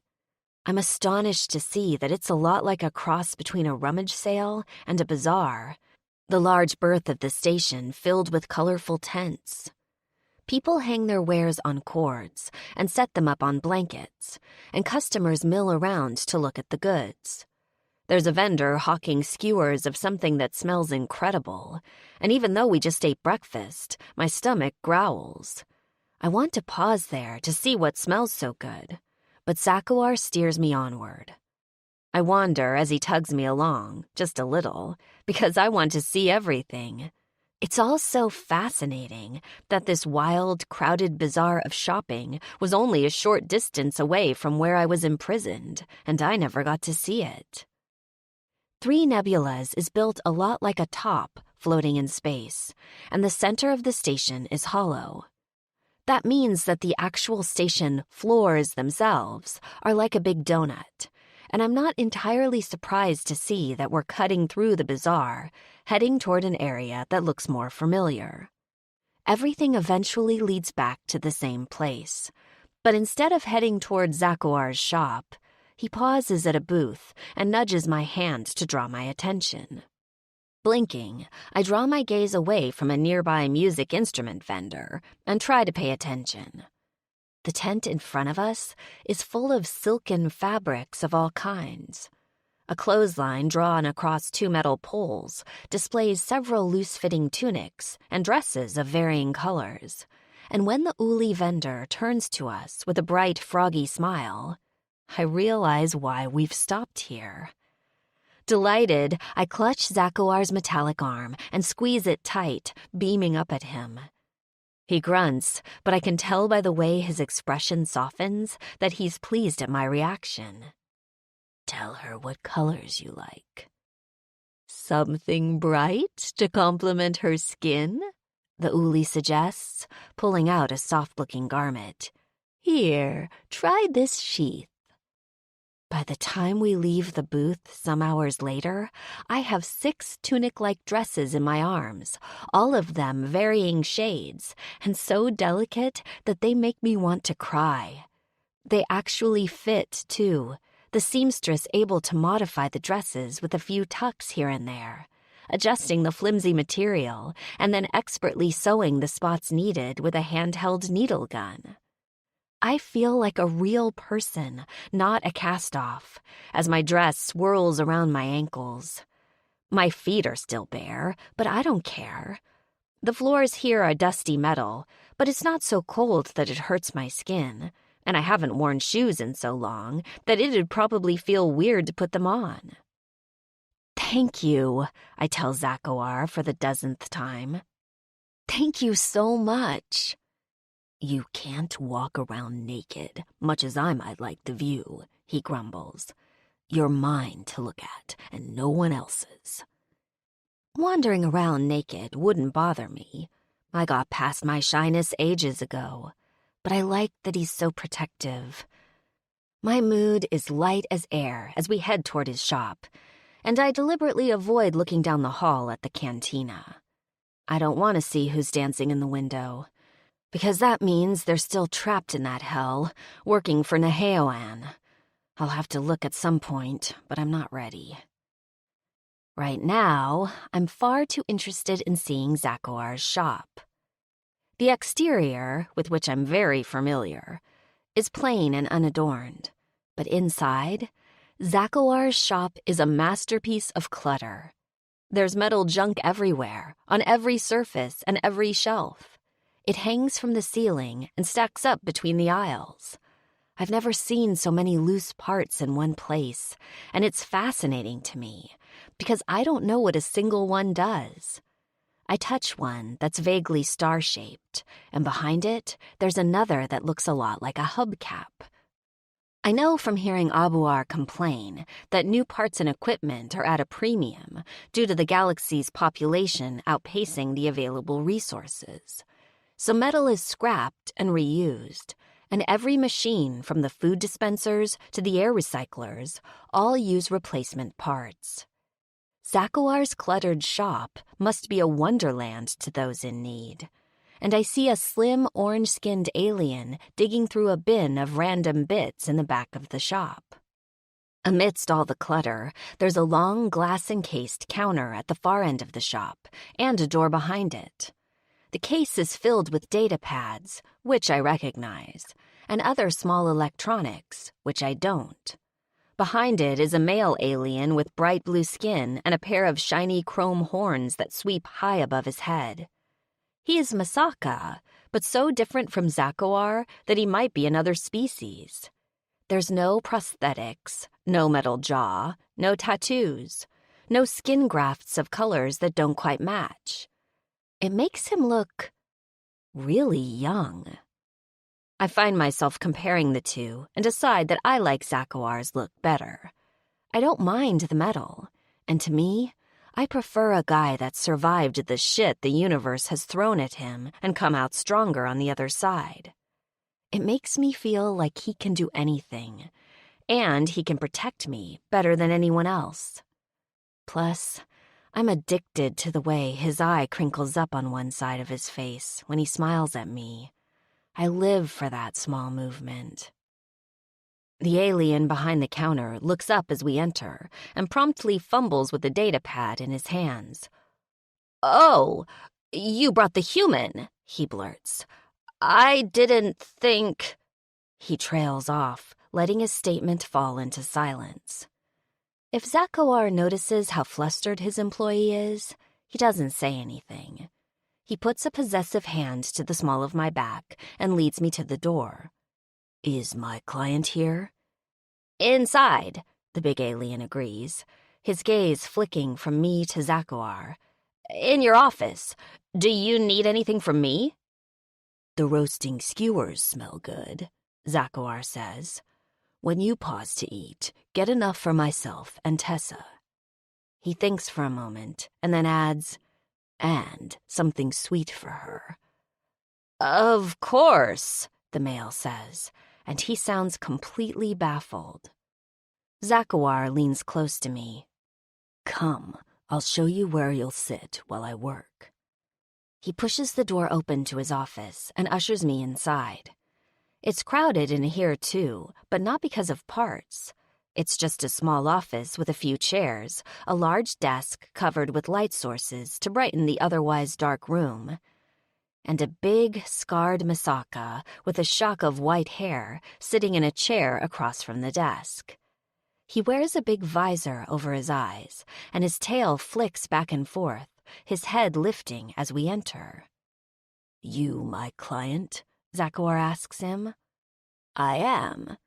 The elderly alien man turns his head toward us, but by the way his gaze roams right past us, I get the sense that he can't quite see where we're at. "I brought my female with me," Zakuar says, his tone hard and blunt. "You touch her, and I'll keffing kill you." I blink in surprise at that fierce statement, letting Zakuar shepherd me toward a chair behind the desk. But the client only chuckles. "She must be very pretty then for you to warn me like that." "Beautiful," Zakuar admits, and his hand smooths over my hair. "Wait here." I'm not sure if that command is for me or the client, but neither of us moves. Zakuar heads to the wall behind me, pushes a secret panel open, and then puts his hand on a pad. He types something in, and then the entire wall slides backward, revealing what looks like a med lab setup and a wall covered with prosthetic limbs neatly organized in cubbyholes. I watch as Zakuar moves to the med lab and powers it up, the machines humming to life. A long tube extends out of the wall slowly, reminding me of CAT scan machines back on Earth. Eyes, right?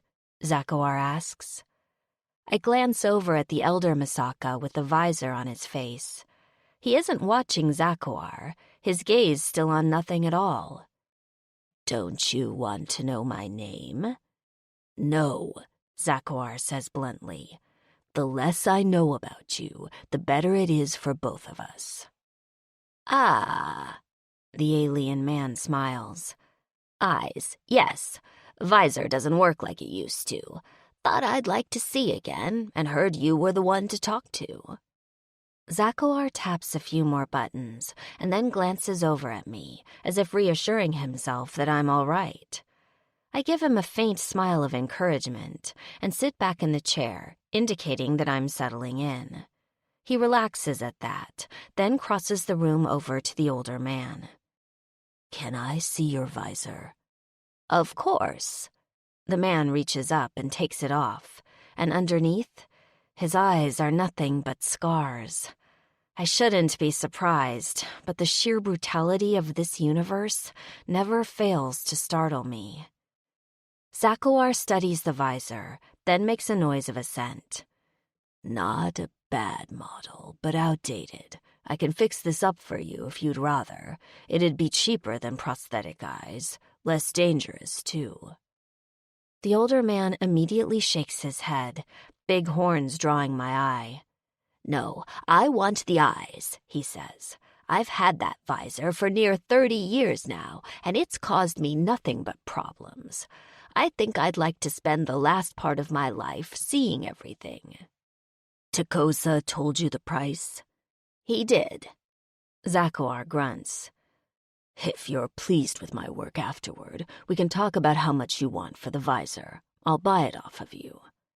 When the man nods, Zakawar taps his shoulder. Give me 5 minutes to get everything ready. I watch as Zakawar heads back into the medlab section and touches the wall. Immediately, the room I'm in is closed off, a glass partition unfolding and separating the two of us. He bends over his work, completely focused on the machines. I'm smiling to myself as I watch from this side of the glass, because I see that same focused intensity on his face right now as I do when we're in bed together. Has he worked on you before? The voice is soft, a little wobbly. I glance over in surprise at the elderly Misaka. Me? The man nods, gesturing at his scarred eye sockets. I can't see anything. Even with the visor, it'd just tell me where you're at, not what you look like. Do you have prosthetics too? No, I admit, but he's the best at what he does. I don't know that for certain, but I can guess, based on how big his apartment is, and how well respected Zakawar is on the station. Everyone speaks of him with pride and a hint of reverence. You're in good hands. The older man smiles faintly. Doesn't mean I'm not scared. He chuckles. It's been a long time since I've been under the knife, and the last one didn't go well at all.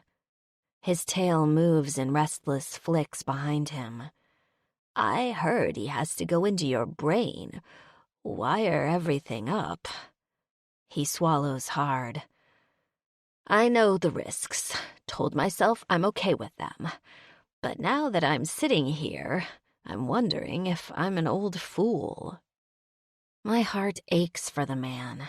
I notice now that he's sweating, and one of his big hands clenches and unclenches against his tunic, trembling ever so slightly. I move to his side and sit down in the empty chair next to him, then take his hand in mine. He squeezes it so tight, I'm pretty sure I'll have bruises, but he calms at my touch. I promise you that he's amazing. Zakawar can do anything. If there's someone in the galaxy you can trust to keep you safe, it's him. The man's smile grows a little, though he doesn't ease his death grip on my fingers. I won't know what to look at first. When I get my new eyes, that is. That's easy, I tease. You can look at me, remember? I'm beautiful, according to Zakuar, and we both know he's never wrong. His smile grows broader. I'd like that. You'll be there when I wake up? Absolutely, I reassure him with another squeeze of his hand. After all, you'll need something good to look at to ensure the eyes are working properly. I'm just teasing, but he seems utterly delighted and at ease with my bold statements. I glance over at Zakuar, and he's watching us, a hint of a smile on that hard, unique mouth of his.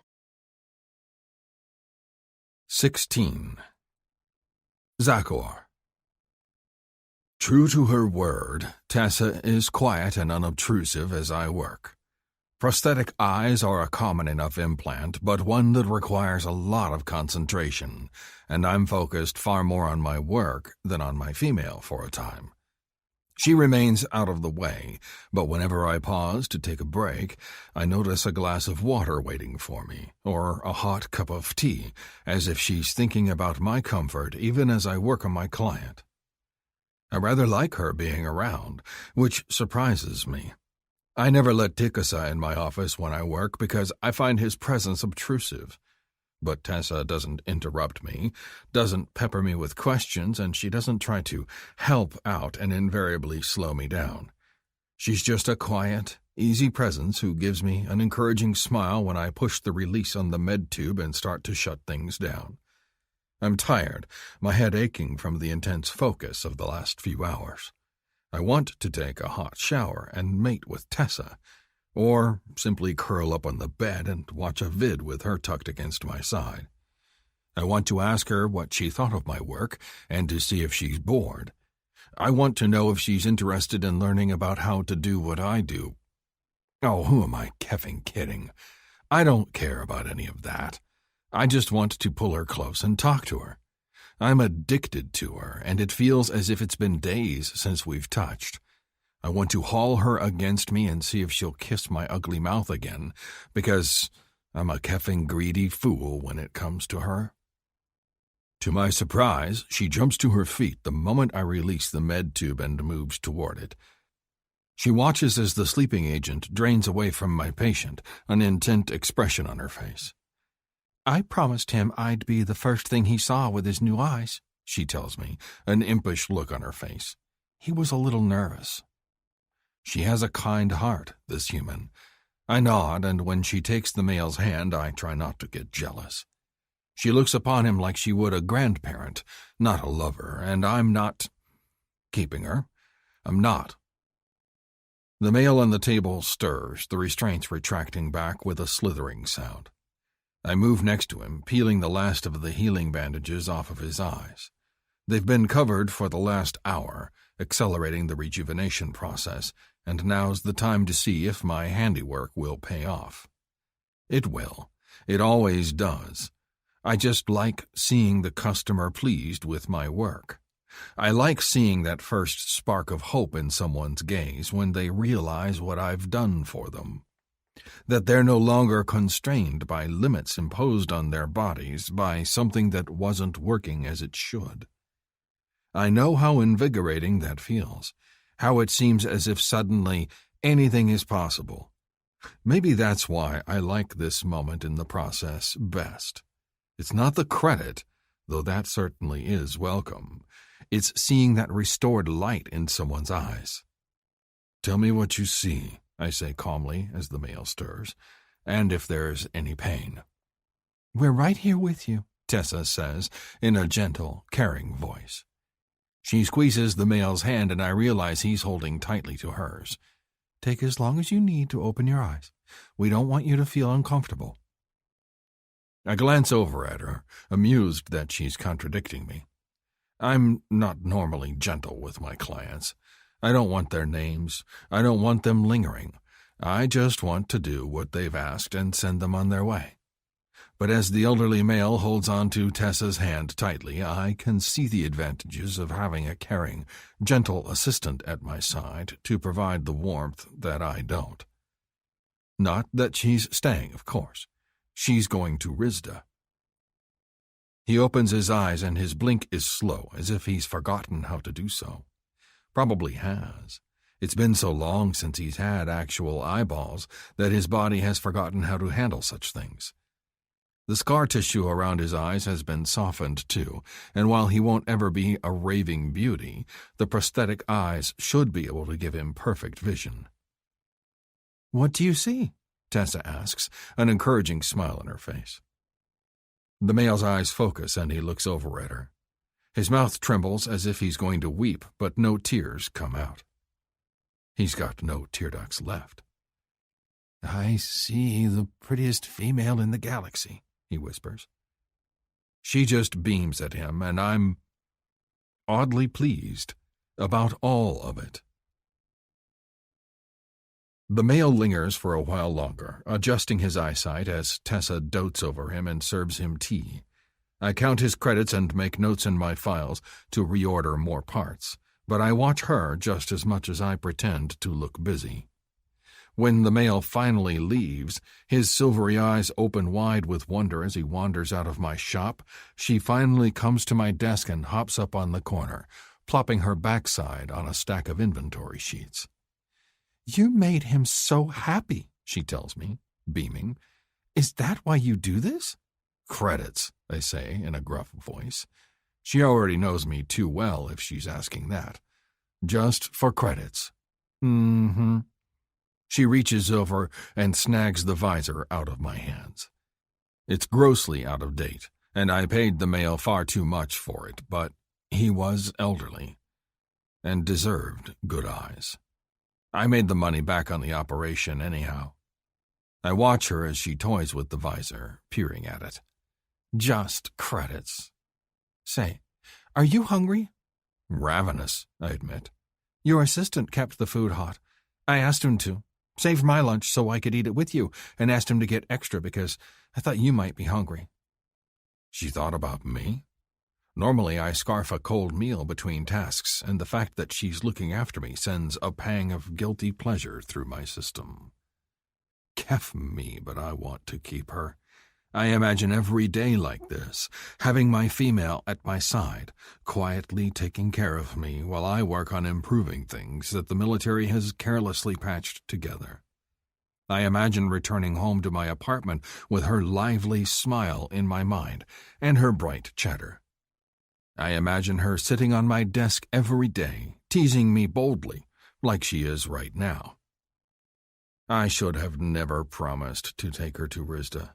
No one would think twice if Zakuar of the Broken Back kept a slave. The only one that would feel betrayed is Tessa, and she has no power. But I wouldn't do that to her.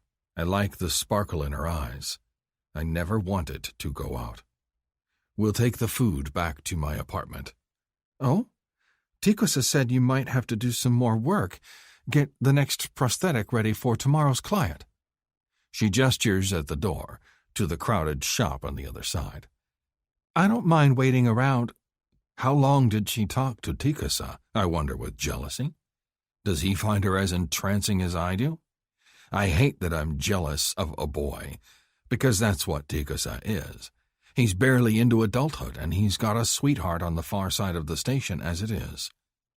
My jealousy is foolishness. It's just because I'm obsessed with her. We're going home, I repeat firmly. We're going to put the food back into the warmer, and I'm going to toss you down on my bed and take you so hard that your entire body shivers when I'm inside you. Her eyes go wide, her pupils darkening. "I like that idea," she whispers. "How long will it take to get back to your apartment?" "Too long. But maybe if the elevator isn't too crowded, I can touch those tight nipples of hers that are already straining against the fabric of her dress. Get her wet for me before we even get to the door. Or..." I get up and close the door to my office, locking it. I turn back toward her and she moans, arching her back as if she can read my mind, thrusting those pink-tipped breasts at me. "Skirts up," I tell her, and she obeys instantly. We don't leave my office for at least another hour. 17.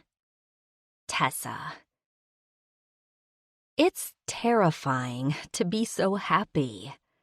As one day passes into another, and a week into 2, then 3, then 4. Zakuar and I settle into a routine that seems as natural as breathing. We go into the shop together, and on days that he has clients, I make myself scarce, only popping up to tend to him or to a client that has questions or needs reassurance. Other times, I count inventory for him, ensuring that the pieces he has requested are all there. I make sure he eats lunch. I rub his shoulders when a long surgery ends up taking even longer. I'm fascinated by what he does, and I know it requires a lot of concentration and skill. All of the clients that come in are in awe of his work and a little terrified of him.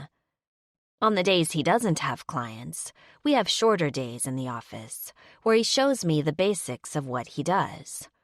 I learn the tools he uses so I can hand them to him and sterilize equipment. He teaches me some of the basic symbols of his written language. While I'm a long way from being proficient, I've learned to recognize on and off and sterilize and a few other functions.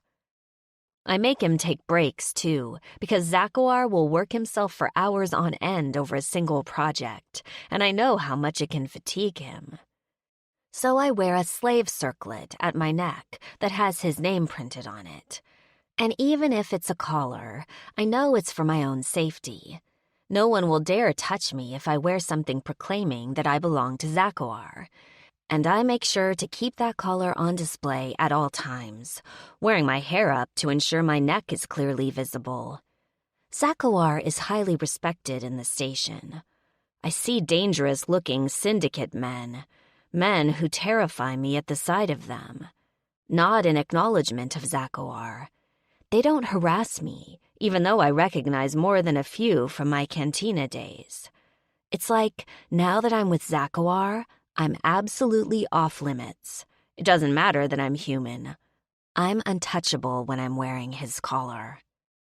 For someone like me, who's been groped far more times than I can possibly count, it's exhilarating. I've never felt safe on 3 Nebula's station before, but I absolutely feel safe now. I've seen so much of the station in the last few weeks, too. Once Zakuar saw how much I loved just visiting the bazaar, he's made it his personal goal to drag me everywhere in the station, to show me everything. I've watched enormous ships float feather light through space onto the docks. I've seen museums and terrariums, and there was even a food festival on the bazaar floor one day, and we tasted everything. I have so many dresses now that I won't possibly be able to take them all with me to Rizda when I go. But Zakuar always buys me more. He likes my smile, he tells me. I've got a lot more reasons to smile now that I'm with him. Even after a month of being with him. The sex is still incredible, and as intense as the first day, I muse, as I take inventory of a box full of metallic bolts that look as if they've been recently pried from their homes. There's supposed to be 742 here, so I'm pulling each one out, examining it to make sure it isn't stripped, and then adding it to the good pile. Zakuar's in the med bay, tuning up someone's malfunctioning arm. Dikosa's out front, as he always is. I glance back through the glass over at Zakuar. I happen to pick the same moment he does to look over at me, and he casts me a heated look that promises desk sex the moment the customer leaves. We have had a lot of desk sex in the last month, too. Just thinking about it makes my thighs squeeze tight, my pussy clenching on nothing. It's going to have plenty shortly. Zakuar's always a little turned on by the time a client leaves, and I'm always happy to accommodate. Our sex gets better and better every time. Zakuar's so familiar with my body now that he knows just where to touch me to make me wild with need. He's no longer reluctant to let me look at him when we make love either, which makes me happy. Just yesterday, he pinned me against the wall in the bathroom and fucked the hell out of me while we stared into each other's eyes, and I came so damn hard I thought my body would never uncurl. I shift in my seat, getting more turned on by the minute. I glance over at Zakawar through the glass again. He's almost done. Maybe 5 or 10 minutes. And then he'll be free to do as he pleases. I turn back to my task and count a little faster, sorting the bad bolts into a small pile so they can be excluded from the inventory. There's a knock at the office door, and Tikosa sticks his head in. "Are we expecting a delivery today?" "From Hal Ui Station?" I ask, getting to my feet. "There's a box of synthetic tendons he's waiting on." The shipment got delayed when the pirates bringing it were detained by authorities, but it got moved to another ship with the right bribes, and Zakawar's been impatiently waiting for it. Some of the limbs he has in storage need to be rebuilt with the synth tendons, and it's holding everything up. "That's it. I'll pay the fee then." He disappears again, closing the door behind him. And I watch through the peephole as Tikosa counts out the credits and pays the 2 alarming-looking pirates with a small crate. Some of the people Zakawar deals with are rather unsavory, and at those times, I make myself scarce. I might feel safe, but I'm also not stupid. Once the deal is done and the pirate's gone, Tikosa brings the crate into the back office. It's sealed and coded to Zakawar's signature, so we can't open it. I smile at Tikosa as he sets the crate down.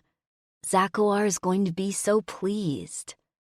Tikosa straightens and glances at the glass partition, where Zakawar's still working. "I take it the 2 of you are going to leave once he's done?" He doesn't look embarrassed, but I'm the one that blushes. He's no doubt heard all kinds of cries coming from this office in the last few days. Zakawar's been on a teasing kick, withholding my orgasm until I'm about ready to claw out of my skin, and then makes me come so hard that I scream like a banshee. It's fun. I bite my lip, trying to hold back a smile. "Probably. Do you need him for something?" The assistant hesitates, crossing his arms over his chest. His black hair is slicked back between his horns and tied in a topknot to keep it off his face. His hand goes to his head and hesitates, as if he wants to rake his fingers through his hair in a nervous gesture. He seems very happy lately. With you." "Thank you?" Tikosa purses his lips. "He's less driven. Actually leaves the shop. I bet he's even sleeping a full 6 hours a night." 5, actually. He usually wakes me up with a quick fuck and lets me go back to sleep for another hour or 2 while he goes through his daily communications and incoming messages. "Is that bad?" "No, it's good." He thinks for a moment. "And bad, I guess. It's just not the way he works." He crosses his arms over his chest, scratching at his tunic idly. "He does his best work when he's obsessing. That's the part I'm worried about. When he can't quite figure something out, or if someone has a special request, he'll just take hours and hours, days even, and go into the zone. He won't come out of this room for anything, just works until he solves that problem." Tikosa looks thoughtful. "He hasn't been like that since he bought you." It sounds awful, and I'm glad he's not like that. "But you think it's bad for business?" He shrugs, keeping his gaze carefully on anything but me. "The military keeps their mod secret, you know. Everything Zakawar does here, he's had to come up with on his own. He had to think of ways to get around the fail-safes they've established, how to wire things that have no instructions. He's brilliant. And a lot of that brilliance comes from those driven moments." I'm a little wounded to hear that. I thought Zakawar and I were a good team. He looks after his clients, and I look after him. But if what Dikosa says is true, my presence is more distraction than anything else. It's true that he's taken a lot of half-days since I've arrived, spending time with me instead of working. That's why I do his inventory and help with what I can. But I don't want to interfere with Zakuar's success. I don't want him to resent my presence either. So I smile brightly at Dikosa and try to deflect. It's just temporary, you know? What is? My presence here.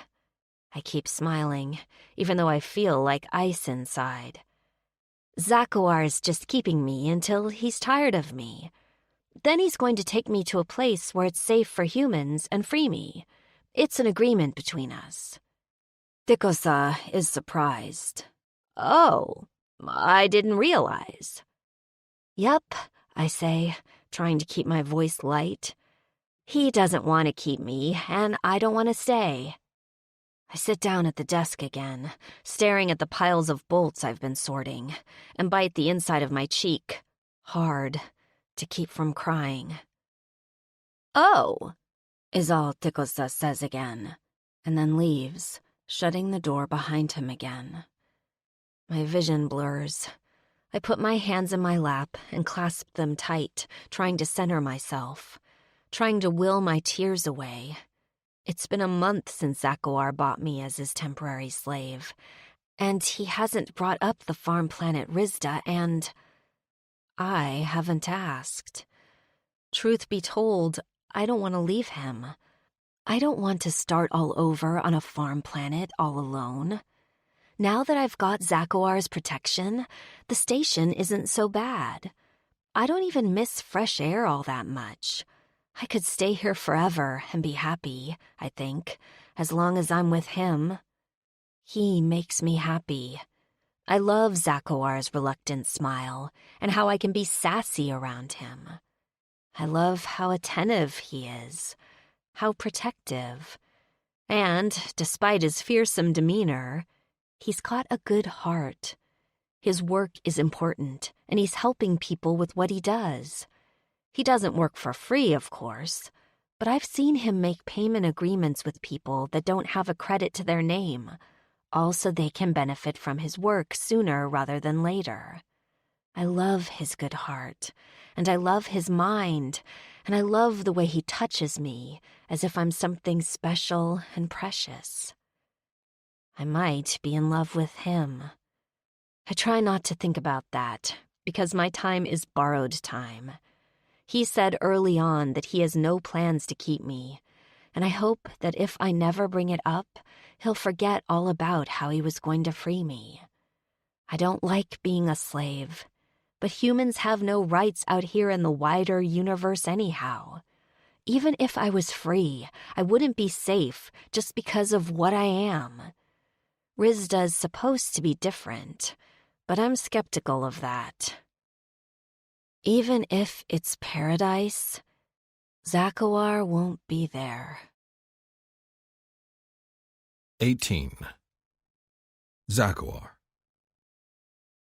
He doesn't want to keep me, and I don't want to stay. Tessa's casual words ring in my ears over and over again. She doesn't know that I kept the intercom on in my room, that I'm always watching over her just to make sure she's safe, even when my back is turned. She doesn't know that I heard every bit of her conversation with Dikosa. At first, I wanted to murder Dikosa for complaining that I'm not as driven. The male's too young. He doesn't realize that it's not a healthy sort of drive that makes me work for days on end. I do it because I need to lose myself in something, because I needed an outlet for my frustrations. It was as if I thought that somehow if I made a perfect prosthetic, or if I made life better for that one person, it'd somehow make up for my own loneliness. With Tessa around, I haven't felt that yawning black hole in my spirit. I haven't felt as if I needed to lose myself in a task just so the time would pass. I've enjoyed every day. There's nothing I love more than to wake up with her curled up beside me, various parts of her touching me. It's like she has to be in constant contact when she sleeps, as if she's afraid I'll disappear when she wakes up. She smiles now. The sad look in her eyes is gone. And she feels like she's mine. Not my slave, not my property, but my mate, my companion. Her joy in small pleasures, like a salty snack at a vendor booth or the sight of a particularly flamboyant cruiser landing at the docks, makes me realize that I can still enjoy those things too. I'm no longer just existing now that she's here. I feel alive. It's why her words are such a gut punch. I know I've been selfish. Originally, I thought I'd keep her for a few nights and then buy her passage to Risda. It'd have to be a trustworthy ship, one that owes me a favor, so I can be certain that they don't turn around and sell her off. I'd keep her for a few days, and then once the novelty of my plaything wore off, I'd send her on. We'd both be happy. Except days turned into weeks, and I've deliberately avoided bringing up Risda 3 or her freedom. She hasn't brought it up either. Maybe she's afraid of angering me, but I know my reasons are purely selfish. I want to keep her. Forever. Perhaps it's that neither of us has brought up Risda that it hits me so hard when I hear her casually bring it up to Tikusa. She still wants to go, and I realize I can't be selfish any longer. If she's dreaming of green grasses and fresh air, I don't want to be the keffing asshole that traps her on the station. I think of how overjoyed she'd been at the sight of the terrarium I took her to a few days ago. I think about how she watches the lone tree on my floor, commenting every day on a new bloom nestled in the branches. She deserves to be happy. My gut feels hollow as I finish the repairs and send my client on his way. Tessa meets me with a bright smile, slipping her hand into mine, and there's a faint scent of her arousal in the air that tears at me, as if she's been waiting for this moment to be with me. I hold her hand tightly as we leave the shop, and if she notices my bleak mood, she doesn't say anything. She's quiet, offering me little touches with her hands as we ride the elevator, as if she's trying to comfort me, and that just makes me feel worse. I'm no better than Abuar for keeping her.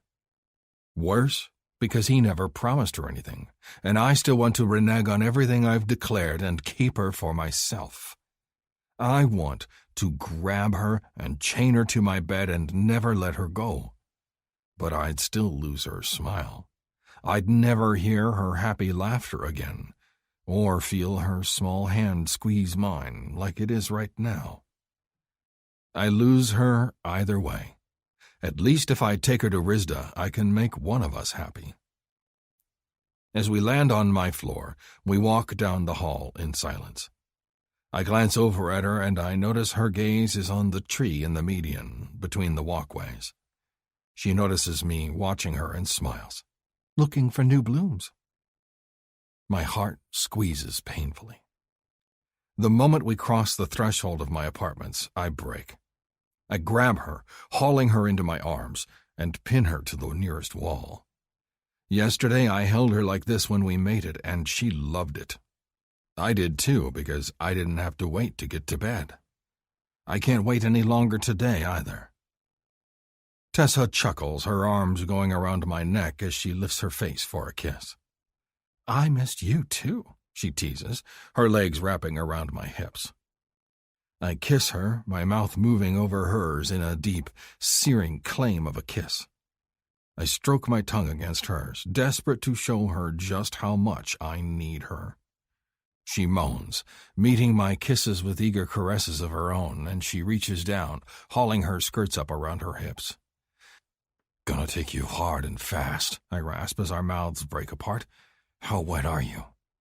She wiggles against me, arching in a way that grinds her cunt against my raging erection. See for yourself. With a growl, I slide my hand between our bodies and find her folds. Her cunt is soaked, my fingers gliding against her skin in a way that makes her whimper with delight. I press 2 fingers into her, thrusting, and her body is soft and giving and so wet. I heft her up just enough to spear her onto my cock, letting the station's gravity drive her down onto my length. Tessa cries out, leaning forward and burying her head against my neck. "Oh, please," she whimpers. "You feel so good, Zakuar." "Please what?" I rasp, my hips surging against her pinned ones. "Tell me to keep you." "Fill me up," she begs, pressing frantic kisses to my chest and throat. "Make me feel good." I do. I plow into her hard and fast, our bodies crashing together. My cock pounds into her, and with my hand slipping between us again, I make sure my spur is hitting the perfect spot for her. I feel her body quake wildly with her oncoming orgasm, her cunt clenching tighter and tighter as she approaches climax.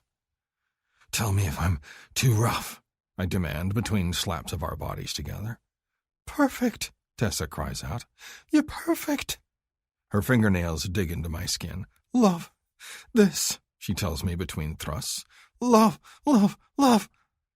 And then she comes, her cunt squeezing like a vice, and it propels my own release.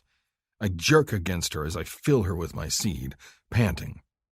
I've never come so fast or so hard, and I'm just glad that Tessa was there with me every step of the way. When I recover, I stroke her hair and pull her against my chest, tucking her against me. She's so small and fragile, my pretty human. "I didn't hurt you?" "Never." She drowsily presses another kiss against my neck. "I love everything we do together. Hard, fast, slow, it's all amazing." I hold her to my chest, wishing we could stay like this forever with Tessa clinging to me, smiling. "I'm taking you to bed," I tell her, "and we are going to mate until you beg me to stop, no matter how late it is." I want to make this memory with her. Her tongue teases against my skin. "That's gonna be a while because I'm not a quitter." Her cunt clenches around my cock, even as she teases a line up my throat with her lips. "Don't you have to be at work in the morning, though? You have a shipment coming in." "Take us out, we'll handle it. We aren't going into work tomorrow. Once we're done in bed, you'll need to pack your bag. We leave for Risda 3 in the morning." She stiffens against me and then pulls back, her eyes wide. "Risda?" I nod. I don't trust words in this moment. Her eyes are soft and full of emotion. They fill with tears, but she leans forward and puts her arms around my neck, holding me chokingly tight. She's utterly silent. Maybe in this moment she doesn't trust words either. It's all right.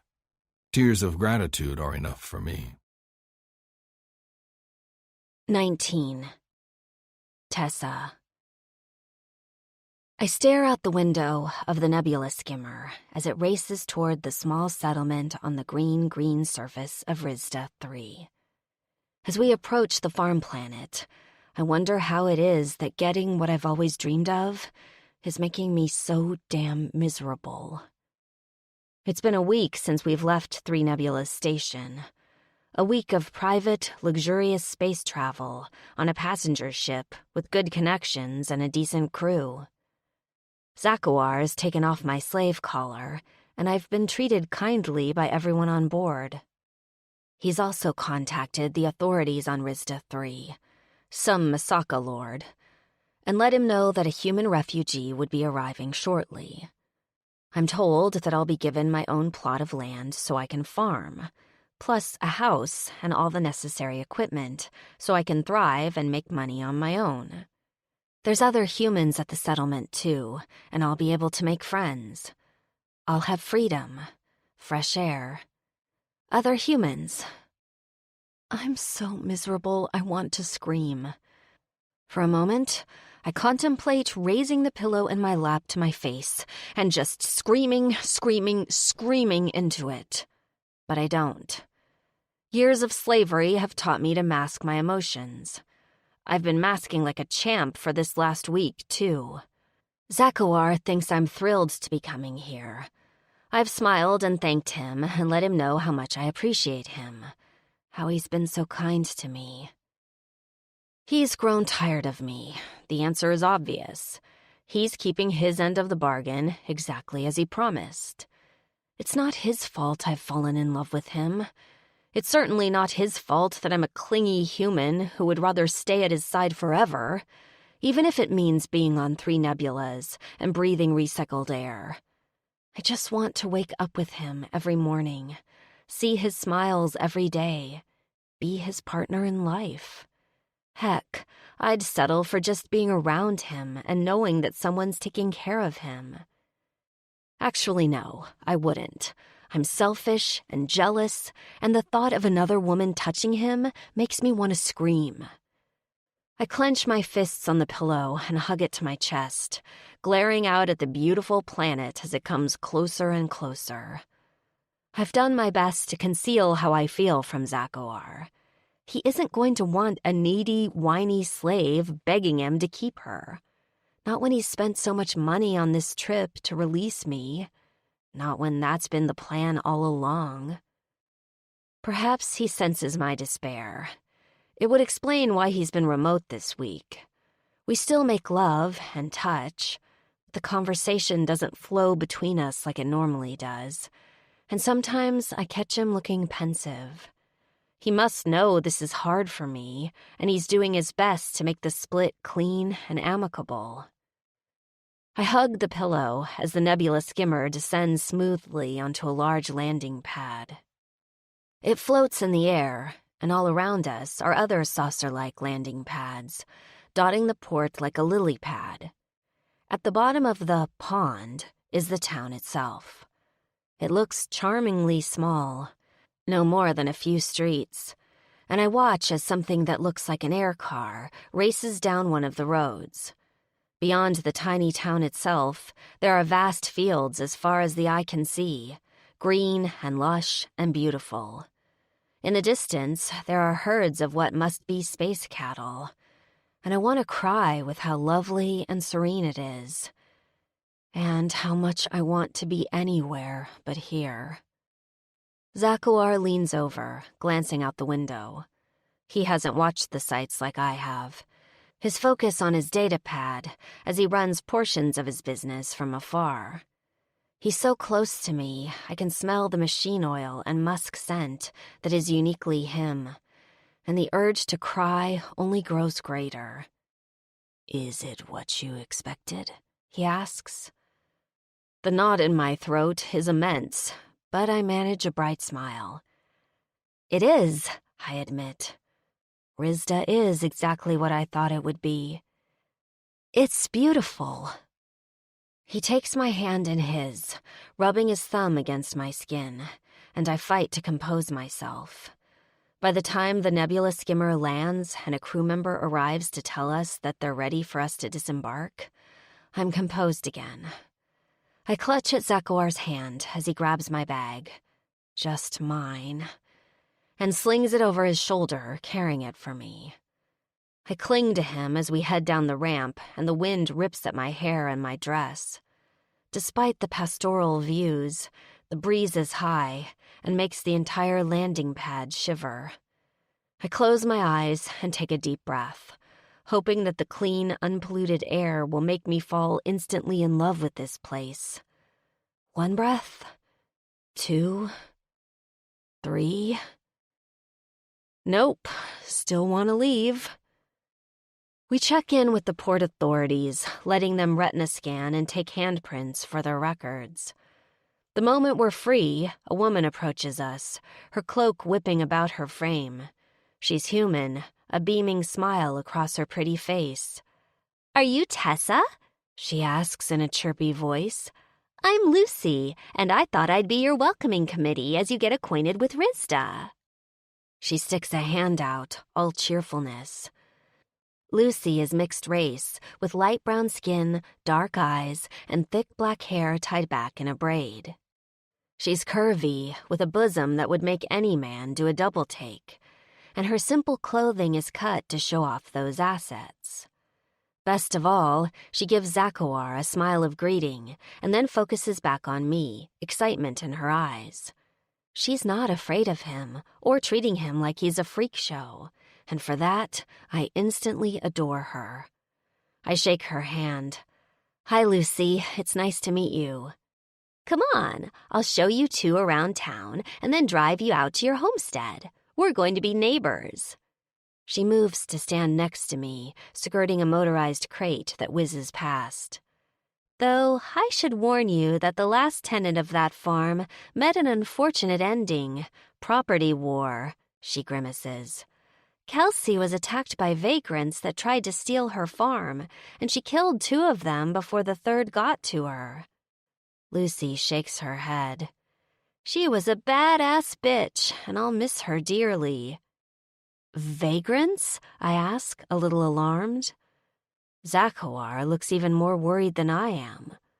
I was told this place was safe.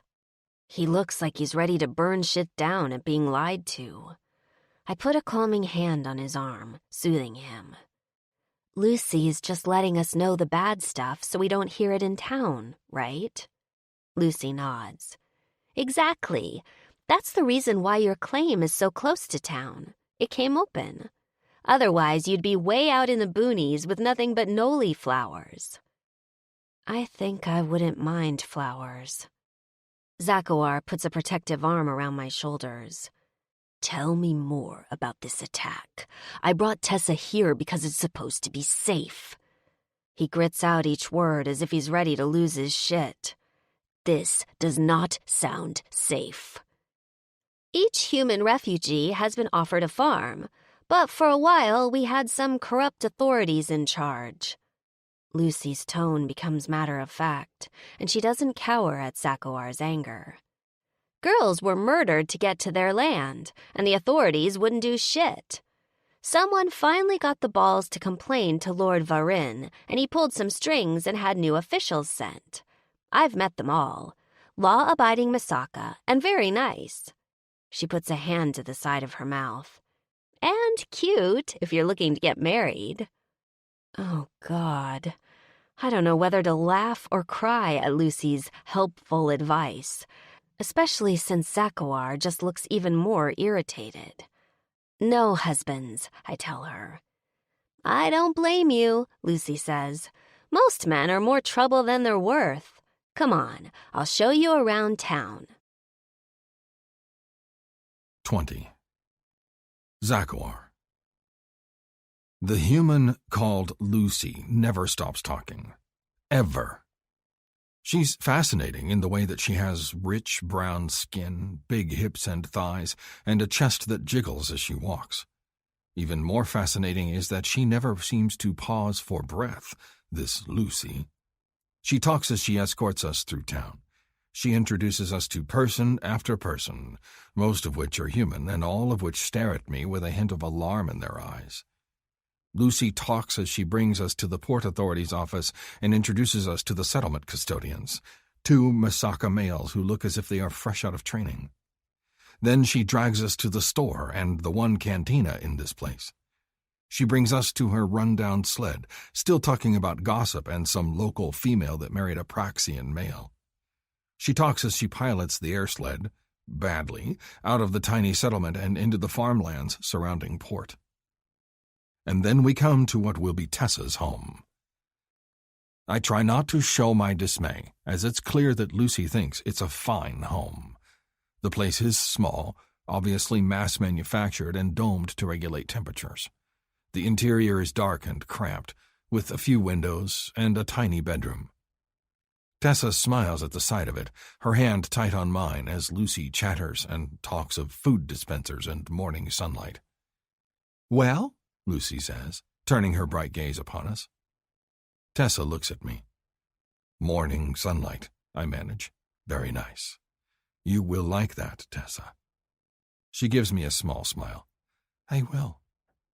She is silent as Lucy bustles us out to look at the crop fields. She points out the boundary lines, comparing them to the property map we were given, and while the fields are overgrown right now, when the bots get to work, it will take no time for things to grow. The soil is good, the location prime. I think about Lucy's comments in regard to the female that lived here before and was murdered, and hold Tessa a little tighter to me. The males in charge back in port seemed like law-abiding types, but they also seemed wet behind the ears. Between the two of them, not a single scar or prosthetic, which means they have not seen combat. I worry Tessa won't be safe. But this is what she wants. How can I ruin it for her? My dismay only grows when Lucy escorts us out to the barn. It's empty, and everything is covered in a layer of grit from disuse. The barn is large, though, big enough to house several dozen meat stock at once, and there are tube incubators and nursing units at least, even if everything is currently empty and abandoned. Right in front, there's a dusty air sled that looks as if it's older than I am. "Here's your vehicle," Lucy announces. She moves to tap a panel on the wall, and a storage unit descends from the ceiling, with several crop bots lined up on a rack. "There's your bots. There's an instruction manual, written in English, back in the house," Lucy says, with a reluctant smile on her face. "Well, mostly English. You'll get the idea. And if you get stuck, you can always ask around. Someone's always willing to help." "I don't know anything about farming," Tessa admits. "Oh, honey, none of us do." Lucy gives Tessa a sympathetic look. "We're all figuring it out together. Come here, let me show you the control panel." Tessa's hand slides from mine, and I watch the two women as Lucy explains the complicated control panel that will release the bots and activate them. I can tell by a glance that the bots are completely out of date, and rusted to boot. They'll need to be serviced before they can help with any sorts of crops, and I'm sure Tessa won't know where to start. "Well, this is all great," Tessa says brightly, smiling at Lucy. "Thank you so much for showing us around." "Oh, before I forget," Lucy fishes something out of her pocket and holds it out to Tessa. "Your cows." Tessa takes the small vial with a look of confusion on her face. "My cows?" "Yep. Well, they call them meat stock here, and they've got no horns and 4 big eyes, but yeah, your cows." Lucy tilts her head, indicating one of the built-in incubators. "That's enough DNA to start you a herd. You pop that bad boy into the machine, and it'll walk you through how to start the cloning process." "Cloning process," Tessa repeats, still holding the vial. "I'm told it's cheaper than shipping actual cattle out to everyone." Lucy agrees with a grimace. "It's not ideal, but you get used to it." Her smile brightens again. "Story of our lives, right? Just keep rolling with the punches." Tessa holds the vial tight against her chest. Her expression turns to one of tight determination. "Yep. Gonna keep rolling." Lucy clasps her hands in front of her. "Any other questions?" When Tessa shakes her head in silence, Lucy gives her another cheerful pat. "I'll come by in the morning with some fresh baked goods. That's how I channel my nervous energy. Cooking." She slaps her ample hip. "Clearly been doing that a lot." "Baked goods sound absolutely lovely. Thank you so much, Lucy. You've been so kind." Tessa seems emotional but manages to smile. She hugs Lucy, squeezing her tight, and they exchange goodbyes, with Lucy promising to return in the morning once Tessa is all settled. I let the females have their space, since I know this is the first human Tessa's had a chance to talk to in a while. They head out to the front of the barn to talk for a little bit, and as they do, I decide I can work on the crop bots. I hit the switch for the release, and it doesn't work. With a sigh, I pry off the face of the control panel and get to work.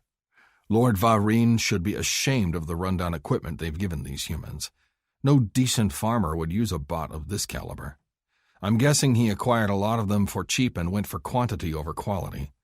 I shouldn't be surprised. Quantity over quality is how the Masaka government works, and why I do such a brisk underground business. Once I get the panel rewired, I set to work on the bots, pulling each one out and looking over the damage. They're all terrible, but some are worse than others. I shake my head and get to work. Maybe an hour passes before I realize that Tessa has never returned to the barn, and I can no longer hear her and the female Lucy speaking outside. I set down the bot I'm working on and program it to run a diagnostic, Then I wipe my hands free of oil and check outside the barn.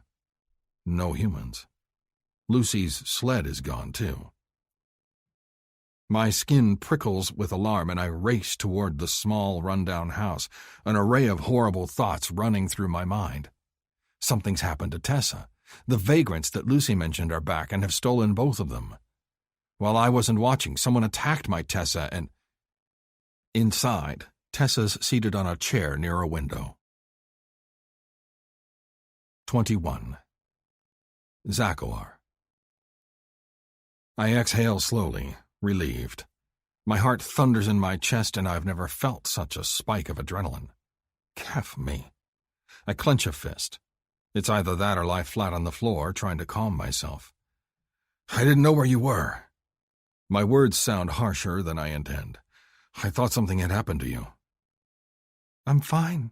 She looks up at me, a faint smile on her lips. I'm always fine. She doesn't look fine, though. Her smile doesn't reach her eyes. Her lips tremble ever so slightly. She looks lost. Do you like your farm? I ask.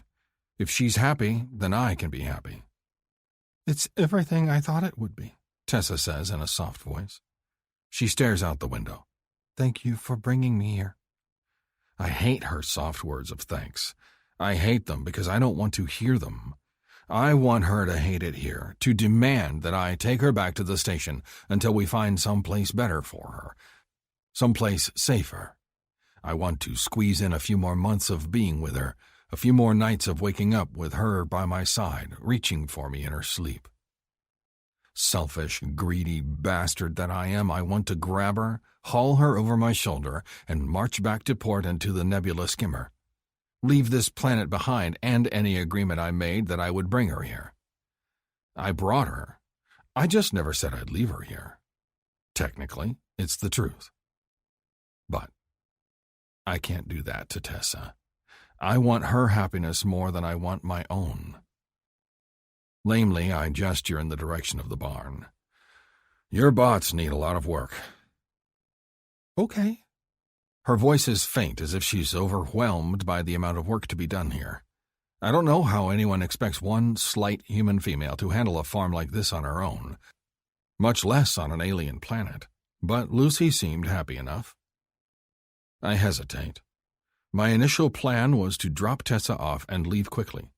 Not because I don't want to be around her, but because I hope that it stings less if things are over with quickly. I can see that's not going to be the case, though.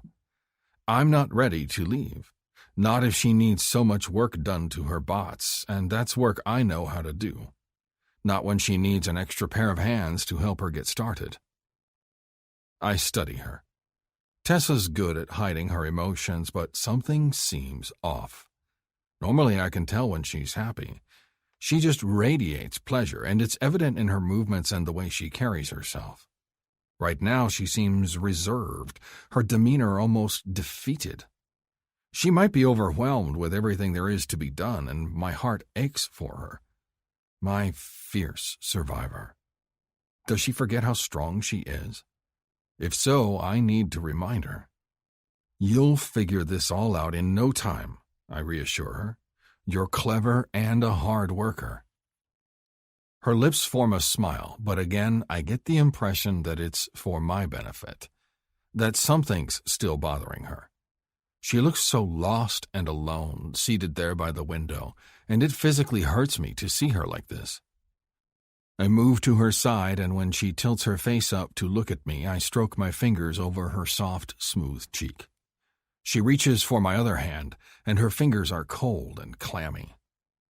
Would you like for me to stay tonight? I ask, even though I know the crew of the Nebula Skimmer are waiting on me back at port. Even though it'll be that much harder to leave her in the morning, after I've spent all day today with a rock in my gut at the thought of saying goodbye. Her face crumples and she clings to my hand. You'd stay tonight? Of course. I caress her cheek, wiping away the tear that slides down her face. And tomorrow, if you need me. However long it takes for you to feel comfortable. Tonight, she agrees, her voice shaky. Tomorrow. Maybe forever? I go still, Forever?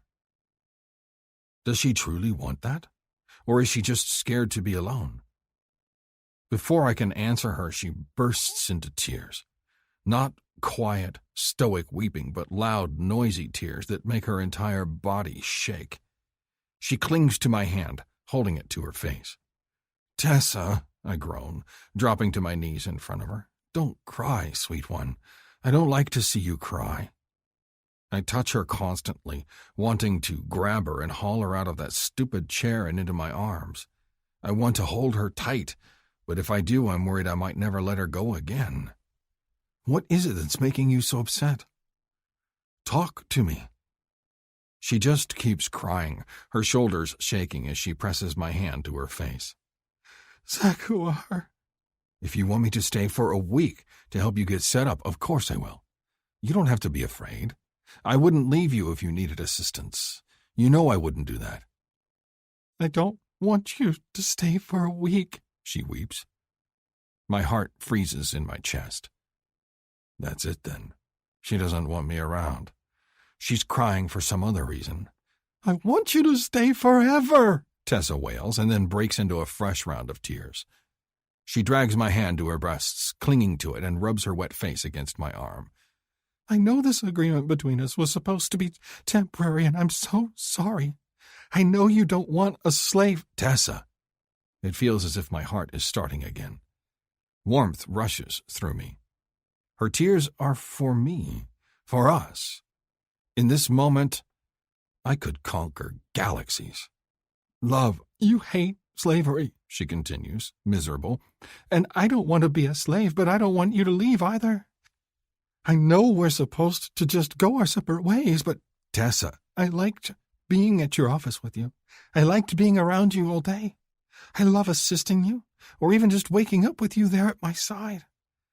I don't even mind 3 Nebula Station because I get to be around you. I'm happiest when I'm with you, and I know that isn't what you want.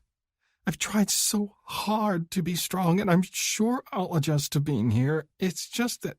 "Tessa," I try again, and when she shakes her head, I say louder, "Female." She lifts her head, indignant. "You know my name, you ass." "I do. Now will you listen to me instead of crying all over my circuits?" The look she gives me is less tearful, at least. "I'm trying to tell you how miserable I am and that I love you."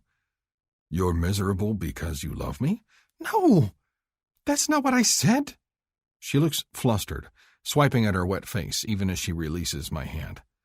"I'm miserable," she pauses for dramatic effect. "I love you. I know you don't want that, and..."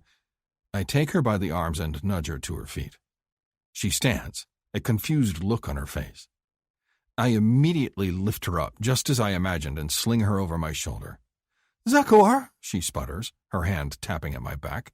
"What are you doing?" "Taking you to bed," I answer, feeling light as air, "so I can show you how much I love you." She trembles, and I feel every bit of it. "You love me?" "That's what I was trying to tell you, female, but you wouldn't let me get a word in. So now I'm going to have to show you." I step into the bedroom and glare at the small, rickety bed. I think we're going to break this thing. Tessa taps on my shoulder again. "Go back a bit. Tell me again that you love me. Do you really?" I bend over and set her gently on the bed. "I love you," I admit, looking her in the eye. "I'm sure this is the part where I tell you that you can do much better than me, but we both know that already. I'm certainly not going to bring it up now because I don't want you to decide that you don't need me nearly as much as I need you. Not now." I look her over, memorizing her soft skin, her curves, the way she looks up at me as if I'm the best thing she's ever seen. "I love you. The only reason that you're here on this planet is because I realized I was being selfish in keeping you, and I wanted you to be happy. I had no idea you didn't want to come here." "I did, at first." She watches me as I straighten and undress, pulling off trow and tunic, unbuckling my belt. There's an obscene amount of lust in her eyes, and it's humbling to realize that it's all for me and me alone. I thought this place sounded too good to be true, she confesses. But then I got to know you, and I realized I didn't have to go to some remote planet to be happy. I'm happy with you. You make me smile. You make me happy to wake up and greet the universe every day. I thought you wanted greenery and fresh air. I drop the last of my clothing on the floor and step out of it. When did I say that? I overheard you once, and I want to give you that greenery. She props up on her elbows. Then buy me a keffing houseplant, you stubborn man. It's the first time I've heard her cuss in my language, and I laugh at the sound of it, and the disgruntled expression on her face. You could have told me that a week ago, I tell her as I lean over her and undo the auto-fastener at the high collar of her dress. I thought you were tired of me, Tessa admits, her voice catching. She reaches out and runs a hand along my arm, as if she can't bear to not be touching me. I thought you wanted to be done with your slave. I am done, I tell her. I want to go back with a mate. Her expression grows soft. Really? Really and truly, if you'll have one such as me. She squeals and flings her arms around my neck, pulling me down against her and peppering my face with kisses. I love you so much. I bury my face against hers and kiss her neck, then begin to lick a path down to her breasts. You'll still have to wear something that shows you belong to me when we're out in public on the station. I cup one of her rounded breasts, and the nipple is already tight and pointed, anticipating my touch. Over the last month, I've learned that many spots on Tessa are pleasurable for her. The clit, of course, but also her ears, her throat, behind her knees. But she makes a special whimpering sound whenever I tease her breasts, and I want to hear that right now. That's the best way I can make sure you're safe. I will happily tattoo it on my forehead. I look up at her, frowning. I'm not sure that is necessary. She chuckles, her smile radiant. Human humor. It's something we say back on Earth. Her words make me hesitate again. Earth. Her home. She hasn't mentioned it, but I know it is the one place in the galaxy where she would be utterly safe if not with me. I cannot take you back there, or I would. You know I would. Tessa shakes her head, arching against my touch and pushing her breast into my hand. I don't want to go back there. I don't want to go anywhere, unless it's home with you. I growl with pleasure at that. Hearing Tessa say that just feeds into the feral, possessive part of me. I'm going to show you how much I love you, I tell her, even as I take her nipple into my mouth and suck. She makes that lovely little whimper that I love so much, writhing underneath me. Her hands move to cup my face, and she breathes my name as I tease the tip of her breast with my tongue. But because I love you so much, it might take a very long time to show you just how much I care. How long? She asks, her eyes shining with happiness. At least 20 years, I tell her, maybe 40. It's hard to know with such things. I guess we'd better get started then, Tessa says, her hands on my skin and her body under mine. It is a task I look forward to. Exceedingly. 22. Tessa.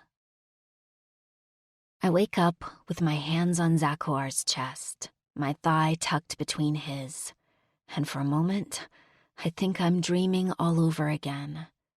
That being with Zakuar is all in my head, and if I wake up, I'm going to be back in that window in the cantina, wishing my life away.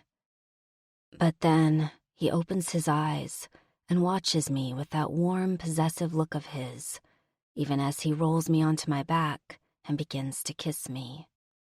His mouth claims mine in long, luxurious kisses, even as he grinds his cock between my legs.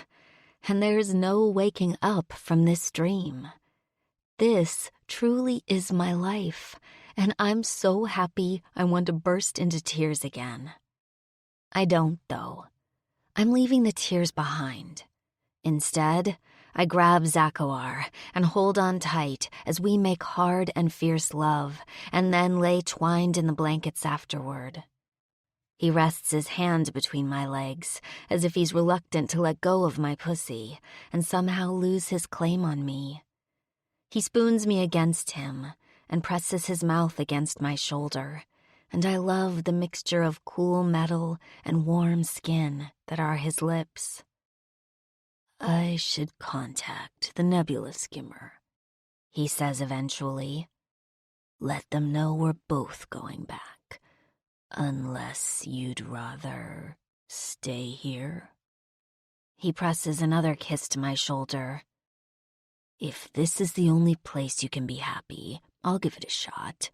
You tell me what you want to do. My heart fills with love for him. I adore him for letting me be the one to decide. And I consider my surroundings.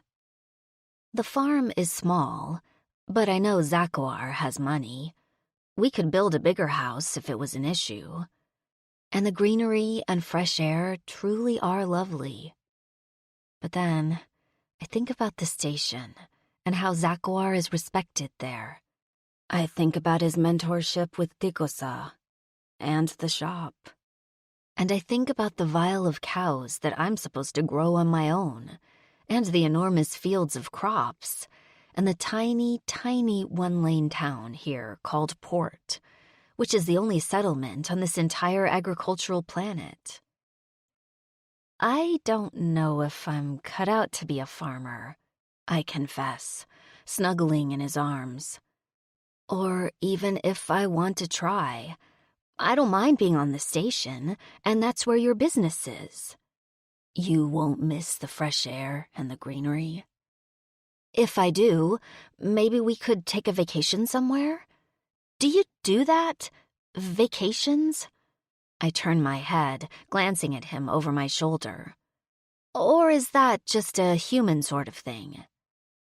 Vacations are a thing, he says, amusement crinkling the corner of his real eye. But I never take one. Maybe it's time you start. He chuckles. And where would you like to go, oh bossy one? I just roll my eyes at that.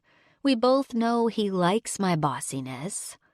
I roll over and sit up, and then push him onto his back and sling one leg over his hips, then settle over his cock. It never takes long for Zakuar to get a second wind. I'm starting to think that's a trait of his race, because I've never met a man with stamina like his, and I can feel his cock hardening underneath me. I rock my hips against him, my body swaying as I think. If I can go anywhere, see anything. Someplace with an ocean, maybe? I love the beach.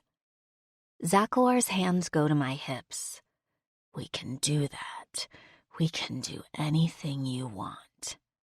He grinds me down against his cock and spur, and I moan, arching my back.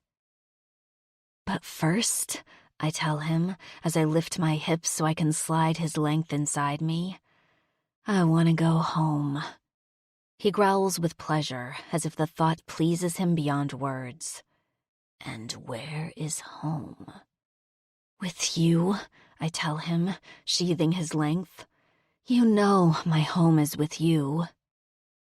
My big, fierce alien groans my name as I begin to ride him. And it's like that Lucy discovers us, peering into the window to see if I'm awake. It's probably not what she expected to see. A short time later, we're in the kitchen of the small house, half-dressed, and eating Lucy's crumbly, fresh-baked muffins as the vidcom plays the frowning face of one of the officials. The Masaka, a big wall of a guy named Rektar, who's almost as stout as he is tall, shuffles records on his desk and shakes his head. There's nothing in the procedures about a human abandoning a claim once it's been given. But I can leave, right? I ask. I'm not forced to stay. Of course not. Rektar looks indignant. This isn't a prison. This is a refuge. We want to make certain the human females feel safe. He picks up a data pad and begins to tap on it. Your land can be reallotted to someone else, or you can keep it, as long as you are in residence for at least 2 weeks out of the year. But what about her farm? Lucy breaks in, twirling a lock of her long, wavy black hair. She would have to pay a tithe to Lord Varin, just like everyone else. As long as she finds someone to run it, I don't see a problem with her being an absentee owner. Lucy leans forward and mock whispers to me. I can do it for you for a share of the profits. I glance over at Zakowar, then back at Lucy. That's fine. Then we're free to go? Speaking of free, the alien named Rektar says, I'm going to need to see emancipation documents from your previous owner declaring you a freed slave. If we have that, I'll feel a little more comfortable with letting you leave. Not entirely, but somewhat. And he levels a suspicious look at Zakowar. I'm also going to need for the human female to pass a physiological response test to ensure that she's not being coerced. Physiological response test? I echo, confused. What's that? Zakowar looks like he's ready to spit nails. To see if you're lying when you say you want to go with me. Oh no. This sounds like it's getting a little more intricate by the moment. Zakowar's a good man. Of course I want to go with him. I wouldn't lie about that. I reach for his hand under the table, a little worried. What if I'm nervous and fail the test? I don't want to go through all of this just to lose him again, and I panic just a little. You two could always get married, Lucy offers, taking her second muffin and nibbling on it. Wouldn't that work? Married? The official Rektar repeats. A human ceremony of some kind? It's a mating ceremony, I stammer, worried. Zakowar holds my hand tightly, as if he's got all the confidence in this world that everything will turn out fine. But I'm not so sure. Too much in my life has gone to crap too easily. You vow to be faithful and in love with each other, and be partners for the rest of your lives. It's a civil ceremony in front of witnesses. And you kiss, Lucy adds. Very romantic. Rektar rubs his ear, looking uncomfortable. I see. Declaring a mate as a partner before the law would be acceptable. When would you like to accomplish this? He continues to make notes on his data pad.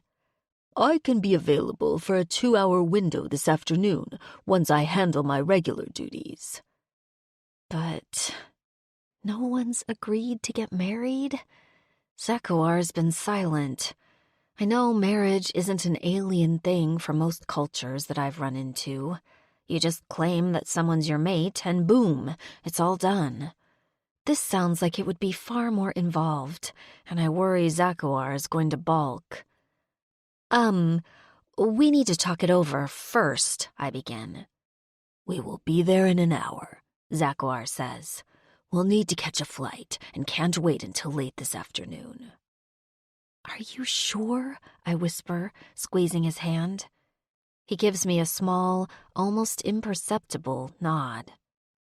Rektar leans away from the vid screen and mumbles something to someone out of sight. He sighs, then nods, and faces us once more. Very well. If you can be in port in an hour, we will accommodate your human ceremony. The view winks out, and then it's just me and Lucy and Zakowar seated around the table again. Oh, man. Lucy gets a dreamy look on her face as we end the call. Is it just me, or is he really cute? I love a man in uniform.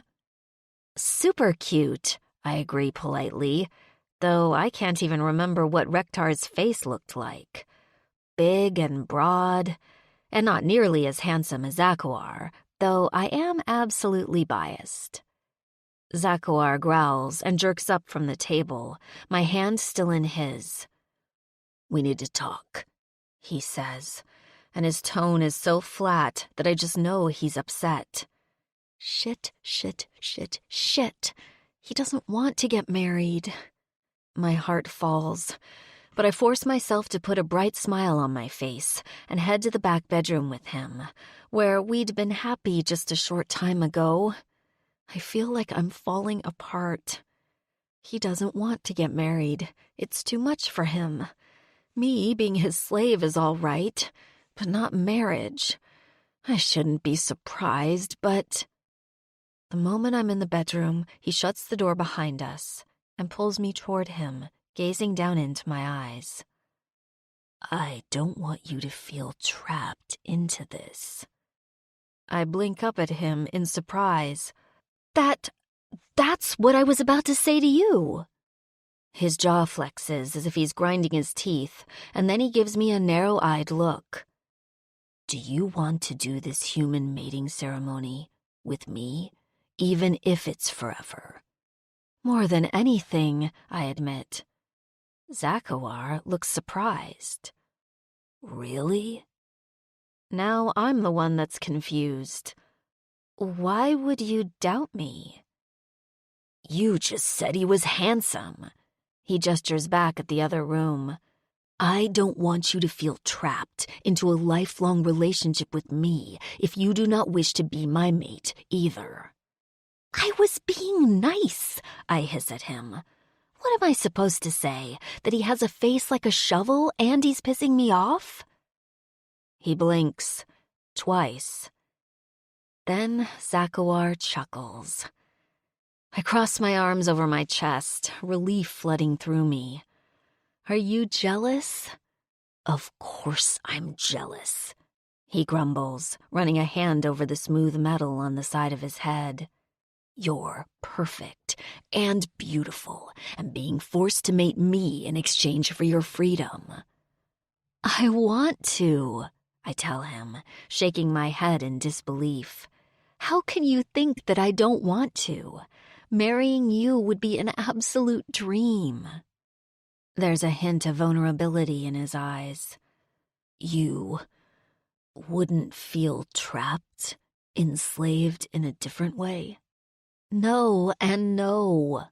I move toward him, putting my hands on his waist and gazing up at him. I love you. I want to be with you forever. I don't care if it's here or if it's on the station, as long as I get to wake up with you every morning and go to bed with you every night. Zakawar groans, and the sound is sweet. He cups my face and presses a kiss to my lips. "Then let us go and get married in front of that shovel-faced fool." Epilogue. Months later. Dear Tessa, it's so fun having a pen pal. I look forward to each and every message you send. Not just because you have off-world information, but because I just like talking to someone that doesn't want to discuss a meat stock ad nauseum. I wish we had a computer to type messages into and send just like email, but since I don't know the native language, paper and pen will have to do. They look at me like I'm crazy every time I send you a letter, but I hope this manages to wing its way to you. Not much is new here. It's harvesting season, which means my bots are hard at work. Please thank your hubby for me. I didn't realize they were working so poorly until he tuned them up. I even put in the new chip he sent, all by myself, and they're working like a charm. They're busy harvesting and I'm bored. I never thought that being a farmer would just mean pushing a few buttons here and there, and that's all. I guess I should consider myself lucky I don't have to go out into the field with a hoe or something. But sometimes I wish there was a little more for a girl to do. Thanks for sending the spices. It took them almost a full month to get here, but they taste lovely and have greatly improved some of my recipes. I've been baking like mad out of sheer boredom, and have been taking food into town to feed the authorities. I keep hoping Rektar will notice me, but I swear the man wouldn't know I was alive even if my boob fell out of my shirt and landed on his desk. Actually, I might have to try that next time. I've got great boobs. Also, I wanted to update you on your farm. Your meat stock are growing well, and I've mixed your herd with mine, if that's all right. They're tagged to your farm, and all proceeds will go to you, of course, but it's easier to program my bots to watch one herd instead of two. Your fields will be harvested right after mine, and I look forward to the extra pay. Thank you so much for letting me supervise things while you guys are on station. Will you be back to visit soon? All my love, Lucy. Dear Lucy, hi there. Your letter got here just fine. It came in care of a very lovely couple who stopped through 3N in their travels. We've been busy here at the station. Zakowar got a big shipment in, and we've had customers in and out of his office all week long. He says it'll slow down again once all these prosthetics have gone to the appropriate owners, and then we'll take a trip. I'm looking forward to it. He needs a vacation. The man runs on 2 hours of sleep a night. He says I'm exaggerating, and it's 4 hours of sleep. Thank you for the update on the farm. I'm not worried. I know it's in good hands. I appreciate you taking care of it. I don't know if I'm cut out to be much of a farmer. I've been learning how to use the medical technology that Zakowar uses, and am slowly teaching myself the homeworld alphabet. It's definitely going to be a journey, but Zakowar helps me read, and he's very patient. I'm so lucky. Did I tell you that I got my neck tattooed with his name? It sounds ridiculous, but I got tired of wearing a slave collar here on the station and had my neck tattooed with his name so no one can mess with me. It's worked like a charm, too. I felt so free. I'm enclosing a printed-out picture of the neck tattoo so you can see. I thought it was pretty tasteful. P.S. Dikosa has an extra pair of data pads that are out of date, but I think they're still more up-to-date than yours. I'll send them with my letter, and hopefully you can use them. Tessa. Dear Tessa, I am squealing. The datapad is perfect. I kept one and gifted one to my neighbor on the other side, a nice Canadian lady by the name of Mary Alice. Hers broke last month, so she's paying me an extra meat. Excitement. No updates on the Rektar situation. I'm cutting my necklines very low in the hopes he notices. Maybe I should wear a bra made of muffins. The only thing the man seems to notice is food and crime. Maybe I should rob a bank while wearing a muffin bra. I'm kidding, mostly. Your neck tattoo is lovely. I actually thought it sounded horrific, when you told me about it. But the tattoo is very tasteful and slender and looks like you're wearing a collar, actually. All those symbols are his name? It's a really long name. But I'm glad it gives you freedom. That's so damn important. I hope you two are happy. He looked at you like he could eat you up with a spoon the entire time you were here, and I admit I'm envious. I need Rektar to look at me like that. I hope married life is treating you well. Please write back. Send me a recipe of some kind. I am bored and tired of sewing. I can't make my necklines any lower or my tits will hit the ground. When did you say you were coming to Rizda 3 for a visit again? Since I can't take a gift without sending a gift, I'm enclosing a vial of seeds from a flowering plant here. It's called Noli, and it's very pretty, but I'm told it makes Praxians horny. Maybe don't invite any Praxians over if you decide to grow this. Your friend, Lucy. Dear Lucy, thank you for the flowers. They're growing in a pot in our bedroom under an artificial light. I can assure you no Praxians will ever be in my bedroom. Smiley face. Just Zakowar. As for the data pads, I'm glad you got use out of them.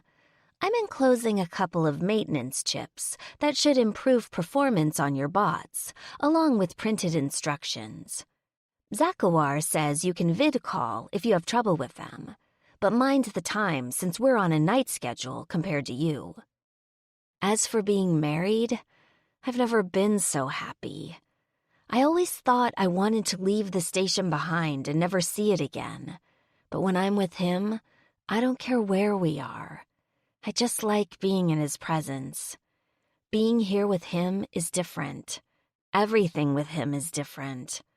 Sometimes I'm scared that I'm so happy, but maybe this is just the universe giving me balance after years of hell in the cantina. It's changed hands again, and last I heard, the new owner freed all the girls and is paying them a wage now, which is lovely. I haven't gone in there. I avoided, in fact. I don't want any bad memories, you know?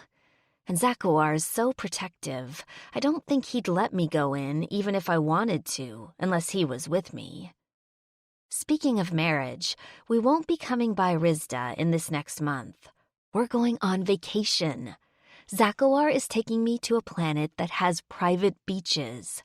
No one will stare, and I'm told I can wiggle my toes in the sand for as long as I want. It sounds like a dream.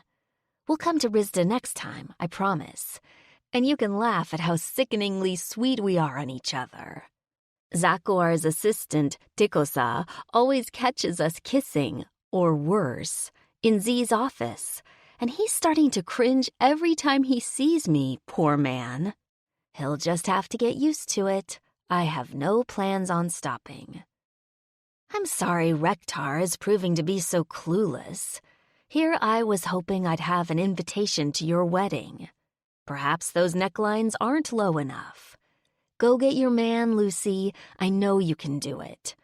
You deserve a man that loves you, and I know he would if he just bothered to notice you there. Maybe cook him something special to win him over? You've probably already tried that. Heck, give him food poisoning. He'd remember you then. Okay, don't give him food poisoning. I'm only throwing ideas out there. I just want everyone to be as happy as I am with my wonderful Zakawar. Your friend in happiness, Tessa. This concludes When She Dances by Ruby Dixon. Narrated by Gillian Macy and Mason Lloyd. Copyright 2020 by Ruby Dixon. This unabridged audiobook is published by arrangement with Ruby Dixon, care of Root Literary, and was produced in the year 2021 by Tantor Media Incorporated, a division of Recorded Books, which holds the copyright thereto.